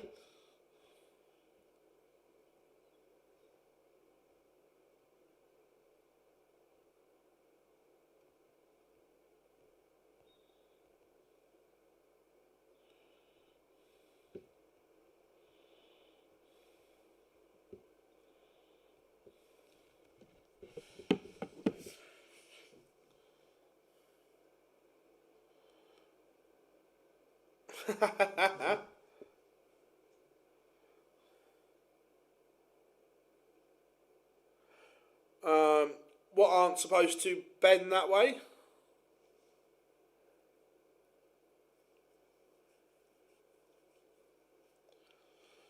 Oh, that's a good point, James. I don't know. I would say... Oh, I don't know.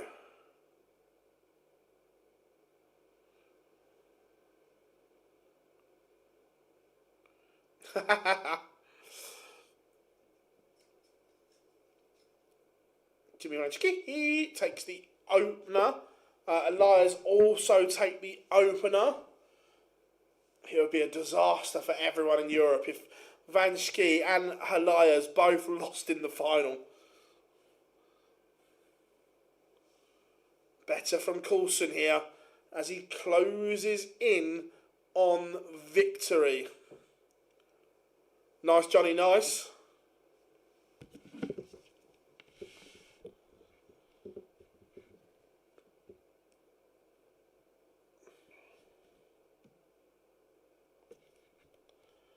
Yeah, huge chance for Coulson.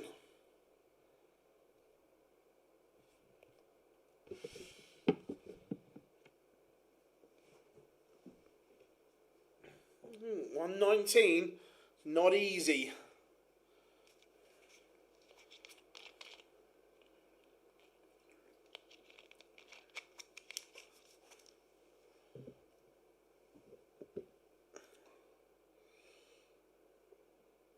Should be some recovery act here from Cox if this goes.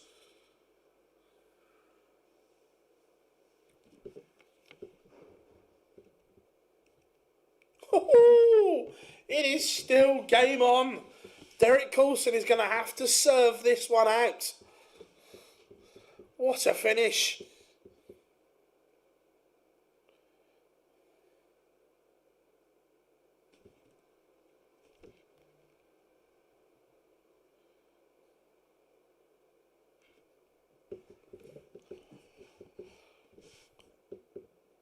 The DEC.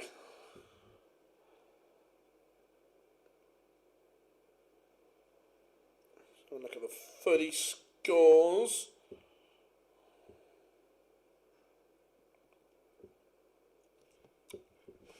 Was a great shot. Jimmy Van Schie 3-0 up on Chris Landman. I say Jimmy Van Schie will be a tour card holder and a good addition to the tour. Means he will not go back to defend that Lakeside title. Didn't Dawson do... I think he did a few. I'm not sure he did everyone. Oh no, it was easier last year because there was only one winner.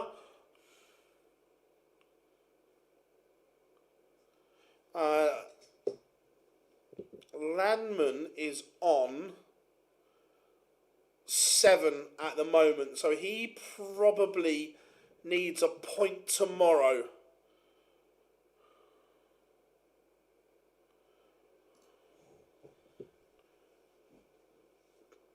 Coulson just needs one to set this up, but his math needs to be good as well. And that opens the door. This would be a disaster for DC. He's battled hard all day. How are we doing, Nico? Yeah, Aldridge went out. Coulson on 7 points. That's not enough. Oh, the old 165, me old China. How are you taking that out? Steve Beaton needs a big day tomorrow.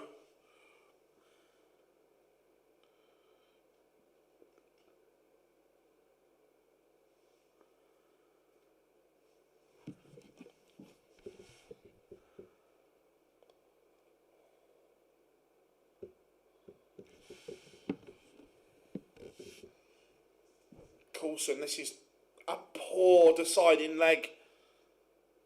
Poor deciding leg. But here, fishy, fishy, fishy.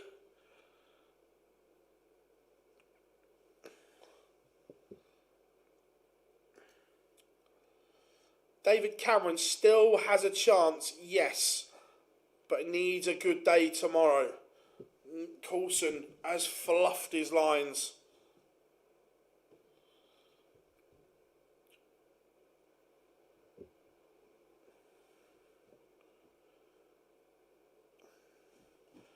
Can he turn it around? Remember, Derek Coulson had this match won, taking his eye off the ball perhaps.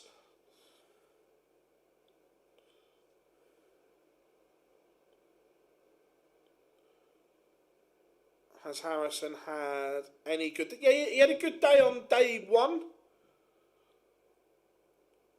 They've both missed match darts, but only the 140 in this leg from Coulson. 7 visits to the board, and he's not got the job done.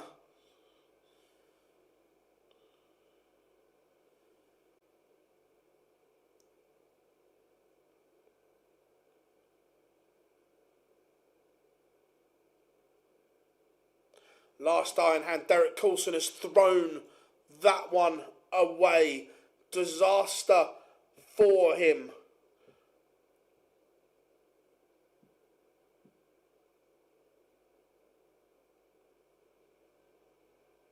No, what have they said, Hayden?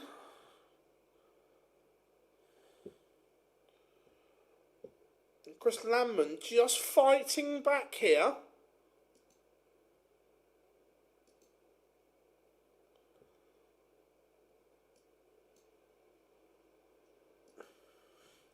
Look, don't get me wrong, we love the Q-School because of what it is and the drama it creates. But it is flawed.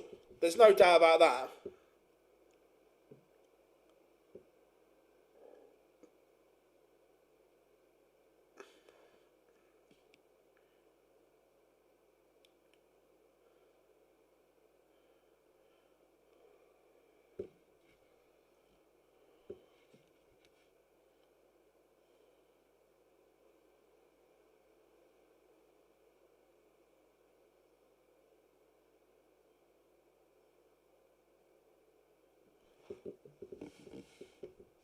Van Schie, this is better.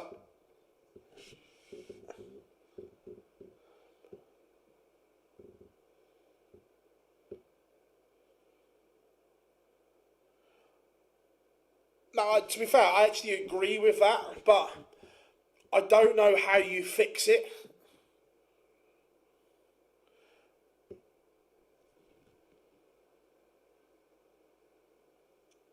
Yeah, it's not right. It doesn't work, but I also don't know how you fix it.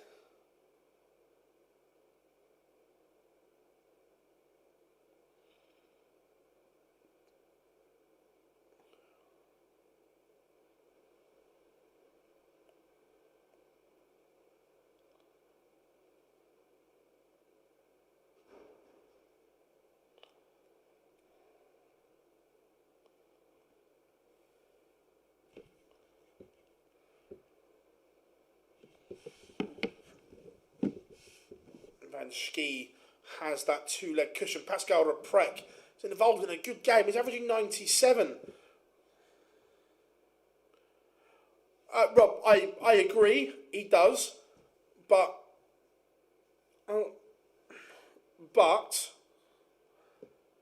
I do agree that the system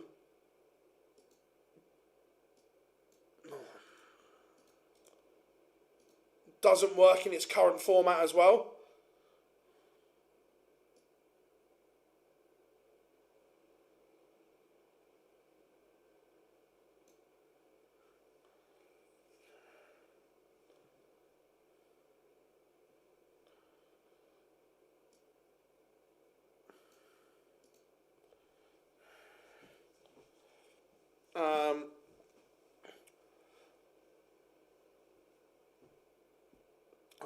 I generally agree, but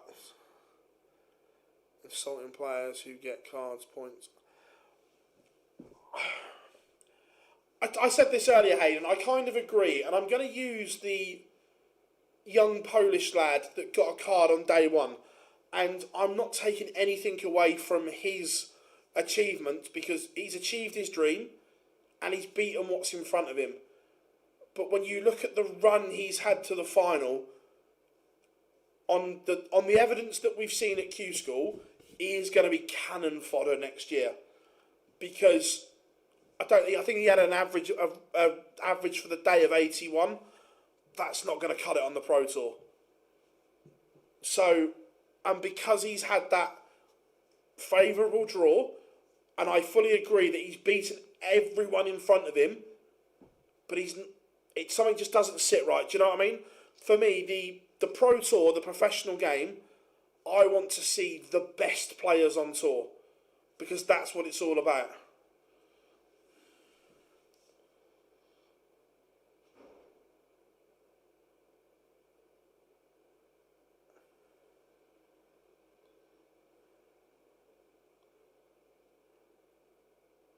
Yeah, I'd like to see the Challenge Tour used more. The young Polish lad, was it Filip Brazia that got his card? When you look at his run to the final and the averages that he produced, the draw has been very kind to him. Coulson on the order of merit is 4th at the moment.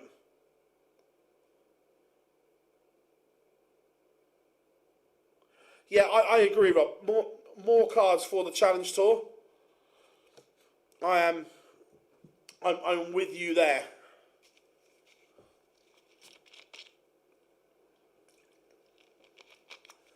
Jimmy Van Schie is a leg away. He's 86 points away from the final.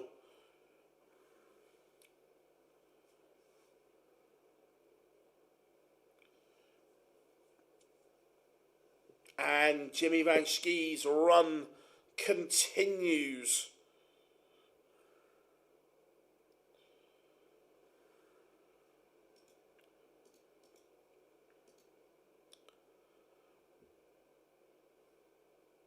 Let's go and get the end. This has been a tidy game.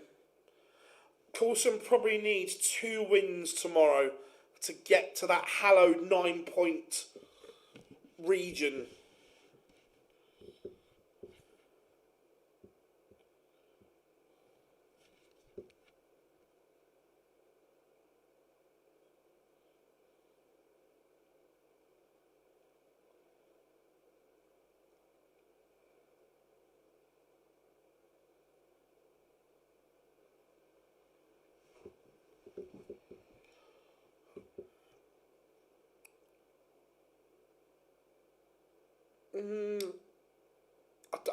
Not for me, right? Look, I like Lendl's work, and I like the theory behind it, but there are still glitches even to that.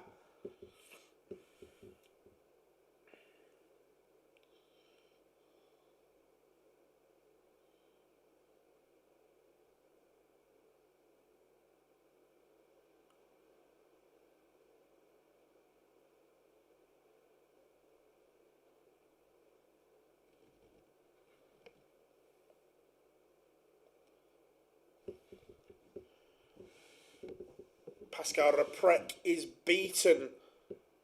I'm not even going to try and butcher the lad's name here, but that puts him on to 9 points as well.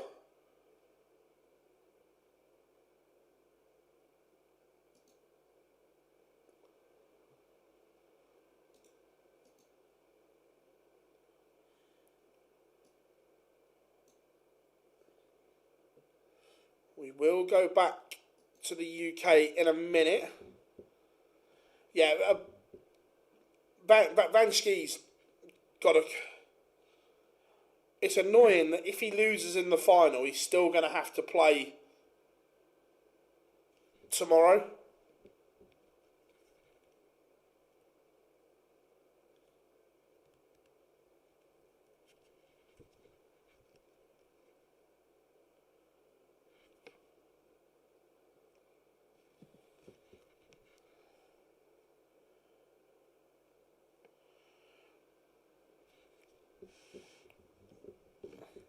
Just get this one back on throw.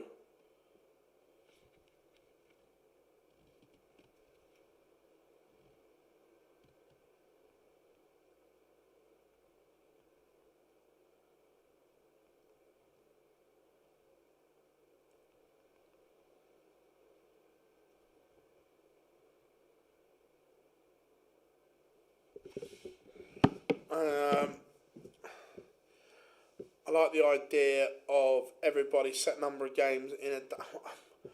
I'm not sure what the perfect scenario is, and either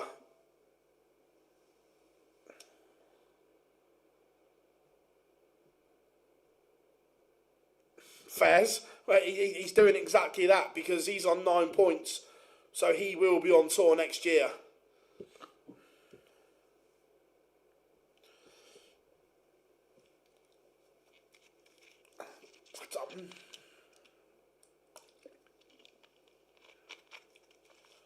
If Elias can get the job done here,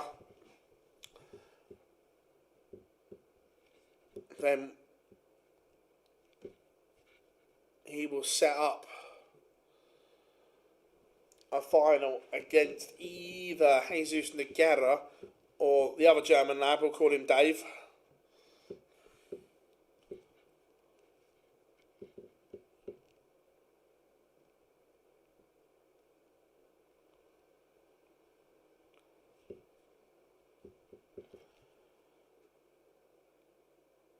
Let AI sort Q-School out, just saying. Now, Jesus Nogueira is defeated.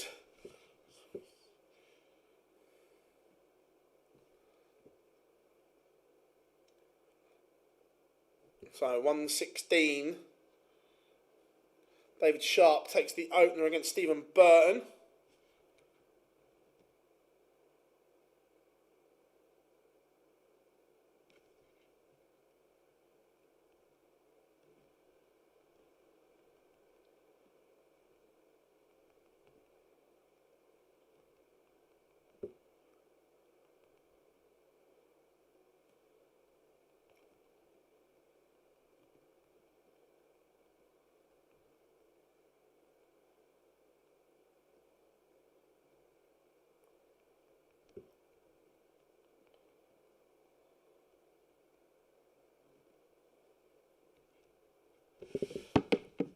Right, Tops. He would presume he's coming back.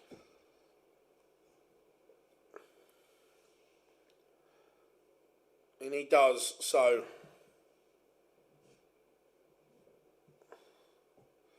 I don't think he'll be announced as the Lakeside champion, no.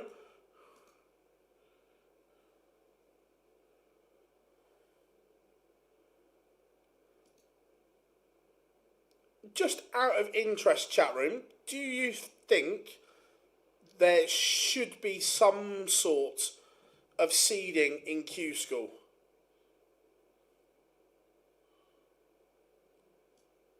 Just interested to canvass popular opinion.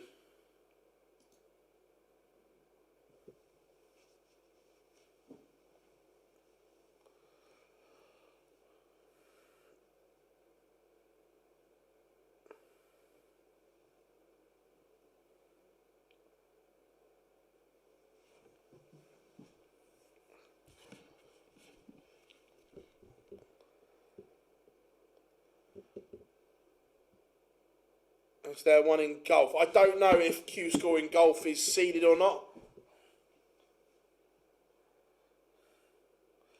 It's interesting. It's quite split.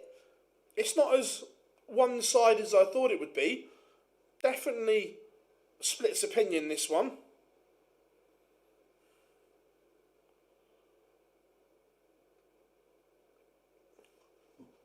Charlie Manby has missed the chance to hold here.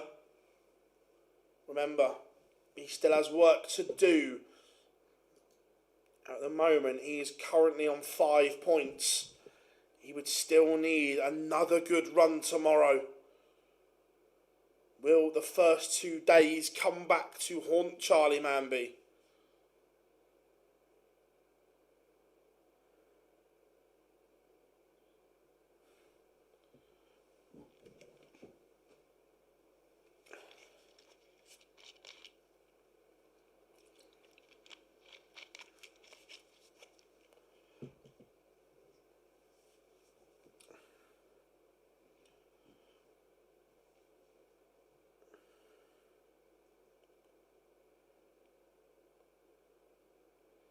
You already have the longer term lower tours. This is like the FA Cup.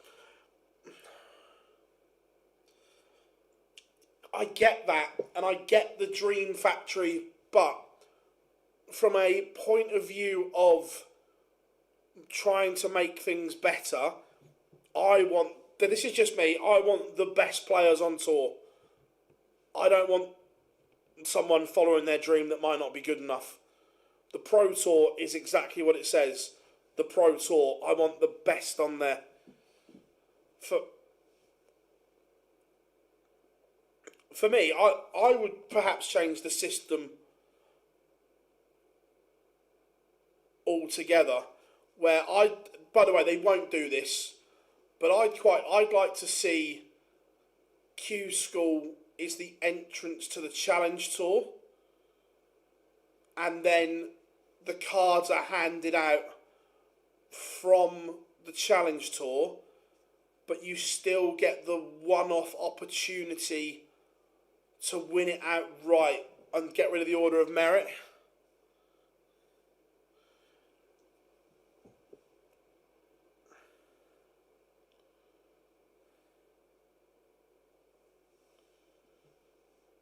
Charlie Manby, break back opportunity. And again, Charlie Manby's doubling has gone astray here.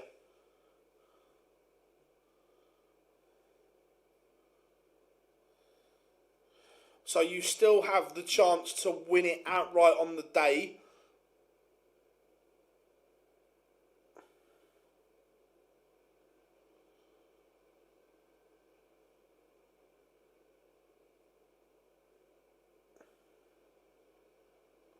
Oh, 100%. I get it, Ken. And look, Q-School makes an awful lot of money, so they're not going to get rid of it.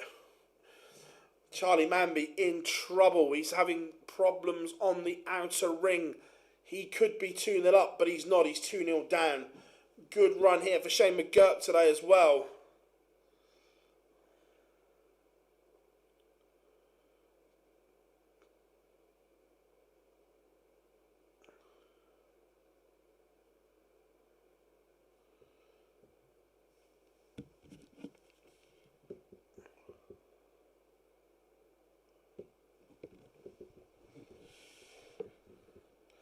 Tom Sykes 3-0 to the good.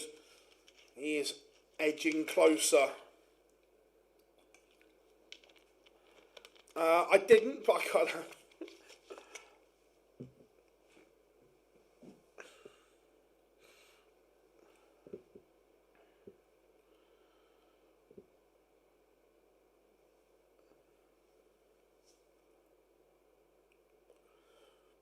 Again, better from Manby here, but needs to sort the finishing out.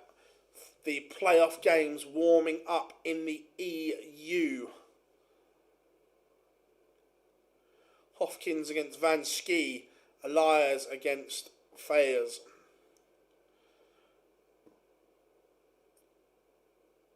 I have got no idea what lineup he's going to pick. Because he'd probably like to rest players, but he can't. Because if he loses, he's going to get absolutely hammered. But we've also got a massive injury list, so I don't know what he's going to do.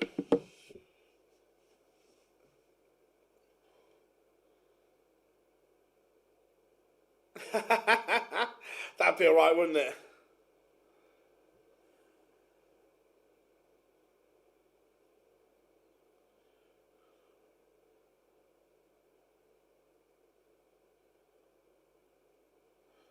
Manby again, he can't buy a double.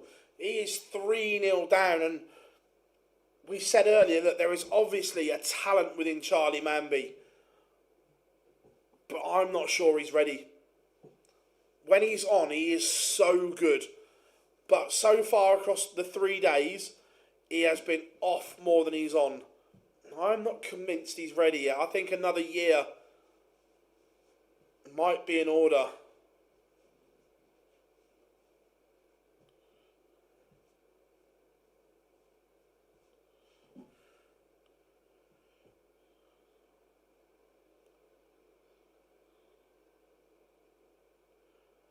I'm not saying they can't do the work to improve 100%, but the way the tour works, it is you have to be able to hit the ground running. The way the works, you have to hit the ground running. If you have a poor first year because you're getting ready for the tour, it's almost impossible in year 2 because you're chasing. And the way the cut-off is, the cut-off for keeping it is going to be about 100 grand. With all the prize money going up this year, with the new world's money, over that 2-year period, you're going to have to be around that 100k mark. And if you fuck up year 1, to win that amount in year 2 is tough. Steve Beaton has not got his card back.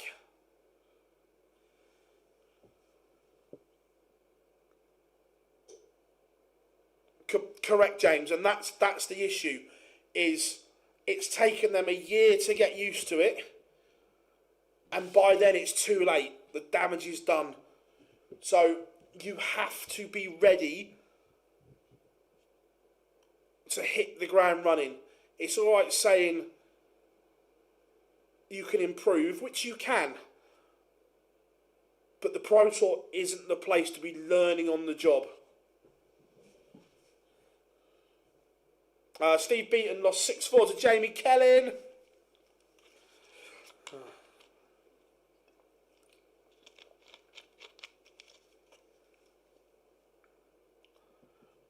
Yeah, 100%, Rob. Look, Denny Aldacalta was cannon fodder for 7-8 months. And yet, did he learn? Yes. But that damage was done in the first 7 months. Is he going to keep his card? Probably not. Assuming Shane holds here, who does he play for a card? If he wins, he will play either James Perkin or Charlie Manby for a card.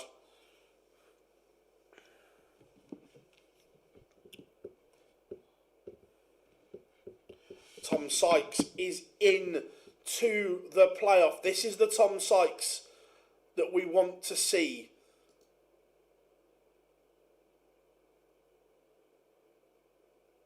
Eight 0. Wow.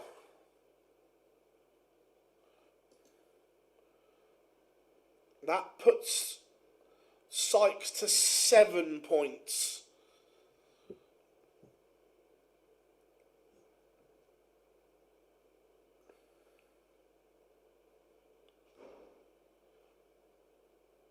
Yeah, once he gets over round one, it's almost like that phobia and that fear. Once he gets round one out of the way, he's okay.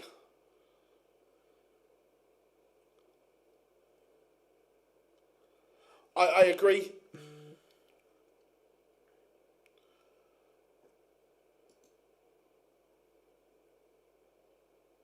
Yeah, Dart Connect. Oh no, sorry, use darts.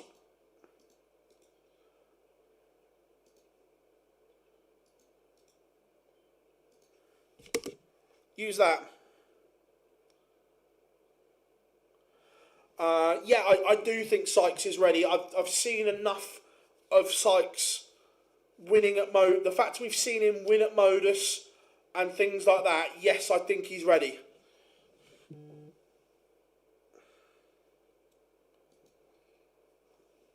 Manby back in. Charlie Manby could be 5-0 up here.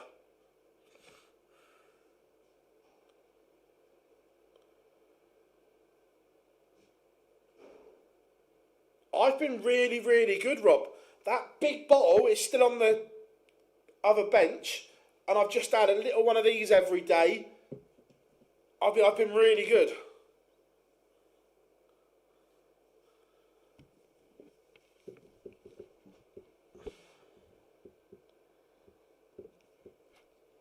Like I say, I've been good.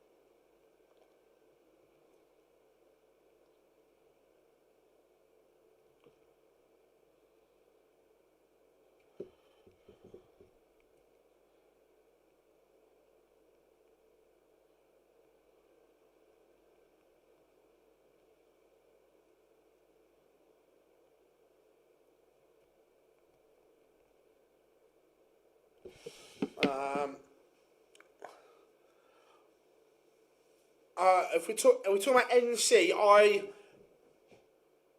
Nick Cotter as well. I was talking about Niall Cullerton yesterday. I spoke to Niall on Messenger last night, and he was absolutely emotionally gone.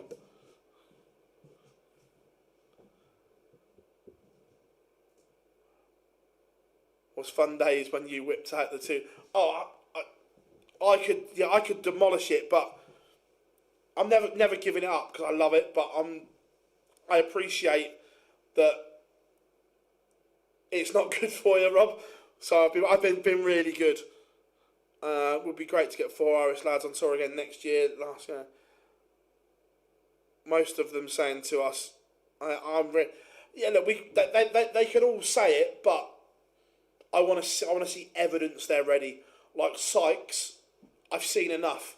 McGurk, we've seen enough to say he's ready. Van Schie, we've seen that. Does that make sense? Can you say, as you've asked Sniley, it's smash. Martin, Luke, man. Solanke on the bench. Whoa, they've dug him up from somewhere. Where have they found him?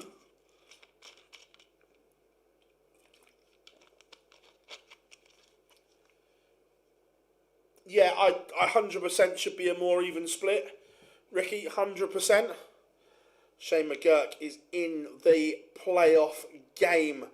He will play the winner of our feature game, Charlie Manby or James Perkins. Again, where does that put McGurk? He's had 2 poor days. Even getting to the playoff game, he's only on 6 points.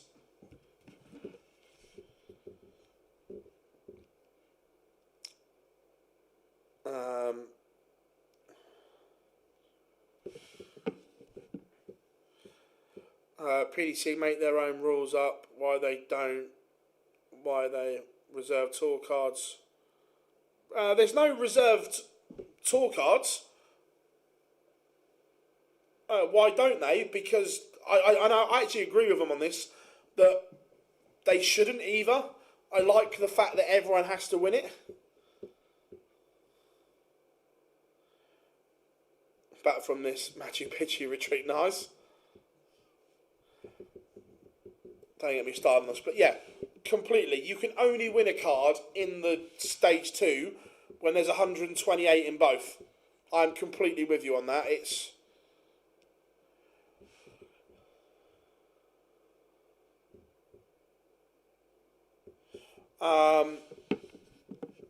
yeah, right. So for the new season, what new alarm are we making for the new season for the Pro Tour streams?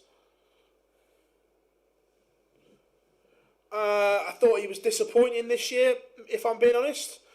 I was expecting more from Ashley Coleman. I thought he could have got to stage 2. Yes, we have the first dark green regardless. Jimmy Van Schie and Matthias Elias are dark green.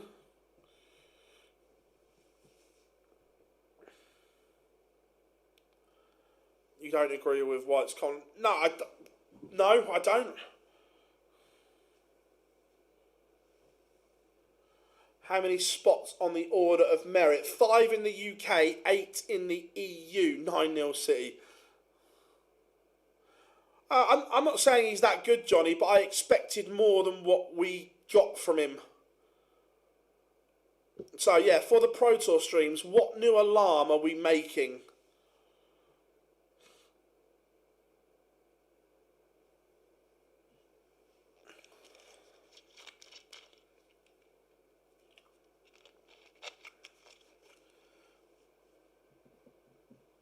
Jimmy Man.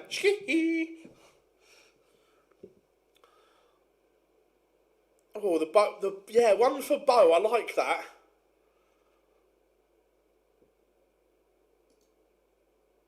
Charlie Manby. Don't get me wrong. If you are Shane McGurk, right now, you would rather play James Parkin than Charlie Manby.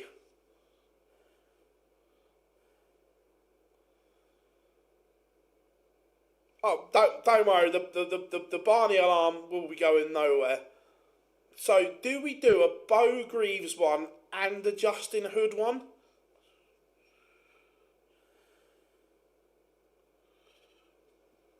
Manby back within 1. This is the leg for Parkin. He has the darts here.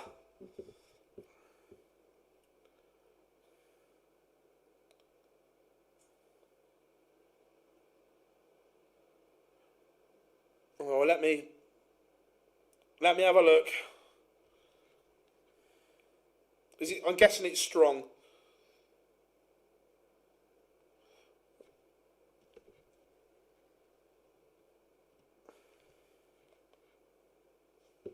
You would think so. You would think he'd go dark green soon. Agreed.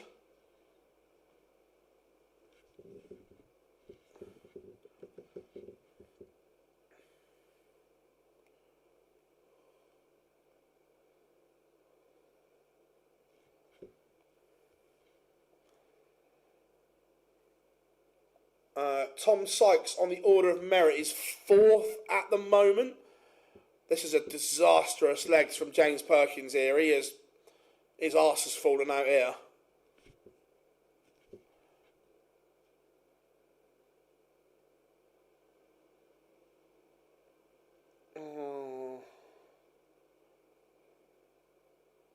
So a strong lineup from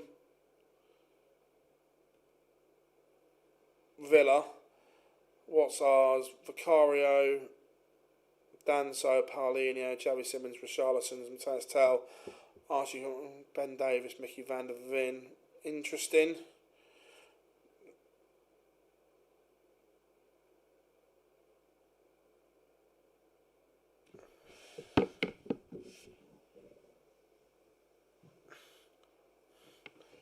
Yeah, he is,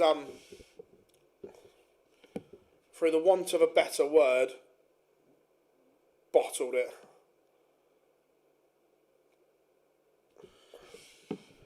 Horrific deciding leg, and Mambi is level.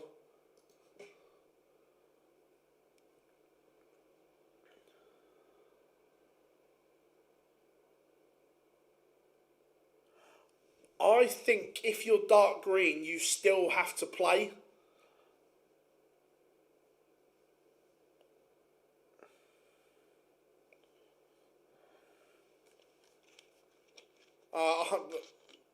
Villa will beat us today. Not even close.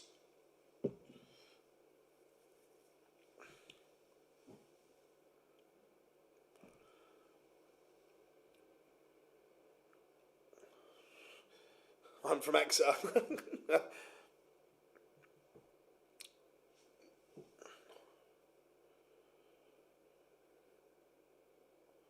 Well, maybe not. Maybe there is a twist.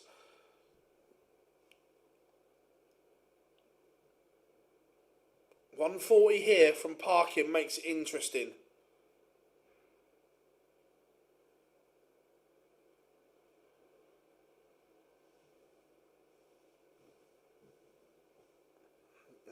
Advantage, Mambi.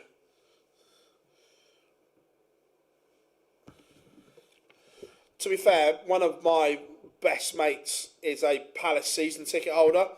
He's gone home and away to all the European games as well.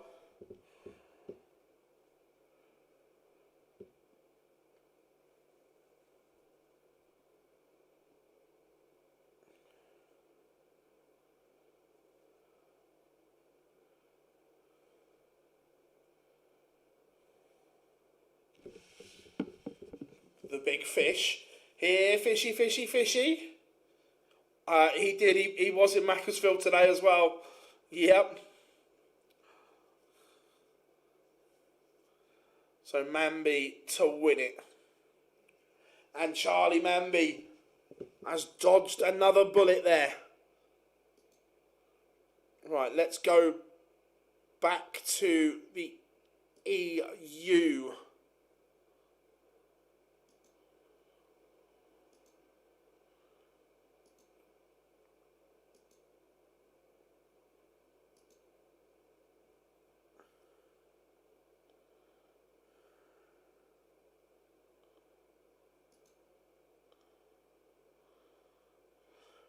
If your name's on the pot, your name's on the pot. Let's go Van Schie first.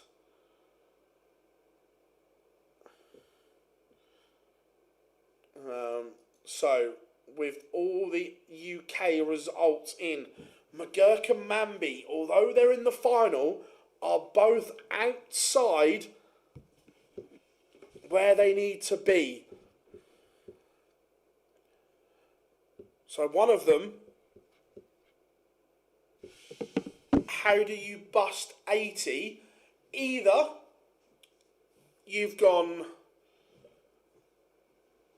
single 20, single 20. Oh no, sorry, 80, you've gone treble 20, and then you've hit double 15, going for double 10.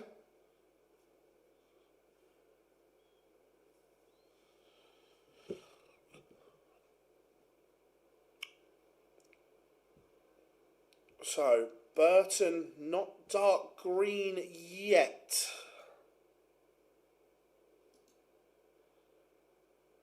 Remember, the two at the top of the order of merit in the EU are both dark green. Van Schie is 4-2 in front. Elias is behind.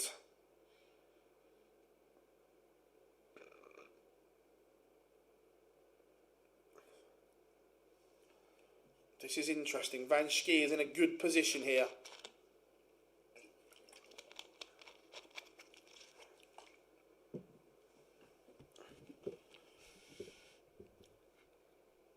So, 204 for the Dutchman.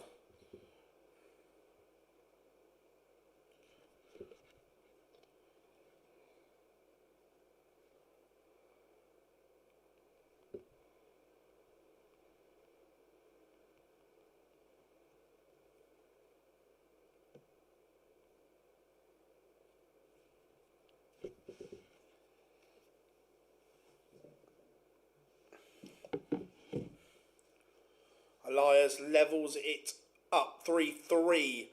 Van Schie here. Second favourite for the leg, but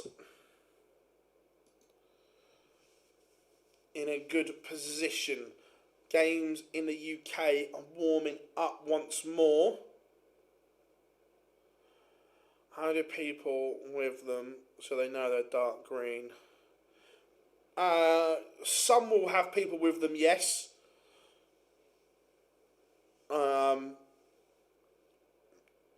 McGurk, don't know. Manby, yes. Sykes, yes. Burton, I doubt it. I don't think Matt Ward's gone to Q-School.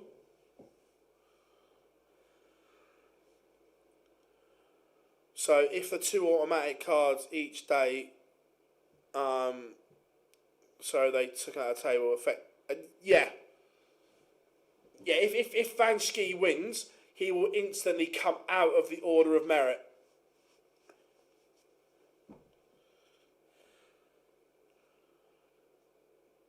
Oh my.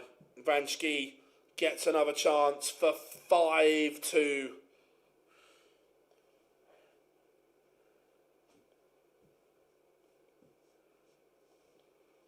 Yeah, they were a bit lucky, weren't they? Rode their luck a little bit.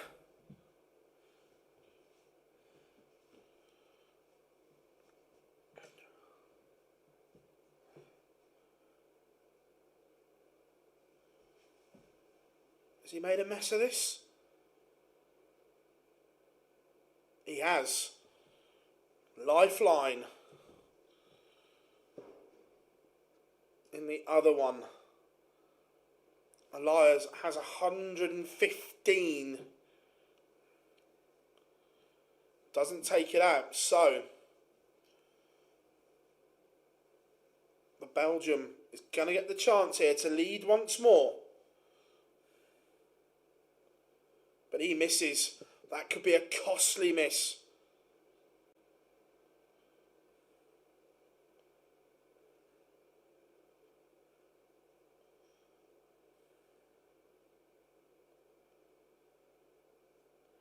It's not going to happen either.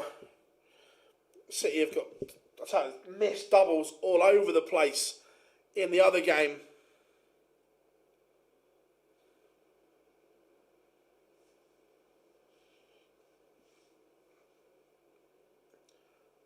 Elias has another chance on his 8th visit to the board. When do you reckon the UK? Within the next couple of minutes, I reckon. There's a marker in the booth because they've pressed warming up. But at the moment, Jimmy leaving the old 162. How are you taking this one out?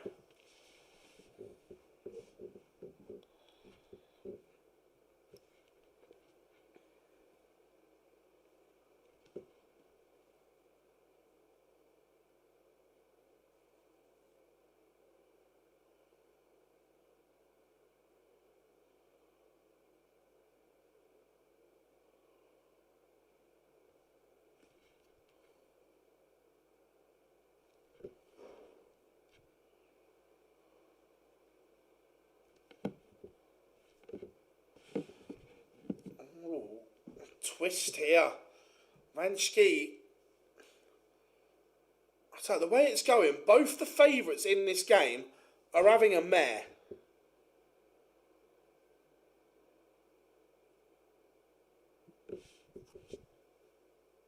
It would be a disaster for everyone else in that order of merit if Elias and Vanschke lose. First game is underway in the UK.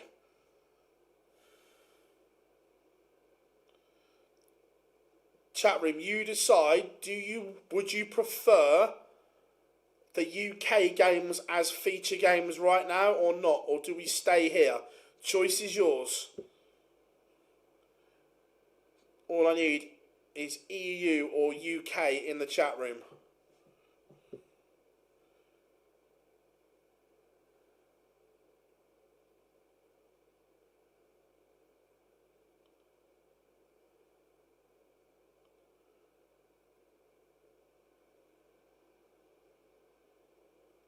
Cool, that's why I was asking. EU is popular, so we will stay there. Not a problem, everyone. Like I say, you guys have the decision where we go.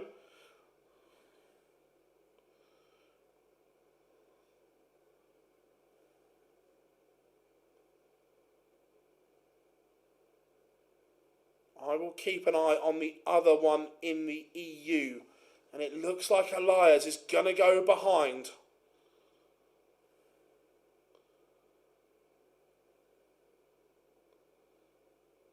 What about Brexit? Oh, Elias has missed the ball. So to level it up, and it would be a break back. We can't hit it. Doubling has been horrific. Everyone praying Vanschke takes this out. Everyone also is hoping Elias takes out this 25.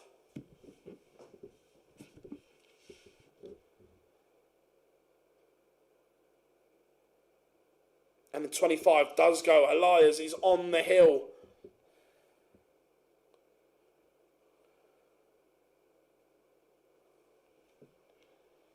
And Vanschke is also in front. There's a lot of people praying the two players on 5 both win. Tom Sykes wins a scrappy opener against Burton.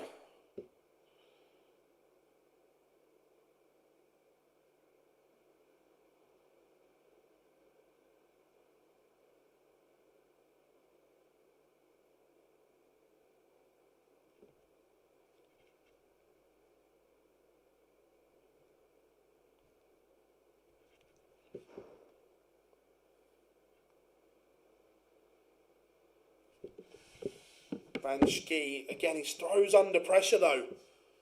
His throw is under the cosh. It is now.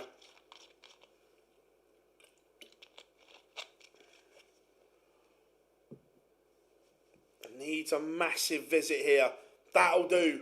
But he may not get a chance.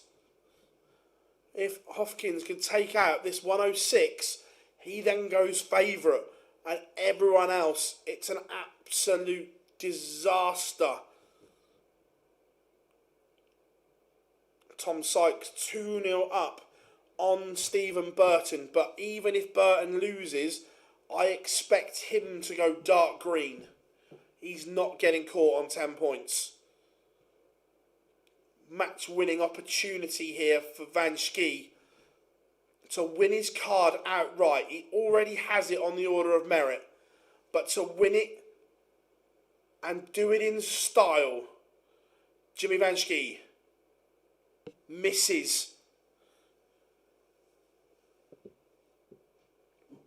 Yeah, I agree, he is pretty much safe, but the problem is the chasing pack want Van Schie gone.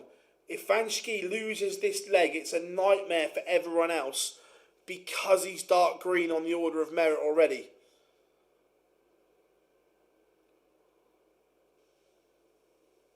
Elias has missed match dart as well. Hopkins is going to take this. You could just feel it. Van Schie is going to get stranded on the order of merit.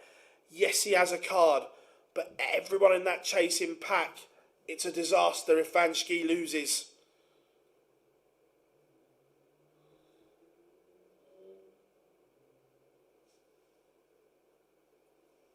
"3-0 Tom Sykes. He's halfway to a tour card. Charlie Manby, Shane McGurk underway. And we go on. Elias has missed tour card winning darts.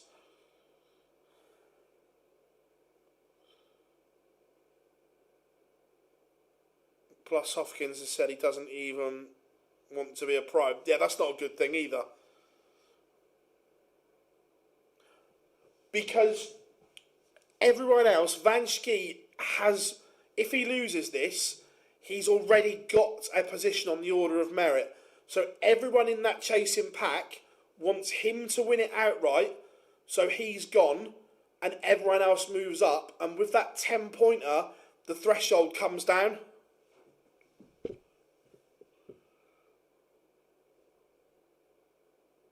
McGurk won the ball. Cool.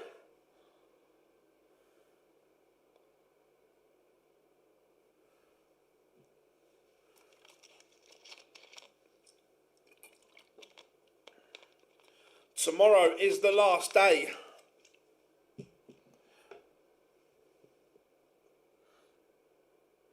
$164. This would be some way to win it. Elias is messing it up as well. It could be a disaster for everyone if those two are still there in dark green.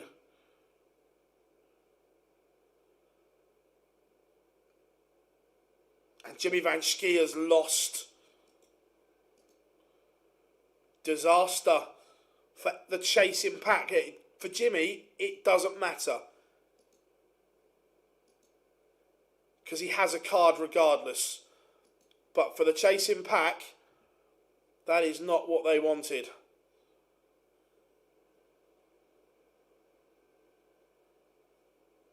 We've got a noble here as well.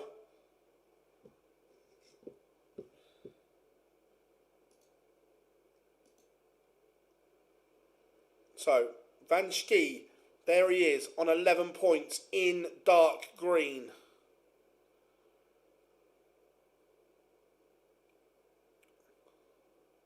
Because they still have to play according to the rules.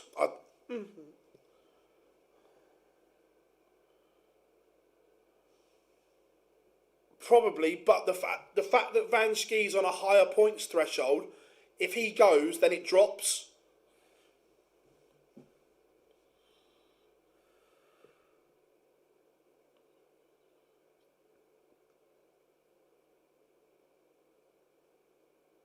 Tom Sykes, 4-0. He is 2 legs away from a tour card.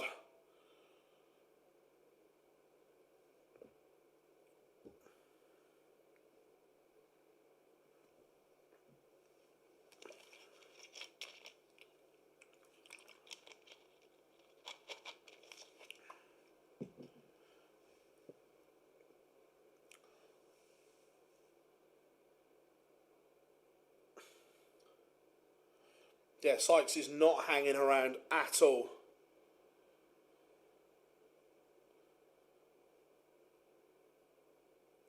80 for Elias here.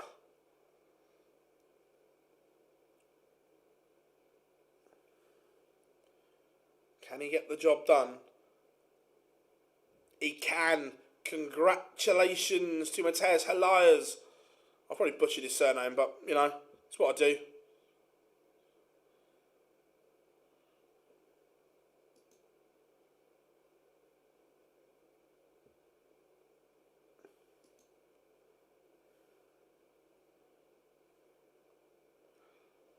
Right.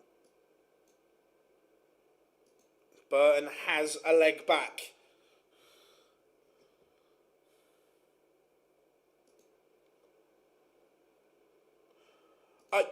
Even if Burton loses, he's got a tour card. Shane McGurk takes the opener against Charlie Manby. So yeah, if Burton loses, he's on 10 points. At worst, what is it? Say this is 6-1. At worst, plus 21 leg difference.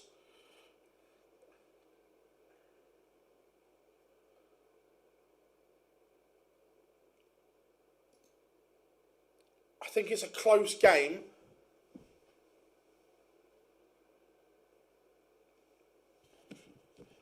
Both feeling nervous here.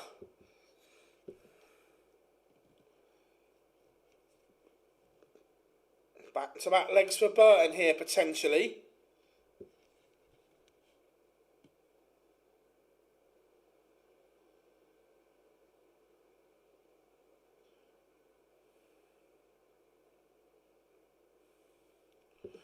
In the Worlds, the last couple of years, where Stephen Burton, I'm not sure he handles pressure particularly well.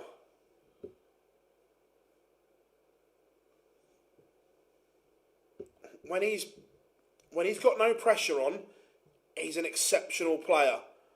Manby levels it up, but I'm not sure he handles pressure particularly well.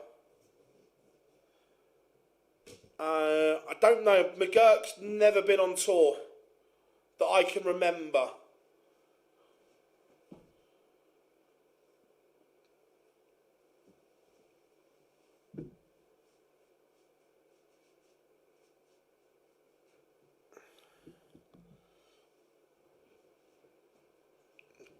Do with another big visit here, Sykes. The fact that Burton's gone with him, see, look, that opens the door.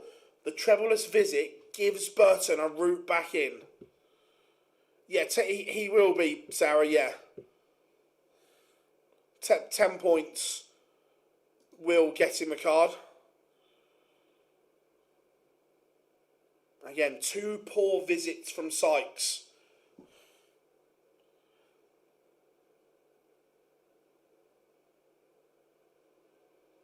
$99 from Burton.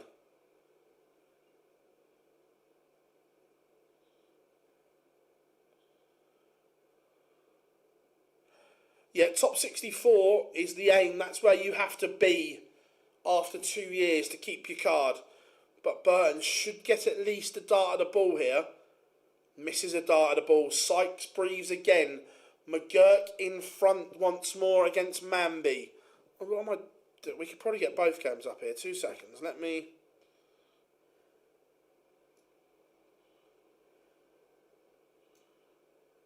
It's me being thick.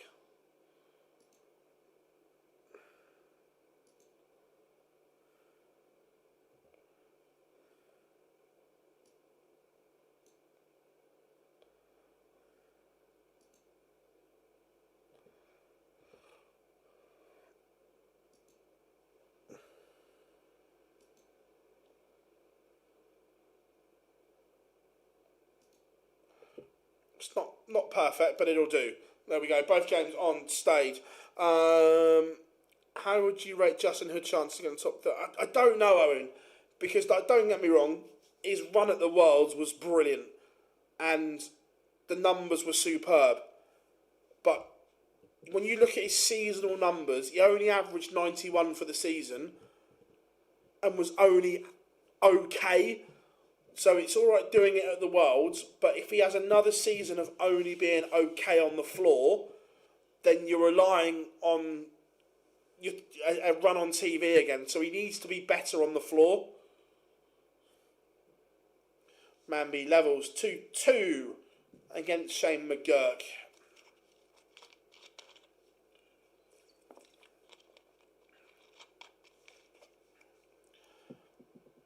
It's the same for both players in this. McGurk and Manby are both only on 6 points. So the loser of this is still in a very, very tricky position tomorrow.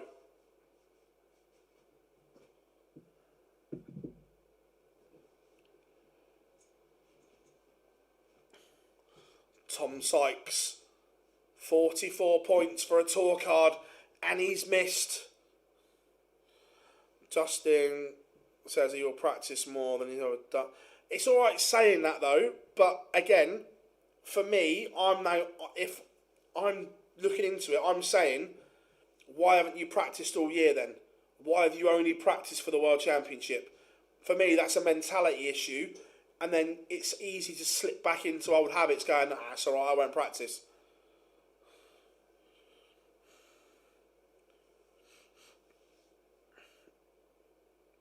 Does a tour card get you? So it gets you into all the Pro Tours and the UK Open, but the rest you still have to qualify for.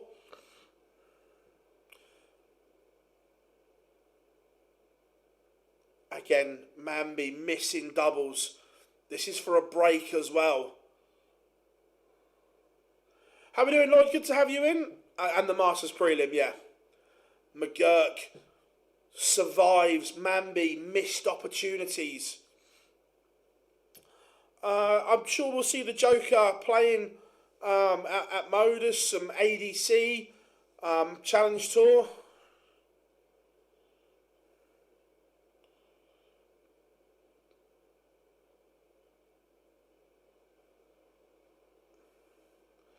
If Manby gets a card. No, if Manby gets a card, he starts on 0. Nil point. Sykes, 82 for a card. Misses. That 180 from Burton changed the dynamic in this leg. And he's back within 1. Tom Sykes has missed match starts.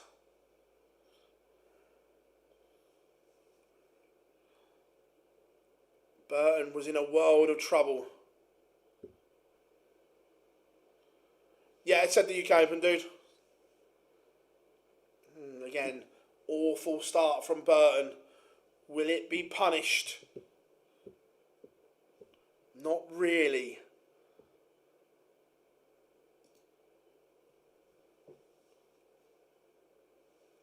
$160 from Manby. If it doesn't go, it doesn't. McGurk's going to get a chance to break here himself. And does. Shane McGurk is 2 legs from a tour card. Tom Sykes, 140 gets him to a finish.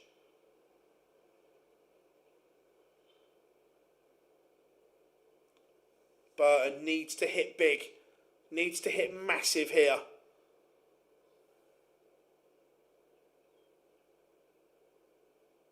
Not enough. No pressure on Sykes. We'll have a chat about that in a minute, Lloyd. 90. He will get another match-winning opportunity. Again, Burton has found trebles this time.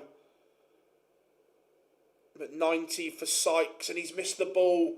It's another tour card dart gone for Tom Sykes. But this time Burton cannot punish.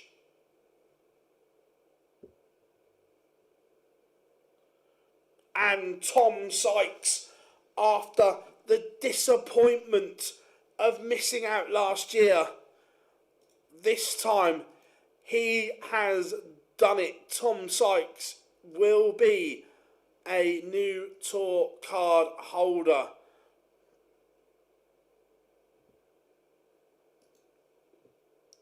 Now, one place left. Will it be McGurk or Manby? Right now, it is looking like McGurk. 48 to put him within one of a tour card. He is within one.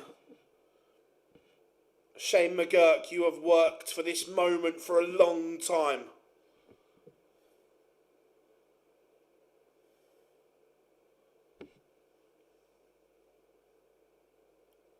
Now, all eyes on Manby. Has he got a run of 4 legs in him?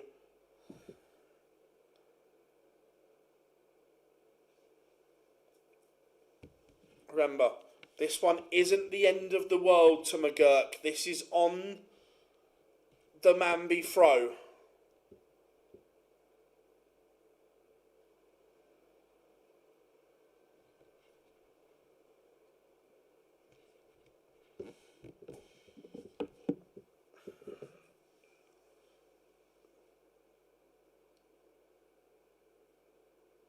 So if Manby loses, he remains on 6 points. He will need to win at least 3 games, maybe more, to get to the projected cutoff. Not the guaranteed, the projected cutoff. Anthony, always a pleasure to have you in, my friend. Hope you are well in the Lone Star State of Texas. However, we all know the greatest city in the world. New York, baby. McGurk, 108. Not going to go. Has Manby got this in him? This is to prolong it, to keep his hopes alive. Misses. This has been the Achilles heel all day. Now, Shane McGurk for 4 legs on the spin. And your tour card. Shane McGurk is on tour. The arrow has done it. He has beaten the young prospect in Charlie Manby. Stephen Burton has not gone dark green yet. In the EU, Jimmy Van Schie is dark green on 11 points. So tomorrow, remember, 1 day of action left. Players have 1 day and 1 day only to secure their tour card in the Dream Factory. It is all or nothing tomorrow. Who will do it? Who holds their nerve on Judgment Day? All will be live here tomorrow. Make sure you join us. Because of everything that is on the line, I'm going to go live early tomorrow. We will go live at 11:30 to run you through everything. The draw should be done by then, so we will know what is on the line. But everyone, enjoy your Saturday evening, whatever you're doing. If you're chilling at home, going out for some drinks, going out for some food, enjoy it. Set your alarm, 11:30 tomorrow. One final day in the 2026 Dream Factory. We have been Online Darts. I've been Phil Bars. See you bright-eyed, bushy-tailed tomorrow.